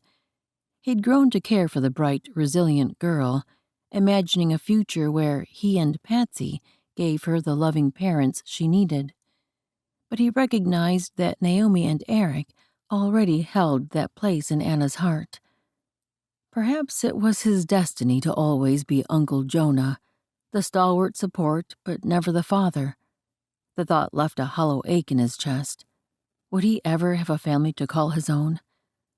The rest of the group surrounded them, a whirlwind of hugs, laughter, and questions. Mary Ellen clung to Jonah's leg, gazing at him with her toothy grin. He scooped her up. "Hey there, Cricket. Remember me?" She studied him with a sly smile, as though trying to decide how to answer. How much did she think about her actions in that 2-year-old mind? Then she threw her arms around his neck. "Oh, nah." He held her tight, breathing in her sweet scent and the unbreakable love and trust wrapped up in this little package. He was thankful now that he and Naomi hadn't married, especially since he'd met Patsy. But he couldn't help wishing this precious girl called him Papa. He certainly loved her enough to be her father. She pulled back and eyed him with a smile as wide as a Montana mountain. "Anka Oha." Warmth flushed through him like a surging waterfall. Maybe this was better than being a papa after all. He tweaked her nose. "My Cricket. I sure missed you. I brought you something back, too." He winked, then turned to Anna, back on her feet now that Naomi and Eric had released her. He'd give her the peppermints in a minute, but her adored friend was probably the better gift. Mary Ellen dove into Anna's small arms, and the older girl gathered her up and began asking questions. Mary Ellen responded with a babble that made them all grin. "Well?" Jonah turned at his older brother's voice and caught Jericho's grin. "Welcome home." He accepted the hand Jericho reached out, returning a smile of his own. "It sure is good to be here." All the months he'd traveled searching for Patsy hadn't felt as long as these 4 weeks on the trail. Of course, they'd stayed in Fort Benton a few extra days, too, as Patsy exchanged telegrams with her solicitor. Better to make sure her part of the business was wrapped up now so she didn't have to return to town. Jericho's focus slid past him to Patsy. "I'm not sure if I'm surprised you didn't come back alone or not." Jonah's cheeks heated. He rubbed the back of his neck. Long story. Jericho raised an eyebrow, a knowing glint in his eyes. Not that long, I reckon. Are the two of you... Jonah fought a grin. I'm going to court her. Jericho's deep laugh rumbled, and he clapped Jonah on the shoulder. Let's get you settled. I imagine you're ready for a good meal and a soft bed. Jonah yawned at the mention of rest. Patsy stood a few paces away, her arms crossed as she watched the happy chaos of the reunion. Her eyes met his, uncertainty in their depths. He started toward her, but a figure emerging from the barn caught him up short. Samson. Good. He ambled toward them, his tall frame slouched and his hands shoved in his pockets. Jonah turned to Jericho, who'd halted beside him, hands on his hips. Jonah kept his voice low enough only Jericho could hear. When did he get back? Jericho's jaw tightened. Few days after you left. Said he's been working on a way to sell the sapphires locally so we don't have to take them all the way to New York City anymore. Locally? As in here in the Montana Territory? Jericho's expression was grim. Maybe I made a bad decision not going to New York to deliver a load. Didn't think he'd get worried and take matters into his own hands. Jonah understood his brother's concern all too well. The sapphire mine had been both a blessing and a burden for the Coulters, a closely guarded secret that could put them all at risk if the wrong people found out. Samson reached them, a tight smile on his face as he held out a hand to Jonah. Welcome back, brother. I see you didn't return empty-handed. Jonah clasped his hand briefly, trying to read the undercurrent in Samson's tone. Patsy and her niece will be staying with us for a while. Samson's gaze cut to Patsy, then back to Jonah, a flicker of something unreadable in his eyes.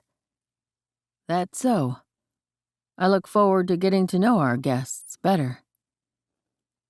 Jonah had a lot of questions about what Samson had done in Missoula Mills for so long, but this wasn't the time. Jonah wasn't as concerned about strangers coming onto the ranch as Jericho was, but if Jericho's tension had anything to do with those men Samson had been teaching to mine, surely not. But what were the odds of him meeting anyone in Missoula who possessed both the integrity and the funds to purchase sapphires? Dinah approached, little Mary Ellen on her hip. Why don't we head inside? Supper's nearly ready, and I'm sure you're famished from your travels. As the family began to drift toward the house, Jonah fell into step beside Patsy. He reached for her hand, lacing his fingers with hers and giving a gentle squeeze. She glanced up at him, her expression full of emotion. We'll figure it out, he murmured low enough for only her to hear. Together, I promise. Whatever the future held, he knew without a doubt he wanted this woman by his side. It's beautiful, isn't it? Patience smiled at Dinah's words. It sure is. She'd been caught fingering the ornate metalwork on Jonah's new stove instead of wiping away food spatters as she was supposed to. Jericho, Jude, Gil, and Miles had come to help Jonah unload the cook stove and attach the pipes. Then she, Dinah, and Lillian had cooked the first food atop its burners, beans and Johnny cakes. Not a glamorous meal, but it had been Jonah's choice. Both dishes were simple to prepare, so Patience could likely handle them on her own.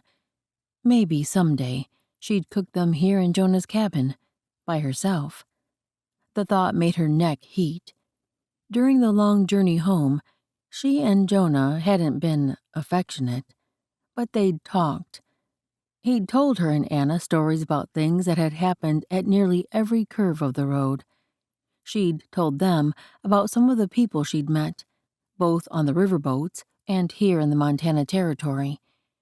Jonah had talked about his brothers and the stories of how Jericho and Jude had both met their wives. Patience had told him and Anna about her childhood, about playing with Hannah and climbing the tree in the backyard and having picnics in the park. After 2 weeks on the trail, weeks not filled with fear and nightmares, as they had been on the ride down the mountain, but hope and sharing, she felt like she knew Jonah and his family. She knew far more about them than they knew about her. Even so, there was a shift in how they treated her. Oh, the Coulters had always been friendly and welcoming, especially the women, yet they no longer treated her as a guest. Now it felt like she was one of them. Dinah had begun talking through each step of her cooking process, telling patients not only how to prepare each meal, but also where they obtained which ingredient. Lillian promised to show her the best berry patches and which ones to avoid, because, apparently, the bears liked them too. Angela had even become something of a friend, sharing stories of her life back in New York City before she met Jude. Patience had never experienced this kind of belonging before. She'd always felt like an outsider, even in her own family. She could see now, especially after talking with Jonah that first night on the trip, that her father's rejection had left a deep wound, one she'd tried to fill by marrying Michael, then with the thrill of gambling and the fierce independence of making her own way in the world. But surrounded by the warmth and camaraderie of the Coulter family, she'd found something she'd never dared to hope for, a place that felt like home. When they finished cleaning up the meal, she started to exit the cabin with the others heading back toward the main house, when she realized Jonah wasn't beside her. She turned to look for him. He lingered at his cabin, his brow furrowed as he studied the wall behind the stove. "You all go on ahead. I'm going to seal around this pipe again, make sure it's good and tight." "I could stay and help, if you'd like." She wanted to, but would that be overstepping the bounds of decorum? They'd been alone together a great deal while traveling, but that was before they'd been officially courting. Jonah shook his head, his gaze meeting hers with an off-kilter grin that made her heart pick up speed. "I've got it. It's dirty work, and I don't want to mess up your pretty dress. I'll be at the house in an hour or so." "Okay, then." She looked away quickly, hiding the blush that heated her cheeks from his off-handed compliment. She'd worn the green paisley that set off her eyes. She followed the others, stealing one last glance over her shoulder at Jonah's broad back as he knelt by the stove. She couldn't quite name the sensation that washed over her, but it felt suspiciously like the roots of love taking hold in her heart. Back at Dinah and Jericho's cabin, she helped the others put dishes and leftover food away, then swept the main room before peeking outside. Where was Jonah? Surely an hour had ended by now. The sun stayed out so late in these summer months that it was hard to tell how much time passed in the evenings. What else could she do while she waited? Everyone else had drifted to their own rooms or gone outside to tend to chores. Maybe she should go to the barn and see if she could help. She wasn't above mucking stalls or doing whatever else needed to be done. When she stepped outside, the sky had grown duskier than she'd expected. A scent tickled her nose. Smoke. She glanced up at the chimney. They'd not had a fire in the main fireplace since she and Jonah arrived back from Fort Benton, and they'd not lit one in the cook stove because they ate at Jonah's new house. No plume of smoke rose from either opening now, which meant... Her heart thumped as she scanned the forest. There, from the direction of Jonah's cabin, a cloud of smoke hung low over the trees, acrid and heavy. A sudden, awful certainty filled her. Panic clutched her throat. "Fire!" She spun and jerked open the cabin door again. "Fire! At Jonah's place!" She didn't wait for a response. She'd yelled loudly enough to wake a hibernating bear. Instead, she turned and screamed as loudly as she could toward the barn. "Fire at Jonah's place!" Then she gathered her skirts and ran, her pounding heart matching the frantic rhythm of her feet. Behind her, shouts rang out as the Coulters sprang into action. She didn't wait for them. Every second mattered. "Please let him be okay. Please let him be safe." The smoke grew thicker as she neared Jonah's cabin, stinging her eyes and choking her lungs. Flames licked at the roof, the crackling and popping of the fire drowning out all other sounds. The heat hit her like a physical blow, stopping her yards away from the structure. Several of Jonah's brothers had passed her on the way and reached the cabin before her. They circled the inferno, shouting Jonah's name, searching for any sign of him, but the flames had engulfed the entire cabin. The walls collapsed with a sickening crunch. "Jonah!" she screamed, her voice raw with desperation. "Jonah, where are you?" But there was no answer, no movement from inside. Nothing but the roar of the flames and the anguished cries of his family. Then Jericho charged forward, just as Dinah screamed, "No, Jericho, no!" He slowed as he neared the mass of leaping flames. The heat from them must be like a solid wall. Jonah's oldest brother stared inside, raising his arm to his forehead, maybe to protect his eyes from the smoke. With the walls crumpled, he could likely see most of the space. He moved to the left, peering hard as he stepped around a flaming chunk of log. When he reached the corner, he turned and jogged the other way, still straining to see into the cabin's skeleton. At last he slowed to a halt. His shoulders drooped, and he took a few steps back, though he never turned away from the cabin. Dinah moved forward to his side and wrapped her arms around him. The two of them stood there, forms desolate.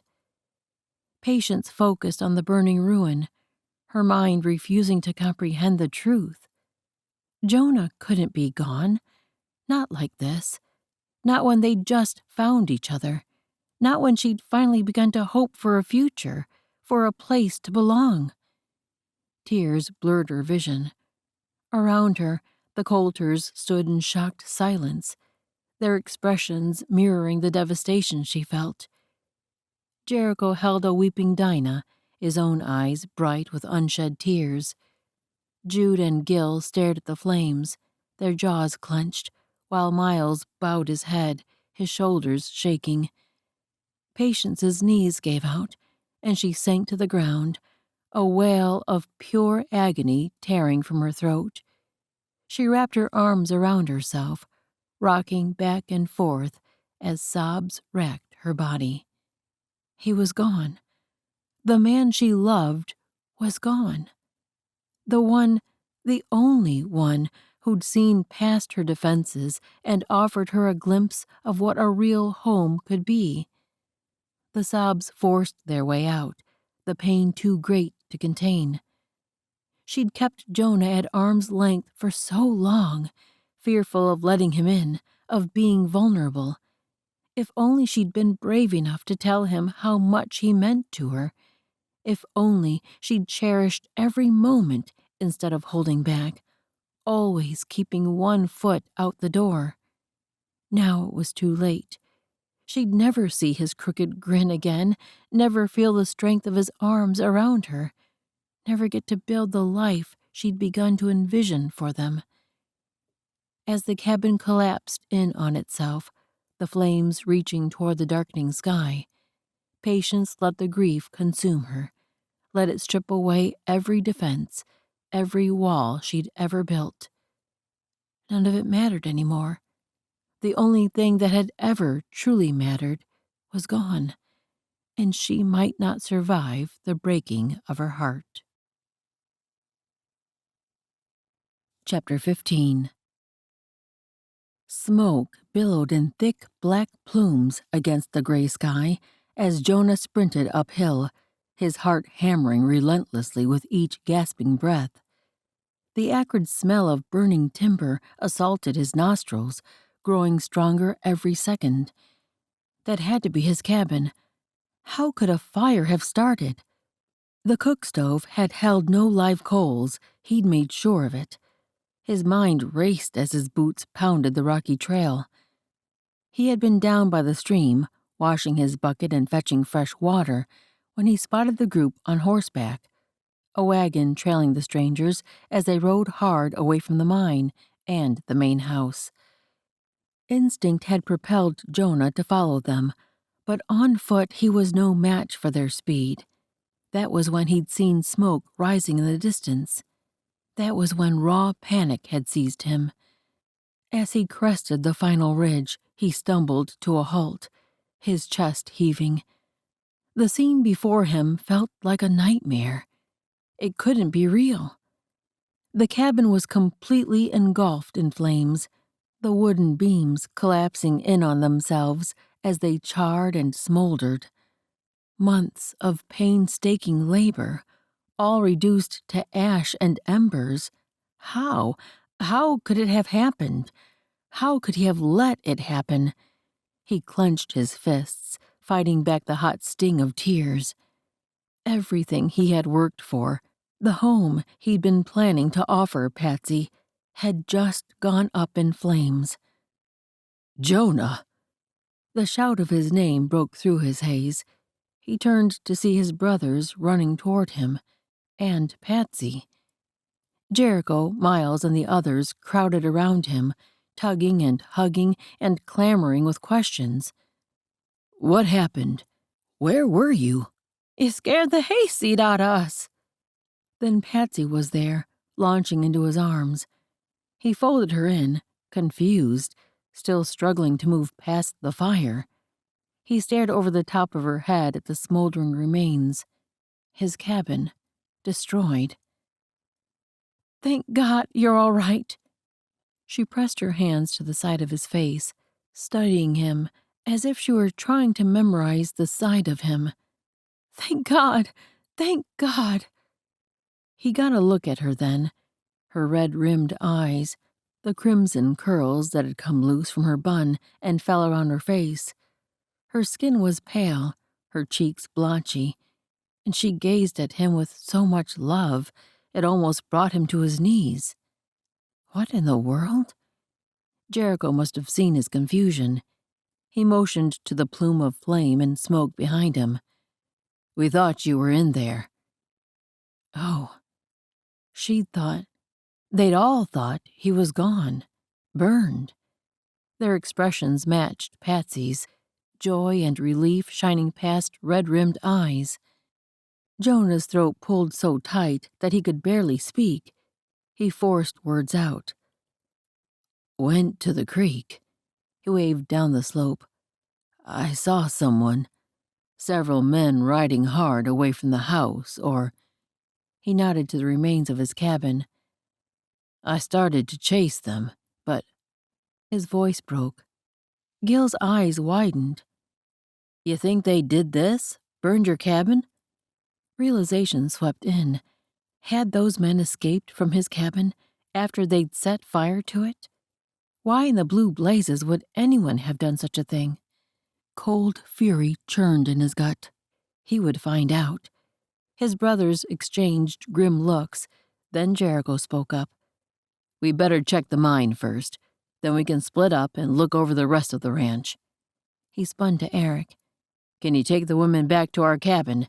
Stay there until we get back. Eric nodded, his arm lifting to Naomi's back. I'll protect them with my life. Jericho, Jude, Miles, and Gil started downhill. Jonah had to force himself to turn away from the devastation before him, the symbol of his plans and dreams, still smoking in the clearing. I'm so sorry, Jonah. Patsy's words pulled him from his trance, and he squeezed her arm, then stepped away. I need to go with them, figure out what happened here, and make whoever did this pay. He followed his brothers. Be careful. Her voice sounded so small and worried that he turned back for a quick look. She stood with her arms at her sides, alone amid the woods at the edge of the clearing. But she wasn't alone. Dinah and Lillian and Angela had all gathered not far behind her. Eric and Naomi were waiting near the trailhead. "Stay with the family," Jonah said. "I'll be back." He sure didn't want her anywhere close to strangers who would burn down a man's brand new home. He didn't wait for Patsy's answer, just turned and pushed into a run to catch up with his brothers. There would be time later to process the loss, to grieve what could have been. Right now, he had to focus on finding the men responsible and ensuring they paid for what they'd done. As the mine came into view, he'd finally caught up with his brothers, but the sight in front of them made Jonah's stomach knot with fresh dread. The door to the shed, where they kept filled crates of sapphires, stood wide open, the rocks and branches they used to hide the building pushed aside. Jude approached the entrance before the rest of them. He was the brother who oversaw the sapphires, though they all worked the mine. Jonah started after him. If anything was missing, Jude shouldn't have to face the loss alone. At the open doorway, Jude stopped, and Jonah halted beside him. He could barely see anything in the darkness, but that was the problem. They should have a year's worth of sapphires stored here. The last he'd seen, crates had filled more than half the building, and that had been several months before, meaning it should be even more full. But all that greeted them was emptiness. "Is there anything left?" Jericho's voice growled from behind. He was the protector of the family. He probably took this blow as hard as Jude, maybe harder. Jude stepped inside, his boots scuffing the ground. "About 10 crates. Only a couple rows lined the far end." "God, why?" Jericho asked the question nearly under his breath, but it was clearly a prayer, not idle swearing. Jonah drew in a breath and tried to blow out his anger and despair, but they were hanging on. He'd lost his cabin, and now he'd lost the resources to replace it. He should be praying, he should be turning to God for strength, for wisdom, but his body craved action and justice, and maybe revenge. "Help me want to turn to you."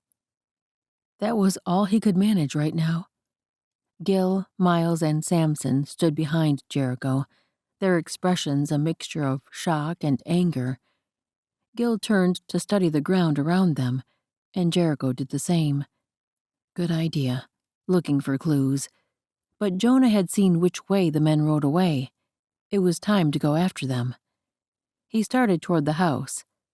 "I'm going for a few mounts." "Wait." Jericho's sharp command brought him up short. He turned to see what Jericho had found, but his older brother was studying Samson. "What is it? Spit it out." Jericho sounded like he was about to pull fists on their younger brother, or something worse. Samson dropped to his haunches and touched something on the ground. Then he lifted it in a flat hand, rising to his feet. "This belongs to one of the men I met in Missoula Mills, trying to cut a deal to purchase the sapphires." His voice held a gravity that showed he knew exactly what this meant. Jericho took the item from his palm. It sparkled in the moonlight and looked to be some kind of metal or jewelry. A pocket watch, maybe. "They must have decided to take what they wanted instead of trading for it." His voice ground out with anger Jonah hadn't heard from him in years. Jericho clamped Samson on the shoulder, waiting until he met his eyes. "We'll talk more later about why you brought these vultures to our doorstep. For now, we need to focus. How many? Can they shoot? How well are they armed?" Samson swallowed, nodding. Maybe to give him a minute to regroup. Jericho focused on Jonah. Get the horses, enough for us all, and all the rifles except 2 for Eric and the women. Jude, Gil, and Miles, go help 'em." Jonah set off at a run, his brothers just behind. They had a long night ahead of them, but they would catch these thieves and scoundrels. Unfortunately, recovering thousands of dollars worth of gemstones wouldn't make his cabin whole again. It seemed like every time he was close enough to taste the life he craved, it was jerked out from beneath him. Smoke still stung Patience's eyes as she walked with the others back to the cabin. The entire family had shown up, all 5 of Jonah's brothers, his sisters-in-law, his niece and nephew, not to mention Naomi and Eric and their daughter plus Anna, who weren't even blood related, but might as well be. Jonah's brothers had gone with him to check their mine, and she'd heard Jericho ask Eric to stay with the others and make sure they were safe. The women and children, he meant. It irked her to be tossed into a group that made her sound helpless. She might be a woman, but she could likely draw and shoot faster and more accurately than Eric LaGrange. Of course, she shouldn't assume she knew his abilities, just as she wished Jericho hadn't underestimated her. She let out a sigh. Maybe it was best she stay here and help protect Anna and the others. She sent a glance toward her niece, who walked beside Naomi. The girl's expression was so somber, her eyes almost hollow. Naomi held Mary Ellen, who'd been fussing since they arrived at the fire. Perhaps the tot knew something was terribly wrong, or maybe she was simply hungry. Either way, Naomi had her hands full soothing her. Eric, too, seemed occupied speaking with Dinah and Angela in tense tones. Something about the fire and a mine?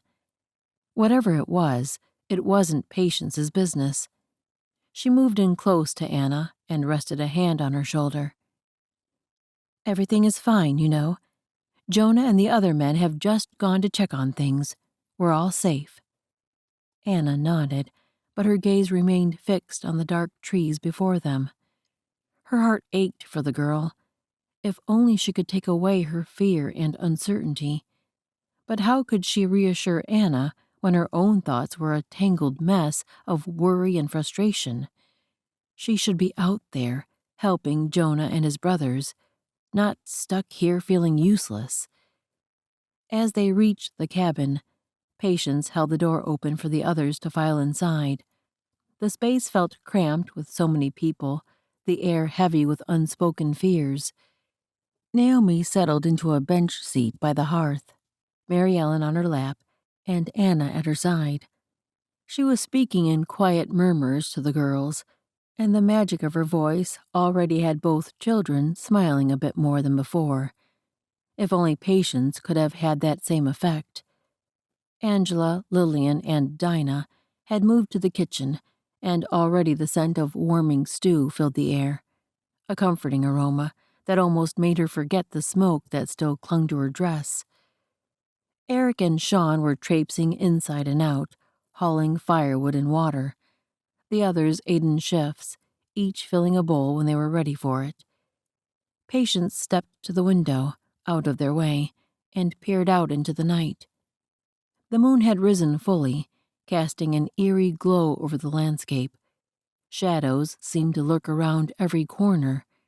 She couldn't stomach the thought of food just now, not with what happened to Jonah's cabin, and now he was out searching for the men who had done such a cruel act.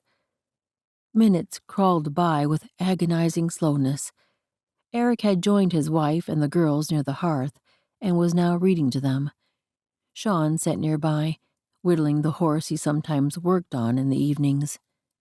Her nerves wouldn't let her sit, but she did her best to confine herself to watching at the window.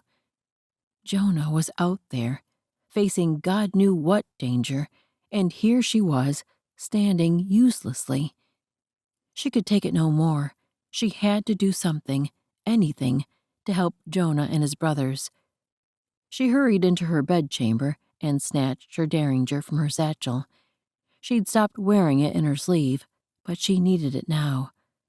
After adjusting it so she could flip her wrist and draw, she returned to the main room.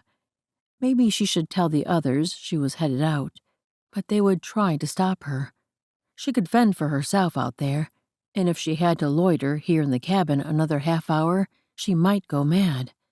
So she strode across the cabin, keeping her steps light.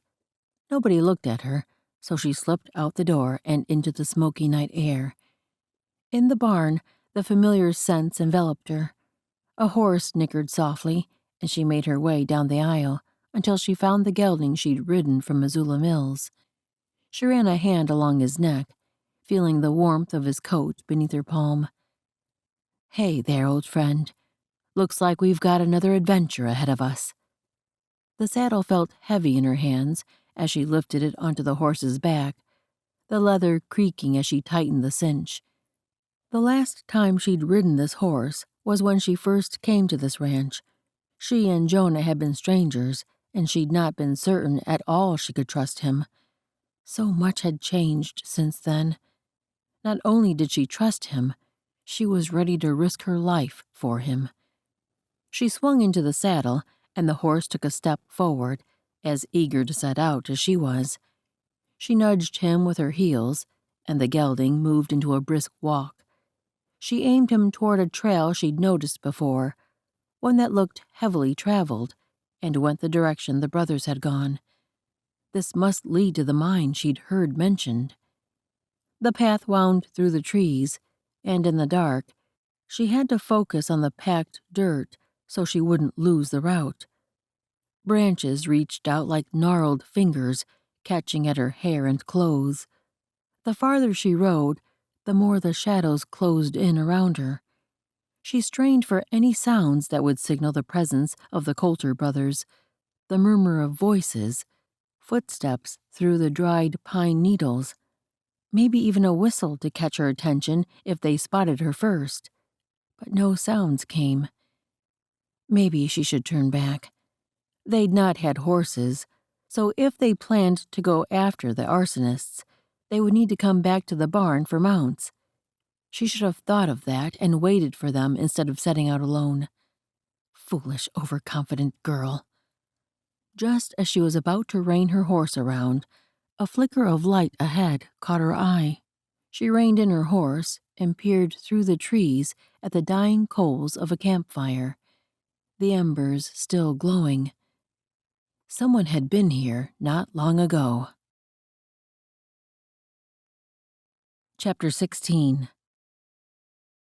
Patience edged her gelding closer, scanning every part of the small campsite for signs of life. The place looked empty. When she was certain she was alone, she nudged her mount into the tiny clearing so she could get a better look. Maybe whoever had been here had left something behind that would identify them. A horse snorted behind her, and Patience whirled around. A shadowy figure on horseback emerged from the trees, and her heart leapt into her throat. In one swift motion, she flicked her wrist and slid her derringer into her palm, the metal cold against her skin. She aimed it at the approaching silhouette. "That's close enough." Her voice sounded far more confident than she felt. The man lifted his chin, and moonlight shone on his face. Recognition hit her like a physical blow. It was him, Douglas, the ruffian who'd accosted her by the stream that day, the one who'd threatened her, and whose eyes now held cold malice. He regarded her with a sneer. "Well, if it ain't the little lady who don't know when to keep her mouth shut. Thought you'd learned your lesson last time." Patience kept her gun trained on him, even as her pulse pounded in her ears. "Was it you? Did you set fire to Jonah's cabin?" Douglas let out a harsh laugh. "Maybe I did, maybe I didn't. Ain't none of your concern." "It is my concern when you threaten people I care about." Her finger tightened on the trigger. She would have to shoot him. She'd have to kill this man before he had a chance to gain the upper hand. Maybe she could get an answer first. Why? Why are you doing this?" His horse shifted its weight. Was he moving closer? A dangerous glint sparked in his eye. "You're a dumb one, ain't ya? Should have killed you last time I had the chance. Would have saved me this trouble now." Fear coiled in her belly, but she held her ground, her aim never wavering. "Tell me why. Are there others? What do you want with the Coulters?" In a flash, his horse lurched forward while he ducked low. She pulled the trigger, but her shot missed high. He wrenched her wrist. Pain lanced through her arm, and the derringer fell from her grip. She slammed her heels into her gelding's side to keep distance between her and this man, but he'd already grabbed her reins. She pulled her leg up to leap from the saddle, but he grabbed her arm, his grip a vice around her. His fingers dug into her flesh as he yanked her from the saddle. She hit the ground hard, her hip and ribs bearing the brunt of the impact and knocking the wind from her lungs. She fought to suck in air, even as a single thought speared through her mind. Run! She rolled to her hands and knees, pushing herself up with one hand and using the other to fumble for the knife she kept in her boot. But Douglas crashed down on her, slamming her belly to the ground. His weight pinned her, making it impossible to breathe. Then his hands closed around her throat, cutting off her air. She clawed at his fingers, panic exploding as black spots danced in her vision. "I'm gonna finish what I started." His voice sounded so distant. "And this time, I'll make sure there ain't nothing left of you to find." Darkness crept in at the edges of her sight. She was too weak to fight him, too weak to defend herself. This couldn't be how it ended, not here, at the hands of this madman. She'd fought too hard, come too far. Jonah, Anna, they needed her. Even as despair threatened to pull her under, a single thought crystallized in her oxygen-starved mind. God help me! Only a miracle could save her now. The gunshot split the night air, sending Jonah's pulse surging. "That wasn't far away," Samson whispered. The two of them had been out searching for more than a quarter hour, but maybe they'd finally found their target, or some of their other brothers had. They'd all ridden out in pairs. He spun his horse in the direction of the shot and pushed the animal into the fastest trot he could manage while weaving through all these trees. His heart thundered, even as he tried to think clearly. What if the others had found trouble?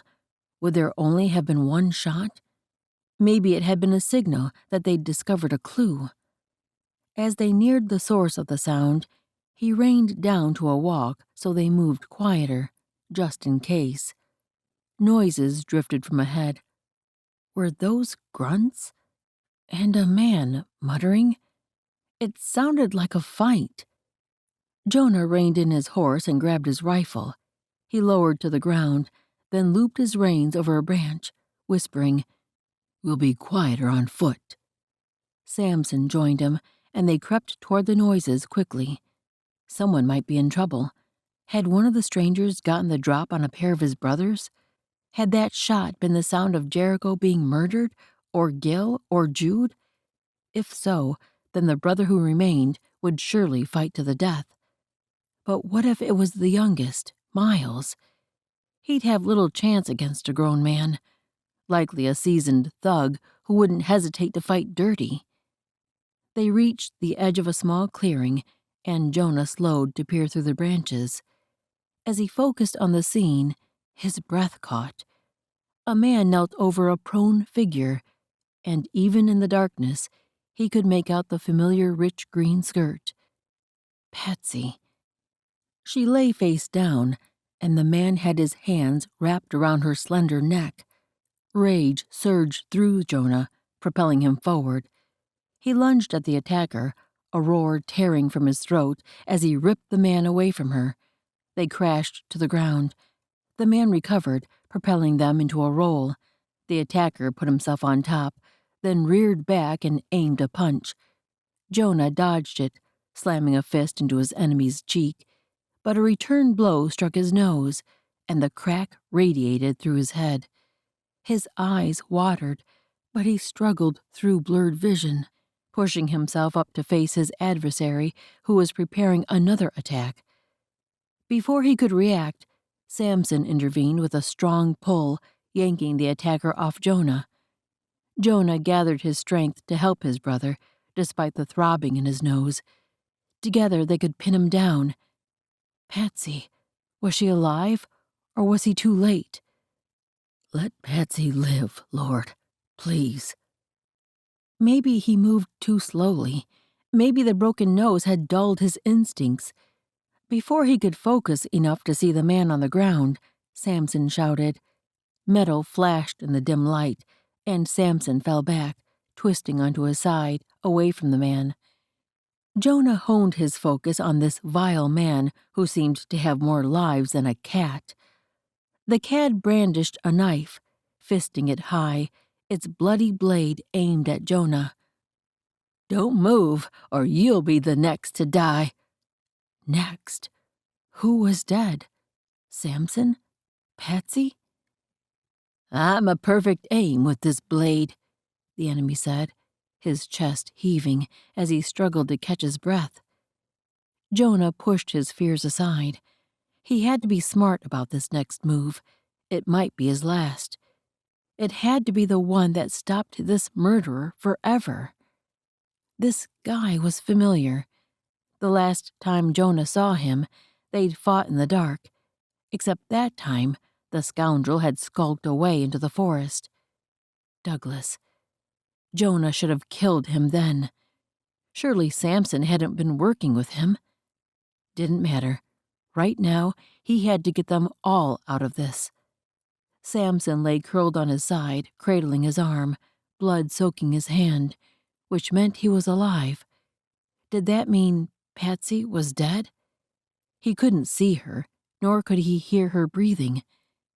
God, please. If only he'd spent more time with the Almighty, then this wouldn't be simply the desperate plea of a man who had nowhere else to turn. God would be accustomed to hearing from him. Maybe he'd be more willing to hear and help. Please, Lord, don't hold my sins against her. Save her so she has a chance to turn to you. I'll do a better job of telling her about you. Patsy had seemed to know so little about God. Jonah might be the one God had brought into her path to bring her to faith, and he'd only had the nerve to speak of him one time. I'm sorry, God. Please, give me another chance with her. The man shifted, drawing Jonah's focus back to the present. Jonah needed a weapon. His rifle probably lay somewhere near the spot where he'd knocked the man off Patsy. Could he reach it? He didn't dare turn and look.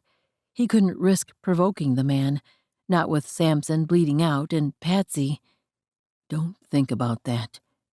She was in God's hands now. Please, Lord. The killer's malicious eyes darted between Jonah and Samson. Looks like your brother ain't doing so well. His mouth curled into a cruel grin. That means you're next. I should have killed you before. The man shifted to his feet, though stayed in a crouched position. I'll get it done now. Samson groaned, drawing the man's attention. Jonah reached behind him, doing his best not to move so much the enemy noticed. If he could just touch metal. The unmistakable click of a gun cocking shattered the tense silence. Don't move! Patsy's voice rang out, hard as steel. Jonah's heart leapt. He risked a glance in her direction. She stood in the shadows, his rifle aimed steadily at their attacker. Even in the darkness, Jonah could see the determined set of her jaw. She was alive and fierce, and so beautiful it made him want to weep. He shifted his gaze back to the man, whose surprise morphed into cruel amusement. "You don't have the guts. Try me." Patsy's tone didn't waver. The man's gaze darted between Patsy and Jonah, his fingers flexed on the knife. Jonah tensed, ready to intervene if necessary. He wouldn't let this killer get near her. In a blink, the man spun and lunged toward her. A blast split the air. The killer jerked. His expression changed to shock, his eyes going wide as he was thrust sideways by the impact of the bullet. He lurched through the air, and as he struck the ground, his head flopped, then dropped forward, his nose touching the ground. His body stilled. Jonah blinked, sucking in a breath as he stared at the lifeless body. The man was dead. At least it certainly looked that way. Patsy. He pushed to his feet and turned to her. She lowered the rifle, her chest heaving. Their eyes met, and the steel lacing her eyes melted into relief. "Jonah!" Chapter 17. Jonah crossed to her in 2 long strides, pulling her into his arms. "Are you all right? Are you hurt?" "I'm okay." She looked past him. "Your brother." He spun to where Samson still lay curled on the ground. Patsy strode forward and dropped to her knees by his side. "Can I see it?" She pulled Samson's wrist forward to get a better view of the gash across his lower arm. The mass of blood made Jonah's middle churn, and he forced his gaze away to gather his wits. They needed to get Dinah and her doctoring skills. But first, he should check the man lying motionless, the one who'd done all this damage and likely a great deal more. Make sure he would never again lift his hand to hurt someone Jonah loved. And where were the others he'd seen riding away before he discovered his cabin ablaze? Jonah crouched and flipped his body over, the lifeless eyes telling him all he needed to know. But he felt for a pulse in his neck anyway. Nothing. He turned to help Patsy, his mind catching up with all that had happened, though the throbbing in his nose made it hard to focus. Eric had broken his nose a year before, and Jonah recalled too well the difficulty of recovering from this particular injury. He swiped blood dripping from his jaw, the least of his worries, as he crouched beside Patsy. What can I do? Should he send Patsy to get Dinah? He couldn't let her go by herself, though, not with the possibility of dangerous men still lurking in these woods. They would have to bandage Samson as well as they could, then take him back to the house. Patsy had already tied a strip of green cloth around Samson's bicep, the fabric dug in, nearly disappearing in the crease of his shirt. But the flow of blood had slowed. Patsy wrapped a second strip of fabric around the gash to act as a bandage. I'm not sure if this is right, but I'm trying to stop the bleeding. We need to get him back to the house. She sounded worried, though she was doing everything she knew to do. He touched Samson's shoulder. Can you sit a horse? We've got to get you back to Dinah. His brother's skin was so white that it practically glowed in the moonlight. His eyes were squeezed shut, but he gave a small nod. Yeah. The word came out like a grunt. Jonah straightened and looked around to get his bearings. They'd left their horses tied not far away, and the animals should still be there. Samson could ride double with him. He pushed to his feet, but the distant sounds of hooves through the forest stopped him up short. He spun to find a gun. These riders might be his brothers, but they might not. A rifle lay near the spot where Patsy had almost died. He scooped it up and strode forward to wait where he could see through the trees. With the rifle stock tucked in his shoulder, he kept every sense alert.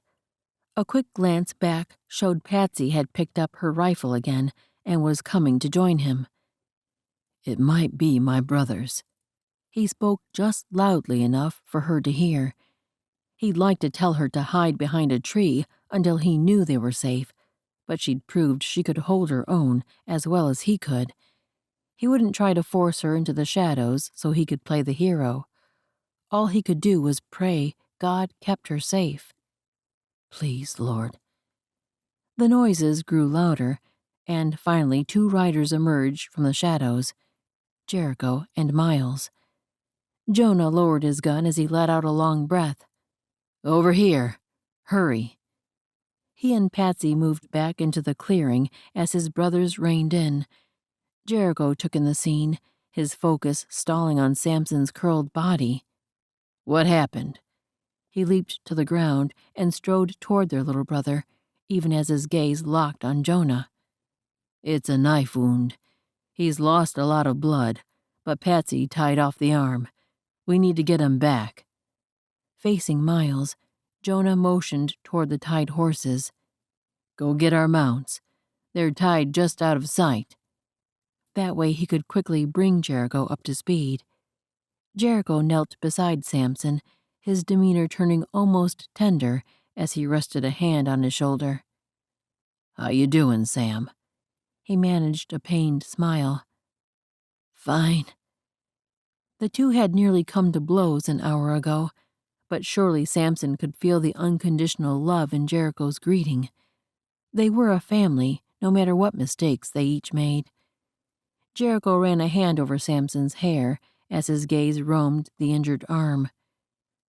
Dinah will be tickled to have someone to doctor. His gaze lifted to take in Patsy. She was disheveled, but she looked strong. With a nod to the dead man, Jericho said, He hurt you? She shook her head. I'm all right.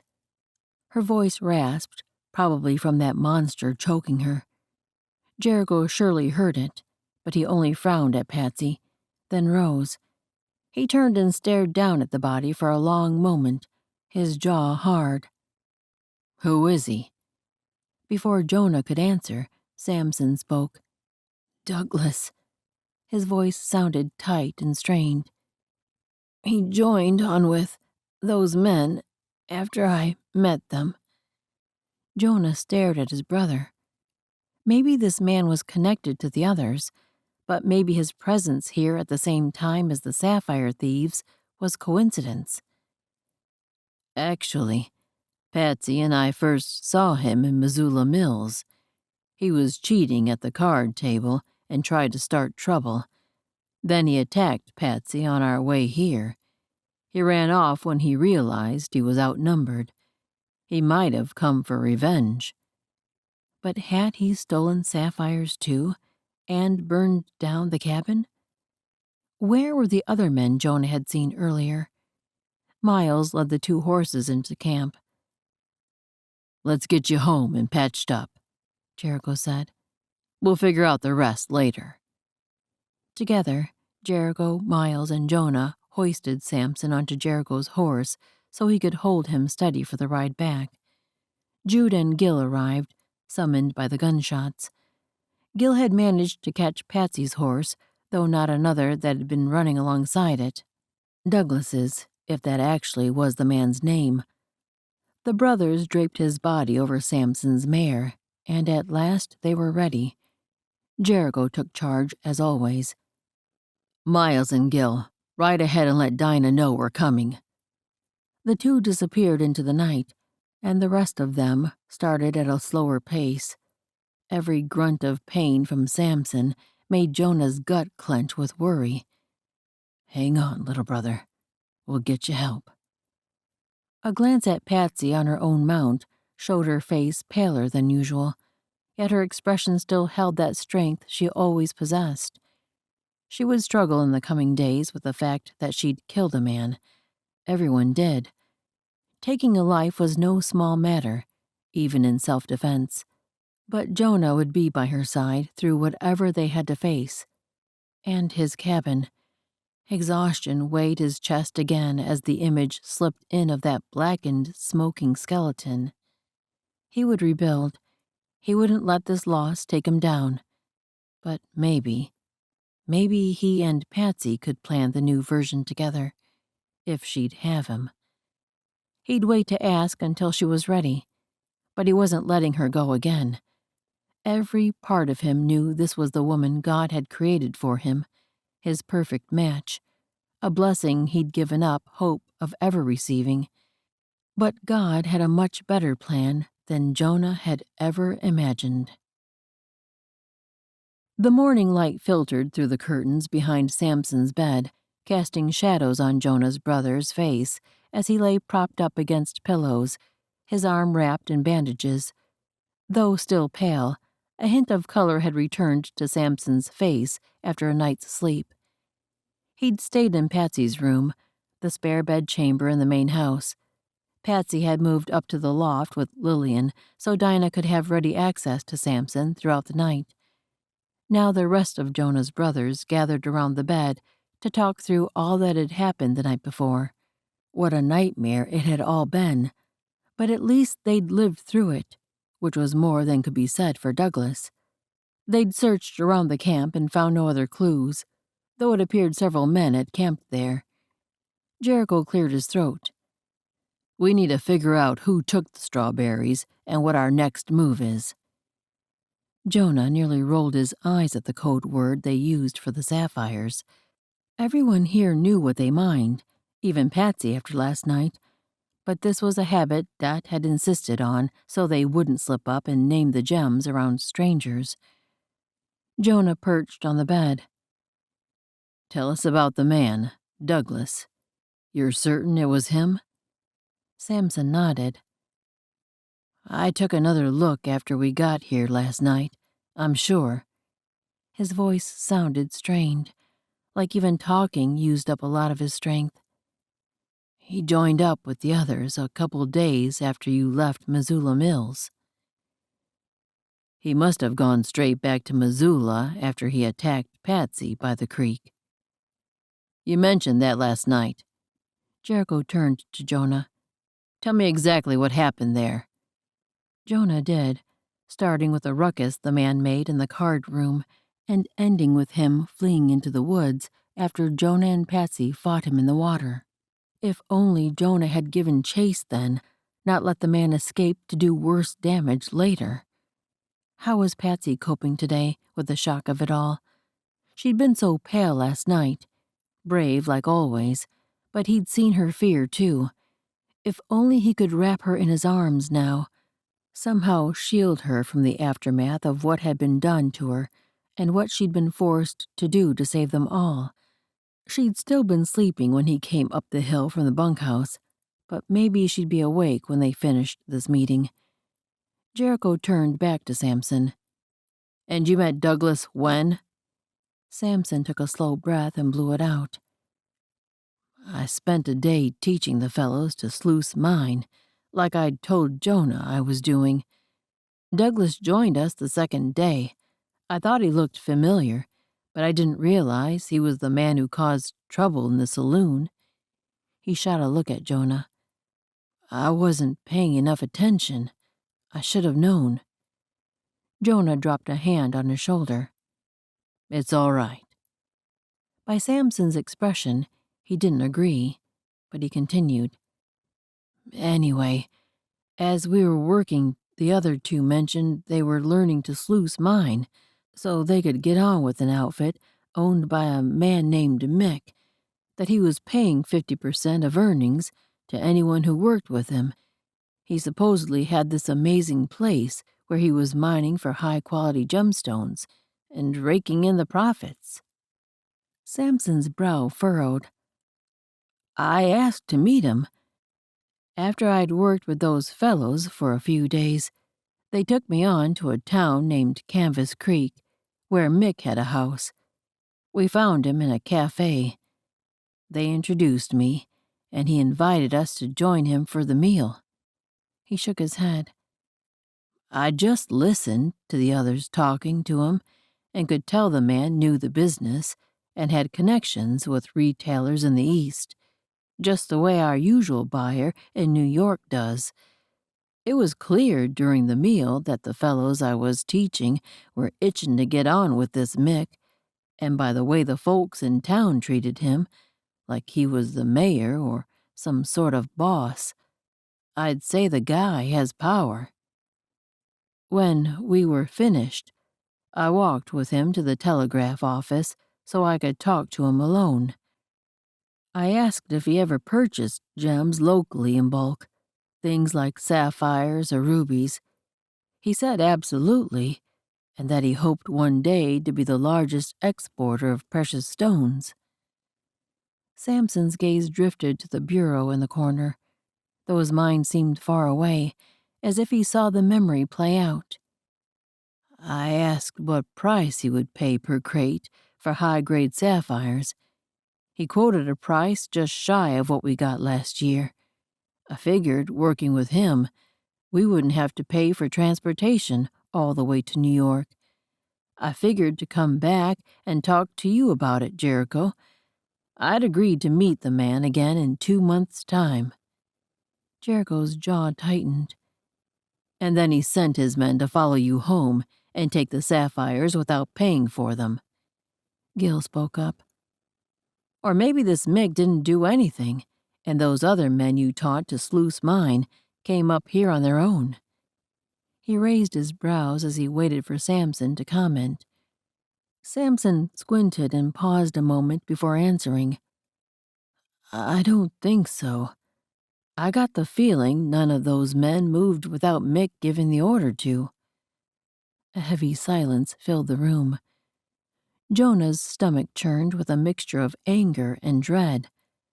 How could they possibly go up against a man with that much power and resources? Jericho finally spoke, his voice low and determined. Do you have any idea who the men were who came? How many would have come? Samson looked almost as weary as he had last night. That pocket watch belonged to Thompson, one of the men eating with Mick when I first met him. I think he might be a foreman or something in the operation. Jericho turned to the rest of the brothers. Several of us need to go to Canvas Creek to find this man Mick. No.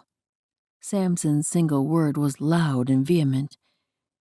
He has a lot of men and a lot of power. There's no way 5 or 6 of us could get the upper hand. Even if we found a lawman and got him involved, I don't think we're getting the sapphires back. Jericho scowled, his lips pressed closed. The tension in the room was thick and heavy, while the rest of the brothers waited to hear what the oldest would say. We'll think and pray about it, then meet again tonight. Probably several of us will go scope the situation out, but let's pray before making a decision. As they began to disperse, Jonah left the room with a restless energy thrumming through him. As concerned as he was about the mine and the sapphires, more importantly, the men who had burned his cabin down, he was more concerned about Patsy. He had to see her. Chapter 18. As Jonah walked through the cabin's main room, Dinah and Lillian worked in the kitchen. Jericho stopped to talk with his wife while Jude, Gil, and Miles filed outside to get on with the day's work. Where was Patsy? He started to approach Lillian to ask if she'd come down from the loft yet, but a quiet voice drifted in from outside. Gil's teasing tone answered, raising Jonah's hackles a little. Of course his brother could talk to Patsy, but the childish part of him had wanted to be the first one to see her this morning, the first to look into her eyes and see if darkness lingered there. He reached the doorway in 3 long strides and stepped outside, squinting against the bright sunlight. Patsy was walking to the house with a basket in her hand, but she stopped when she saw him. They stood a few steps apart, her gaze meeting his. Morning. Her voice came soft, heavy with fatigue. Morning. He itched to reach for her, to pull her into his arms and hold her close, but he wouldn't overwhelm her. How are you feeling? She shrugged, her gaze drifting away. I'm all right, just tired. Did you sleep well? I wasn't sure after. Was it better to bring up all the hard events or wait for her to do so? She looked back at him, her expression turning wry. Sure, like a baby. He didn't miss the playful sarcasm. In her defense, it had been a stupid question. She shrugged. I'm not sure I slept at all, to be honest. He nodded. Understandable. This was too awkward. Standing by the stoop, trying to have a serious conversation. He needed to spend time with her. He also needed to go see what was left of his cabin. Would that be hard for her to see? Probably. It'd be hard enough on him. Yet having her there would make the loss easier to take. He nodded that direction. Would you like to walk with me? I'm going to see what can be salvaged. Her gaze turned uncertain, yet there was a spark of interest, too. Let me just take this basket inside.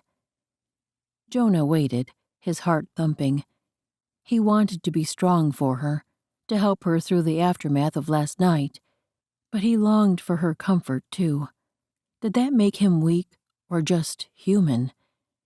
She emerged a minute later, her expression a mix of determination and vulnerability. They fell into step, heading down the hill. The sun was already turning hot, but Patsy wrapped her arms around herself. She looked so fragile. He needed to find a way to broach the subject of last night. He cleared his throat. Do you want to talk about it? About what happened? She glanced at him, her eyes shadowed. I don't know what to say. It all feels like a nightmare. He nodded. I can only imagine. The way that man attacked you.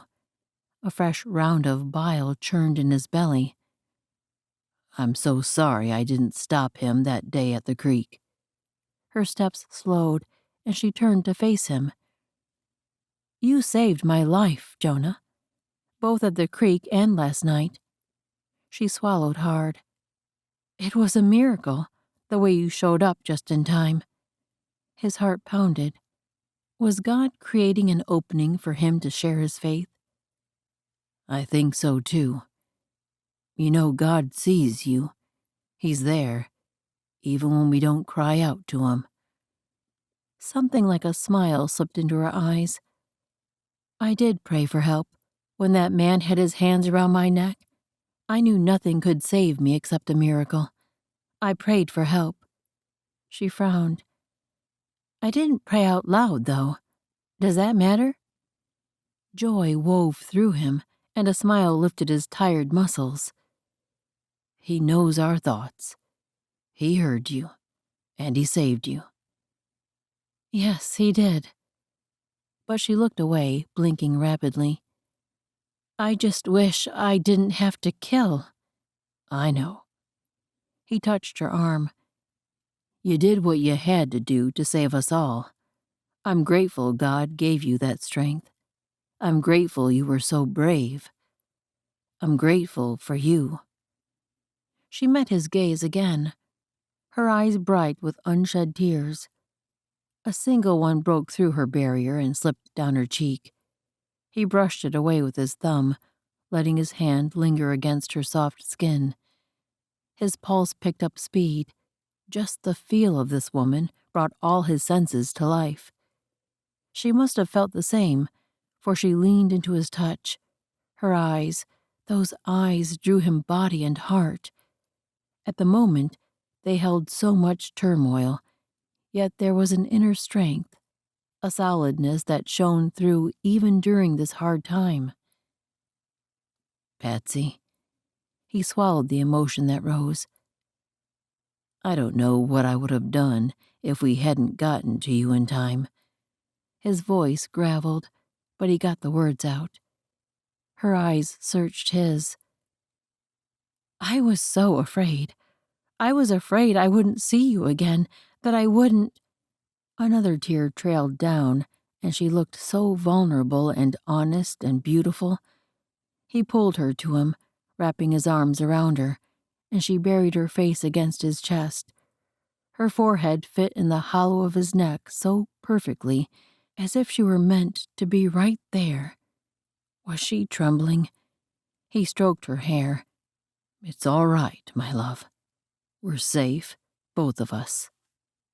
This was what he'd needed ever since he'd seen that monster choking her.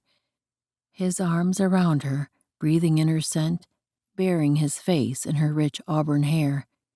She was home. No matter what burned to the ground or was stripped away from him, as long as he could wrap his arms around Patsy, he would be fine.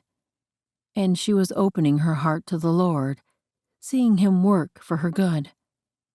Thank you, Father. No matter what Jonah had lost last night, with this woman in his arms, all was right in his world. Tears pricked Patience's eyes as Jonah held her close. This was exactly what she'd needed, what she'd longed for. His arms around her, the comfort of his strength. Ever since she'd first spotted that man last night, she'd craved the safety of Jonah's presence. But as much as she wanted to, she couldn't stay like this forever. They had to face the reality of Jonah's destroyed cabin. She forced herself to ease back, then glanced down the trail toward the ruins of his cabin. What will you do now? With the cabin, I mean? I guess we should have a look. See how bad the damage is. They continued along the path. As they approached the scorched remnants, Jonah slowed, finally coming to a halt beside her. The sight must be a punch to the gut. The roof had completely caved in, leaving only charred beams reaching toward the sky like blackened fingers. Most of the walls were gone too, reduced to piles of rubble. Soot and ash coated everything. The only things left standing were the stone chimney and the new cast-iron cook stove, now stood like sad survivors amid the destruction. Her chest ached for Jonah. All the hours he'd poured into crafting the place into a home, all his hopes for the future, incinerated in a single night. She wanted to weep for him, for all he'd lost, but he probably needed her strength right now, not her tears, just as he'd been strength for her moments ago. Reaching out, she slipped her cool hand into his large calloused one. If only there were more she could do to help, to somehow make this devastating blow more bearable. He squeezed her fingers, his grip almost painful. They stood like that for a long moment, the world silent and still, except for the wind sighing through the trees. Finally, Jonah let out a heavy breath, his broad shoulders sagging. Guess there's not much that can be saved. Her heart twisted at the weariness and resignation in his tone. She understood what it meant to lose everything, to start over. She'd done that once before. Will you rebuild here? She spoke the question softly. Jonah faced her, his blue eyes searching hers with an intensity that made her breath catch. The air between them seemed to thicken, heavy with unspoken words and emotions. What is it? She finally whispered, unable to bear the tension. He cradled her face, his thumb skimming across her cheekbone. I'm not sure if it's too soon to say this. Her middle churned as worry slipped in. Please, just be open with me. I want to know what you're thinking, no matter what it is. He let out a slow exhale, and his eyes softened. All through the night, I've been wondering if maybe the cabin burning down was a hidden blessing. I started building back when I thought I'd marry Naomi, but after she broke things off, it became a reminder of everything I'd lost, a symbol of the bitterness and loneliness that consumed me. Pain crossed his face, and the weight in her chest pressed so hard that she could barely draw air. She knew exactly what he meant, all too well. His gaze turned earnest again. It wasn't fair of me to ask you to join me here one day, not in a place with roots tangled in that old pain. You deserve so much more, Patsy. Something built just for you, for us." Oh. He was talking about her living here with him, which, of course, she'd known, maybe someday. He was courting her. Even so, to dream of it, to hope for it. They were pale comparisons to what was happening now, with this man looking at her like he was, wanting her like he did, like she didn't deserve. Tears blurred her vision. Jonah was too good. Didn't he remember where he'd met her? Didn't he remember the saloon? The ugliness of her? His voice turned rough with emotion. "I'm going to court you proper. I'll give you all the time you need. But I fully intend to make you my wife, if you'll have me." The love in his gaze took her breath and any words she might have managed. "And you don't have to give up your dreams to be with me.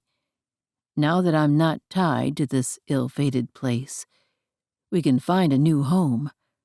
Our life together can be anywhere we choose." He lifted her hand to his mouth and pressed a kiss to the back of it. "Whatever you want, wherever that takes us. I'll move heaven and earth to make it happen. Your happiness is what matters most to me." A sob caught in her throat. How was it possible that this incredible man had come into her life, that he could be so selfless, so willing to put her first? Jonah! She choked out his name, then inhaled a breath so she could speak clearly. All I ever wanted was a home of my own, a safe haven where I wouldn't have to worry about living up to other people's expectations. All I wanted was the freedom to be me, to not be perfect. "But you are perfect, for me." Jonah kissed her forehead, the corner of her eye. "Perfectly beautiful, and perfectly human. And I wouldn't change anything." His words made her chest swell almost to bursting. She lifted her palm to his rough jaw. "I thought I needed a pretty white cottage in a green meadow to be happy, but I was wrong. I found my home in you, Jonah. God brought Anna here, and he sent you to find me and bring me to this place. I don't need anything else. Just the two of us together. And him." "Patsy?" Jonah's voice was rough with emotion. The love in his eyes was so intense, so rich, that her knees went weak. He drew her into his arms, cradling her against his warm chest. She clung to him. "I don't deserve you." His breath was warm against her hair. "But I'll thank God every day for the rest of my life for bringing you to me." She tilted her head back, meeting his gaze. The longing in his warm blue eyes reflected of her own. In Jonah, she'd found a future she'd never dared to dream of. She laid her head on his shoulder, and the rest of the world fell away. The burned-out cabin, the uncertain future, the hardships in their past, none of it mattered. For the first time in her life, Patience knew with absolute certainty that she was exactly where she was meant to be, in the arms of the man she loved, the man who loved her in return, the man who would stand by her side no matter what challenges lay ahead, a man whose God she knew she could trust. Here with Jonah, she was home. Chapter 19. Jonah had to fight to hold his grin as he entered the cabin that night. He'd been riding all afternoon with Patsy, showing her around the ranch. She'd wanted to see every corner, like she actually wanted their home to be somewhere close by. He'd happily go to Wyoming or Colorado if she wanted, or back to Boston, where she grew up. But building their life near his family would be pretty near perfect, if that was truly what she wanted. Dinah carried a plate of cookies to the table. "We already finished dinner, but you and Patience can fill plates from the pot on the stove. We're having cookies now." "Where is Patience?" She raised her brows at him. "Washing her hands at the water wagon. She'll be in shortly." The rest of his brothers sat around the table, even Samson, though he slumped back in his chair. His face was still pale and drawn, but at least he'd made it out of bed. Jonah took his seat and reached for a cookie. He could eat the meal with Patience once she came in. Jericho clasped his hands on the table in front of him. "I think a few of us need to go to Canvas Creek and track down this Mick character." Jonah's middle tightened. His big brother sure had a way of knocking the joy out of a fella. He couldn't stay in the happy days of courtship when danger still lurked, ready to strike at their family again. Samson shook his head. "We shouldn't mess with Mick. You don't know what he's capable of." "All the more reason to confront him." Jericho's jaw was set, never a good sign if he wanted to change his mind. "We can't let him think he can threaten us without consequences." Jude nodded slowly. "I agree with Jericho. If we don't take action, Mick will only grow bolder." A hint of pain creased the corners of his eyes. "He's already stolen nearly a year's worth of strawberries, of hard work. We can't let him take what few crates are left in the shed." Jude probably felt this hit the worst. It was thanks to his hard work and oversight that they'd had so many crates of shined and packed sapphires in the first place. They had to go after this Mick fellow and take back what had been stolen. Yet every time he thought about riding with his brothers to Canvas Creek, his spirit churned. "Is this you, God? Are you telling me to stay here?" In typical Jericho style, he ignored his brothers' protests and comments. "Jonah and Jude, you'll ride with me to find out the lay of the land. If we can get the sapphires back right away, we will." His gaze shifted to the younger brothers. "If we need more help, one of us will come back for the rest of you. Maybe 2 stones, too." That last part was a good idea. Their good friend and closest neighbor would be glad to help. Maybe he could even go in Jonah's place. "I'd like to go, too. I can help." Gil leaned forward, determination sobering his expression. Jericho squinted, studying the younger brother, probably torn between his instinct to protect him and his desire to have another gun at his side. His gaze flicked to Jonah as if he was asking for his input. Jonah gave a slight nod. "Gil can go in my place." "All right." Jericho's tone weighed heavy with resignation.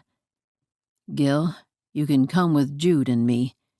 Today's Friday, and we'll need a day to get things ready.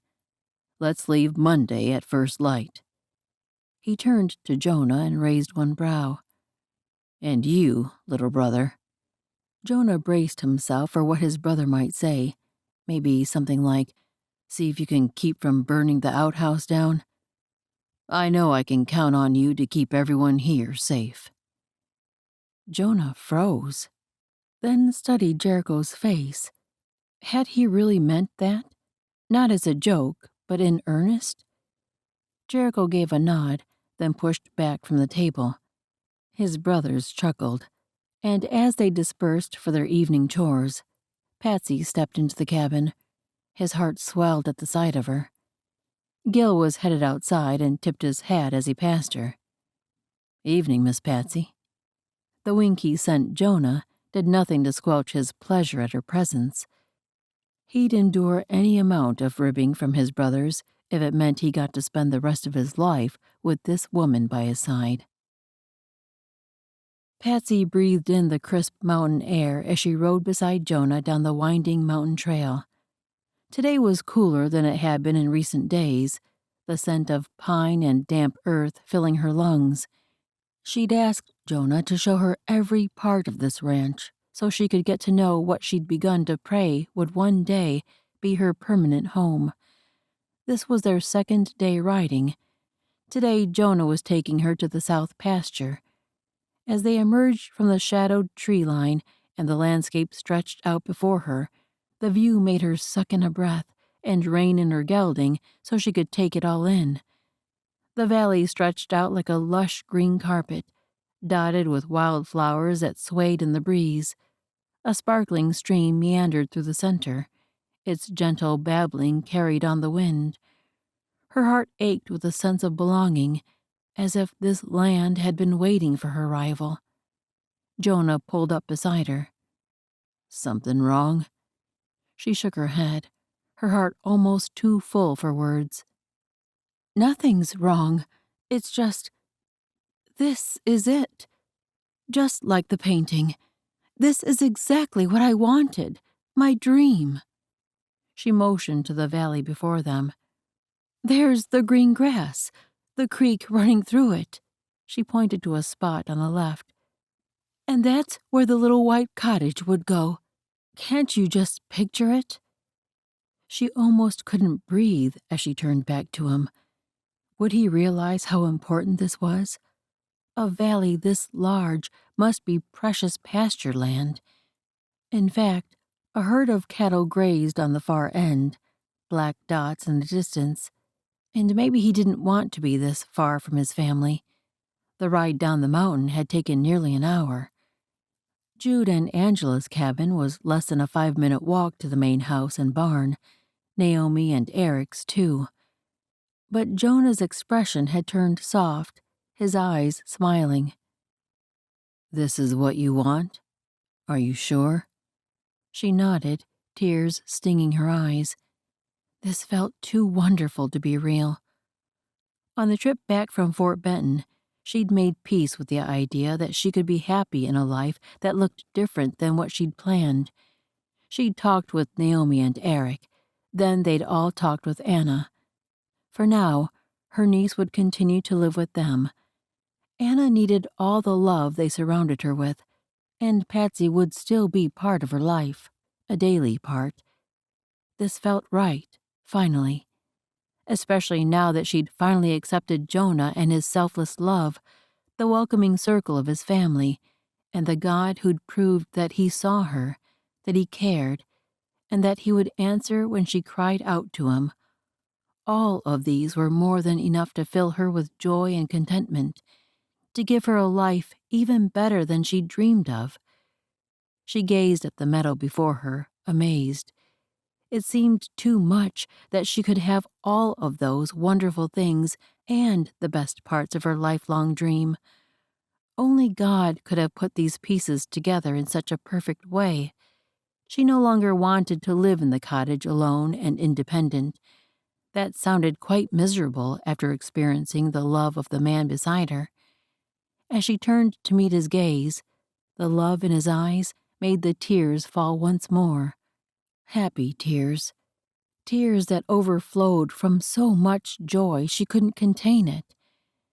Jonah must have understood, for he reached for her hand, slipping his strong work-roughened palm against her softer one. She soaked in the feeling of protection that always came from even this simple touch. Together, she and Jonah could accomplish their dreams, her little white cottage, his cabin filled with love and laughter. Together, they would heal, grow, and build a life and a family she would treasure with every passing day. And now a sneak peek of Pretending to be the Mountain Man's Wife, the next book in the Brothers of Sapphire Ranch series. Determined to find his missing brother and stop the elusive mastermind behind the theft of his family's sapphires, Gil Coulter embarks on a solo mission to the remote town near where the criminal is rumored to reside. As Gil scours the surrounding wilderness for the thief's hidden lair, the last thing he expects to find is a captivating and vulnerable young woman. Confined to a remote catacomb of caves and the mountain wilderness around it, Jess McFarlane is surrounded by brutal men employed in her father's illicit mining operation. Her last attempt to escape only made things worse and confirmed a secret she can't hide much longer. She'll soon be forced into a life more horrific than what she's known. Jess will do anything to break free before her fears come true. When she encounters Gil on the hidden mountain trail, and he's seeking the very criminal she calls father, she must convince this stranger to pose as her husband and help her escape. And she has one card to play. She knows where his brother is. As Gil and Jess navigate the treacherous landscape and people, they find themselves caught in a web of danger, deception, and unexpected attraction. With each passing moment, the stakes grow higher, and the line between pretense and truth blurs. Will the love growing between them be enough to survive Jess's secret and lead them to the justice Gil seeks? Or will her father's greed destroy everything they've risked their lives to protect? Chapter 1. October 1870, Canvas Creek, Montana Territory. Jess McFarland stood amidst the rows of dry goods filling the general store, eyeing the shelves stocked with sewing supplies. She'd already located the list of medicines she needed, along with food and a few other items. Now for fabric. She and her father both needed a few more winter clothes. Father didn't allow her to come to Canvas Creek often, mostly because he didn't want to be bothered with accompanying her. If only he would let her leave the area around their caves without chaperones. Or guards, one might say. He said it was for protection, but she knew better. Today, Father and Jedediah had come with her. She scanned the room until she found the small, wiry man standing near the far wall. Deep creases lined his weathered face, and his dark eyes missed nothing. Even though he watched from across the space, the weight of his gaze followed everywhere she went, always ready.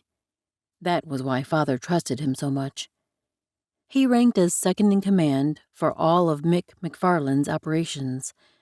If Father had any dirty business going on, Jedediah could be found in the middle of it. And if there was honest work to be done, he might be found there too. For now, though, she could pretend she was free to shop and enjoy herself without worrying about what Jedediah thought of her. Maybe she could even forget for a little while that she wasn't her own person. She would always be Mick McFarland's daughter, and he'd never let her escape his control. He didn't know about the baby yet. As far as she could tell, no one did. She'd known for a little more than 2 months now, and she had to get away before anyone found out. She had to find a way to escape. Freedom. From Father, from this place, from all of it. A voice on the other side of a rack pulled her attention, and she strained to listen without turning. Jedediah would come over if he thought she was talking to someone. "I saw you put that in your pocket." The man's words were firm, but not angry. She couldn't see him, or whoever he spoke to, but a young boy's voice squeaked in answer. "I didn't." Did this man think the lad intended to steal? Jess moved closer to the end of the shelf so she could step around if needed. If the man worked for the store, he might reprimand the lad. And who knew how far he'd take things? Maybe she could intervene before the punishment got out of hand. "Are you sure?" The man's tone stayed calm. "I saw something go into your pocket. If it did, we need to take care of it right now." His tone never rose in anger, nor dipped into that steel-laced rage Father sometimes used. Most men would have grabbed the boy and yelled or hit him. Another pause stretched. Then the boy mumbled, "I'll put it back." "That's not what I meant." The man sounded like he was trying to hold back a smile. "I want you to take it up to the counter and tell Mr. Smith what you were going to do with it. Then apologize and promise him you won't ever do it again." This wasn't the store owner. Did he work there? Whoever he was a different sort of man than she was used to. Kind but firm, even in the face of poor behavior. A rustling followed his words. "Here." The man's voice held out the last word as if he were offering something. Jess had to see who this stranger was. She peeked around the end of the shelf, but only saw the back of the man holding out a nickel. The lad's wide eyes stared at the coin. "You're gonna buy it for me?" The man nodded. "Only if you mean it when you tell the owner you'll never steal again." Relief washed over the boy's face. "Yes, sir, I will." He took the money and trotted to the front of the store. Jess ducked behind the rack before anyone could see her watching them. As the boy spoke with the clerk, her mind spun. Who was this man? She'd never heard anyone talk to a child like that, let alone one who'd been caught stealing. He wasn't going to punish him? Boot thuds sounded from around the corner, fading quickly. The man must have stepped away. She moved back to the bolts of fabric. Father would come to pay for her selections soon, and she had to be finished. The stranger's voice carried over the barrels between them as he spoke to the storekeeper. "I'll take another bag of flour, too, if you have it." As she pulled out a roll of blue plaid, she glanced at the man. He looked younger than she'd expected. Broad shoulders filled out his flannel shirt, and his wavy hair was cut shorter than most men wore it. Maybe he felt her eyes on him because he turned, and their gazes locked for an instant before he dipped his chin and looked away. He turned to the wall beside the counter, where several posters had been tacked up. Wanted signs, most of them, probably put up by lawmen looking for criminals, and a few job postings. "Any sign of your brother?" Mr. Smith's question pulled the stranger's attention back. "I was going to ask you the same." Those broad shoulders slumped a little. The storekeeper leaned against the counter and crossed his arms. "Sorry, I haven't seen him come through here. I asked Wally to watch for him, too. You want me to leave the sign up?" The stranger dipped a nod. "If you don't mind." After Mr. Smith handed the man his change and they made arrangements to pick up the goods, the fellow strode out into the blustery fall day. She carried the blue plaid to the stack of other supplies she'd selected. This would be enough for today. She wanted to look at that sign. To see it, she had to move closer to Jedediah, which meant he might start asking questions, but she could evade him well enough. She'd certainly had plenty of practice. At the wall of notices, she was pretty sure she could tell which one the men had spoken of. The paper was newer than the others, not yet yellowed or faded, and not posted by a lawman with a reward listed. On this flyer, the sketch of a face took up most of the page, a name lettered across the top, Samson Coulter. Underneath, only a short message. 20 years of age, brown hair, able minor. Family seeking to locate. Reward for information leading to location. Her insides stirred as the name slowly unwrapped recognition within her. Could it be the same Coulter? She'd never heard the man's given name. Those eyes were unmistakable. So was the shape of the jawline. Coulter. One of the newer men working in her father's mine. He must be the brother of the stranger who just left the store. She had to work to keep from spinning toward the door. Did she dare go after him to tell him she knew his brother? Would Jedediah allow it if she asked to? Probably not. Perhaps if she went to speak to a woman or child, but not a man, and she didn't dare risk Jedediah's anger. She eased out her breath, long and slow, so the drop of her shoulders wouldn't be noticed from behind. If she searched for the stranger, she would only put them both in trouble. Maybe she could get him a message through Mr. Smith. Maybe even a note. But what could she tell him? That Samson Coulter's brother should come out to the most remote mountain around and search until he found a cave? That his brother worked somewhere within? That would be a disaster for both Coulters, and she couldn't bring herself to put any man at the mercy of her father, especially one who just showed such kindness to a child. Jess smoothed the patchwork quilt atop her narrow cot, her fingers lingering on the frayed edges. She should stitch a new coverlet soon. Not today, though. Father said he would be gone most of the day for some kind of meeting, and sunlight filtered through the cave's mouth, beckoning her outside. She strode to the opening and adjusted the belt on her split riding skirt as she stepped from their cave dwelling. She was rarely allowed to actually ride in the skirt, but she could move more freely as she explored the mountainside. She'd braided her waist-length hair down her back, and she wore her usual shirtwaist and boots. Not exactly ladylike attire, but practical for life in this mountain wilderness. The crisp breeze almost made her turn back for a coat, but with the sun so bright, she could manage. If she got too cold, she could always run to warm herself. Maybe a bit of exertion would release the tension that had her insides knotted. Her hand drifted to the slight bump of her belly. Would jostling hurt the baby? As she maneuvered the narrow path up the slope, weaving around pines and cedars, her boots crunched against the rocky terrain.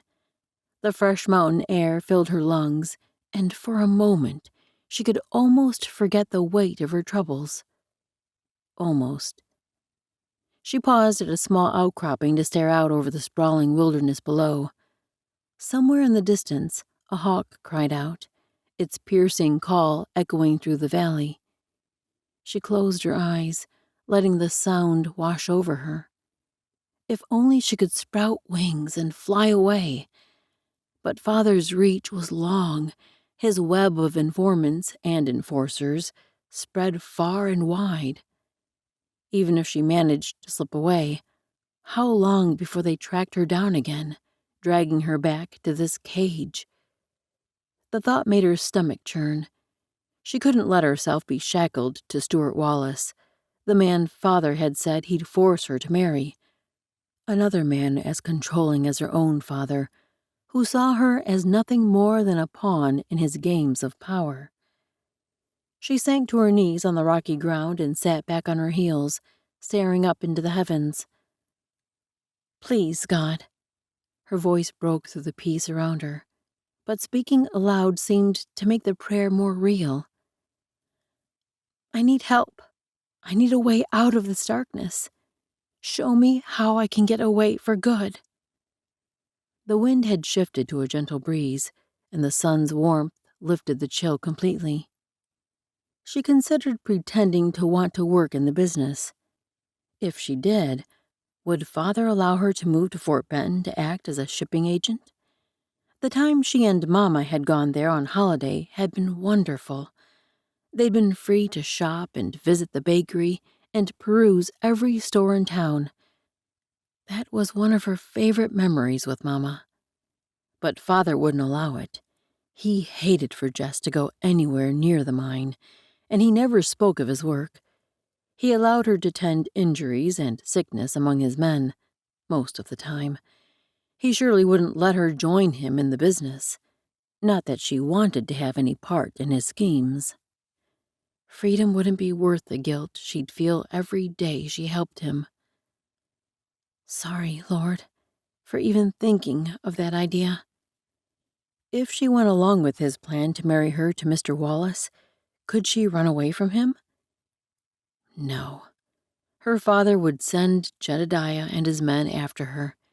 Even as Mrs. Wallace, Jess would still be under her father's thumb, her husband's too. A shiver slid through her, and a knot coiled in her middle. She had to avoid the marriage, but how? She closed her eyes, keeping her face to the sun. Lord, I need you. I don't know what to do. Send the right person to help me get away. She let herself linger like that, soaking in the peacefulness, the warmth on her skin. She didn't hear an answer from God, but this quiet contentedness felt a little like the Lord wrapping his arms around her. If only she could stay cradled in them, relishing this moment always. The sound of horse hooves clicking against rock drifted from below, and she opened her eyes. Had Father returned already? This was far from his usual route home, so he must have come looking for her. She pushed to her feet and waited, hands clasped in front of her. She'd done nothing wrong, and he wouldn't begrudge her this short walk since she'd already set the house in order. But the thought of seeing him made her insides tighten, maybe because of the secret she kept from him. The horse and rider rounded the bend, and her breath caught. Not her father. The man from the store. Coulter. This has been Winning the Mountain Man's Love, Brothers of Sapphire Ranch, Book 5, written by Misty M. narrated by Leonor A. Woodworth. Copyright 2024 by Misty M. Books. Production copyright 2025 by Misty M. Books. The audio for this book was engineered by Whole Story Studio. All rights reserved. Thank you for listening.